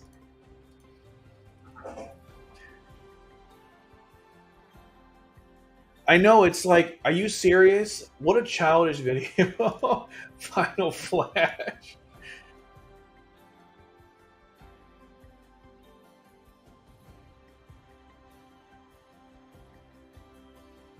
It already came out? Oh yeah, today's Thursday, right. Maybe I'll watch it. I have to discuss the previous one in a video. I assume this new one will be as cringe because they're all cringe videos. We'll get into that eventually. I have like a billion videos I have to make. I wish I had more time, damn it. R2 is like hour long. You don't even want to know. Yeah, we're gonna do a different topic before that, absolutely. Because I don't want to do that. I want to take a little break from 3-hour streams. Yeah, no, I know what you mean.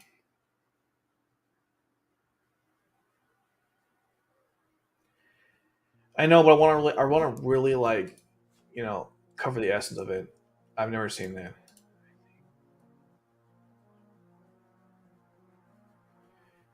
Yeah, I know what you mean. Yeah.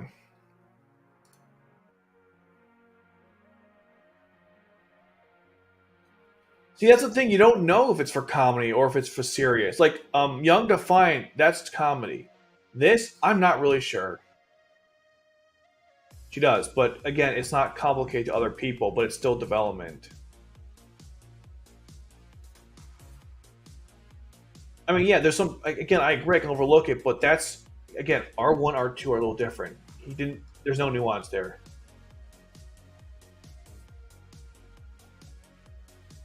Well, I did some research before, but yeah, I haven't watched the show enough to kind of know what's supposed to happen in each episode. And the reason why I'm was so specific in those discussions or points is because he spent 3 years on this video. Okay, I've been doing YouTube for about 3 years, 4 years. I think it's 3 years. So I clearly had a better understanding of the show than he did, and we both spent the same amount of time looking at the series. You see, like, that's the problem.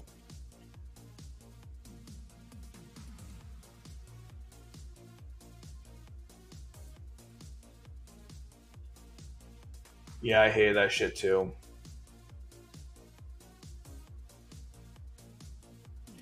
I forgot to mention this. Thanks for bringing this up. When Suzaku tackles Kallen, no one gets embarrassed. It's not even like played up for laughs.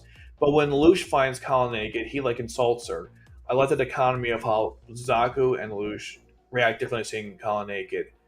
Yeah, Suzaku didn't do anything about it. It was very mature, to be honest. But who cares, right? Oh, really? I should watch it then. I haven't got a chance yet to see it. You know what? You'd be surprised, but sure. And dead. I mean, she has shot people in the past, so I don't know. Maybe she doesn't know anything what's going on, you know? Maybe she's like kind of behind the scenes, like she's oblivious to it. It's forced. Really? Oh, because he had to close his eye? Oh, got it.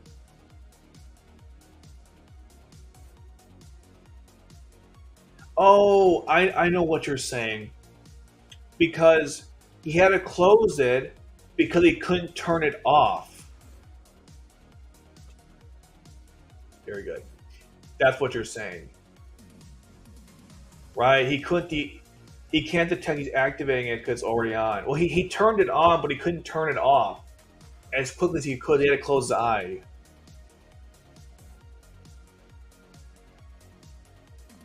I mean, it seems like it was more like he turned it on by will, but he couldn't turn it off. That's why he had to flick his closed eye because he couldn't just turn it off. I don't think it was he couldn't detect it was activating it. I think it was that he couldn't turn it off. That's why he closed the eye. I could be wrong. I don't know.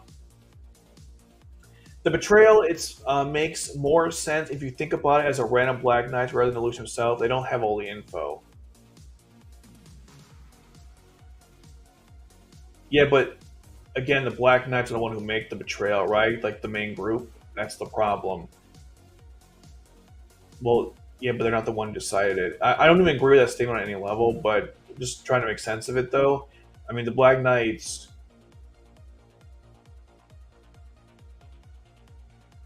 Yeah, well, actually, the truth is they're both in the same state of knowledge. At least becomes a Geass. That's why it didn't work for me. I don't entirely agree with that statement. All right, whatever. I don't agree. That would be funny.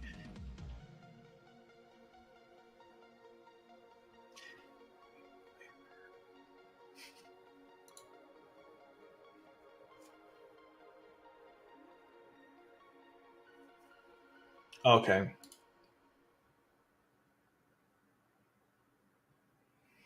Yeah, Petruva, she ended up dying too. Um, yeah, Luke's just kind of a dick. In a mean way.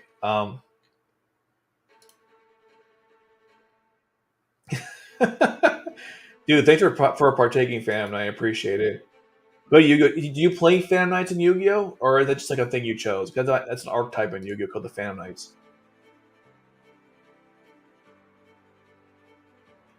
My top favorite movies of all time. Okay, so Shawshank Redemption is up there. The Lord of the Rings trilogy. Goodfellas, if you've seen that one, I love Goodfellas. Inglorious Bastards.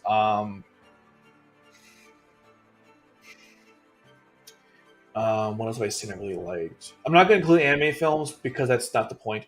Can I say Spider-Man Into Spider-Verse? I really like that movie. Let me think. I like the original Alien and Aliens. I like the original Predator. Oh man, the Predator movie is so good. We'll check my list of movies real quick. Shawshank Redemption, though, like that's such a good movie. That's almost. I don't think anything is perfect, but damn, that's close. That movie is amazing.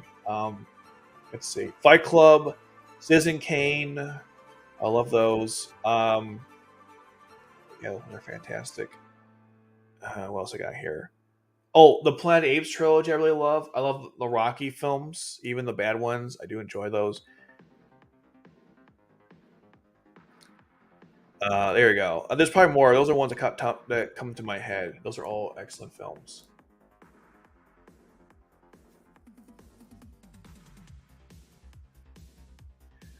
They could have done more. I felt like there was enough set up there. I wish she had more time, though, for sure.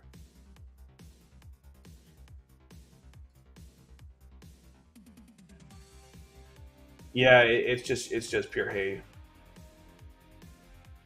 Pretty much, yeah. It's no, he's against it. Um, he's against what's it called? He's against the excessive fan service. For the show is bad, in his opinion.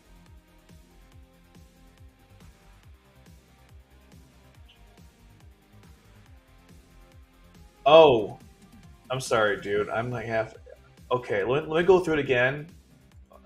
Okay, so it's fortunate he loses control of the Geass. Now he can't detect it. He's activating until it's already on. I think by that point he couldn't activate anymore, so he lost its ability.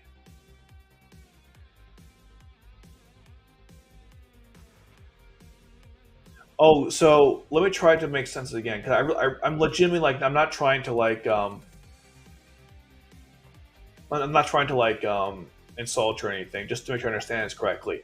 So when he used the Geass against that noble, you're saying that he couldn't control it anymore at that point. He couldn't turn off or on, and so when he encountered Yuffie, when the Geass went on, he didn't control it then. He wasn't aware it was active. And so in that first time he used it, he had to close his eye because he was losing control of it at that point. He could turn it off. And by the time he gets to Yuffie, he turned it on accidentally. He didn't even realize it was on. And then ultimately, he used it on her. I think that's what you're saying. But hey, you're just like, there's no nuance in the other way that DX described it. Oh, cool. I play Fluffles. I play DDD, even though they're not good anymore. Dinosaurs, Dark World. I love Dark World. I love Agents, even though they're not good decks, but I still like both of them. I also play. Oh, Galaxy. I love Galaxy. Such a fun deck, like Photon Galaxy, because the cards are so broken, but Yu-Gi is such a strange game that it's just not good anymore. Um, I play a bunch of stuff. Yeah, I've never seen it. I'll put in my note. Take care, dude. Thank you for partaking in the stream. It's really late. Thanks to everyone who's still here with me. Yeah. Was showing a full time activation by that point. Yeah, there's clearly signs, okay? But hey, you know what? If you're not looking for it, you can, as A Few Good Men. I love that movie where the guy's like, he said, "Don't I look like the asshole?" Right? That's basically DX in this video. Don't I look like the asshole for getting things wrong? But yeah, I'm gonna end the stream here as well. Never do this to me again. We'll be here again, but no, we'll take a break. The next stream we'll do, it'll be a much simpler topic. It won't be a billion hours long. Don't worry about that. I know. Look, I'm tired too, okay? I'm tired too. Anyway, guys, have a good night. Actually, it's almost 12 my time, but yeah, take care. Hopefully next week videos will come. This week was really weird. But yeah. All right, guys, take care. Thanks so much for taking the stream. I'm like, this is the wrong camera. This is the right camera. Oh, I'm so tired. All right.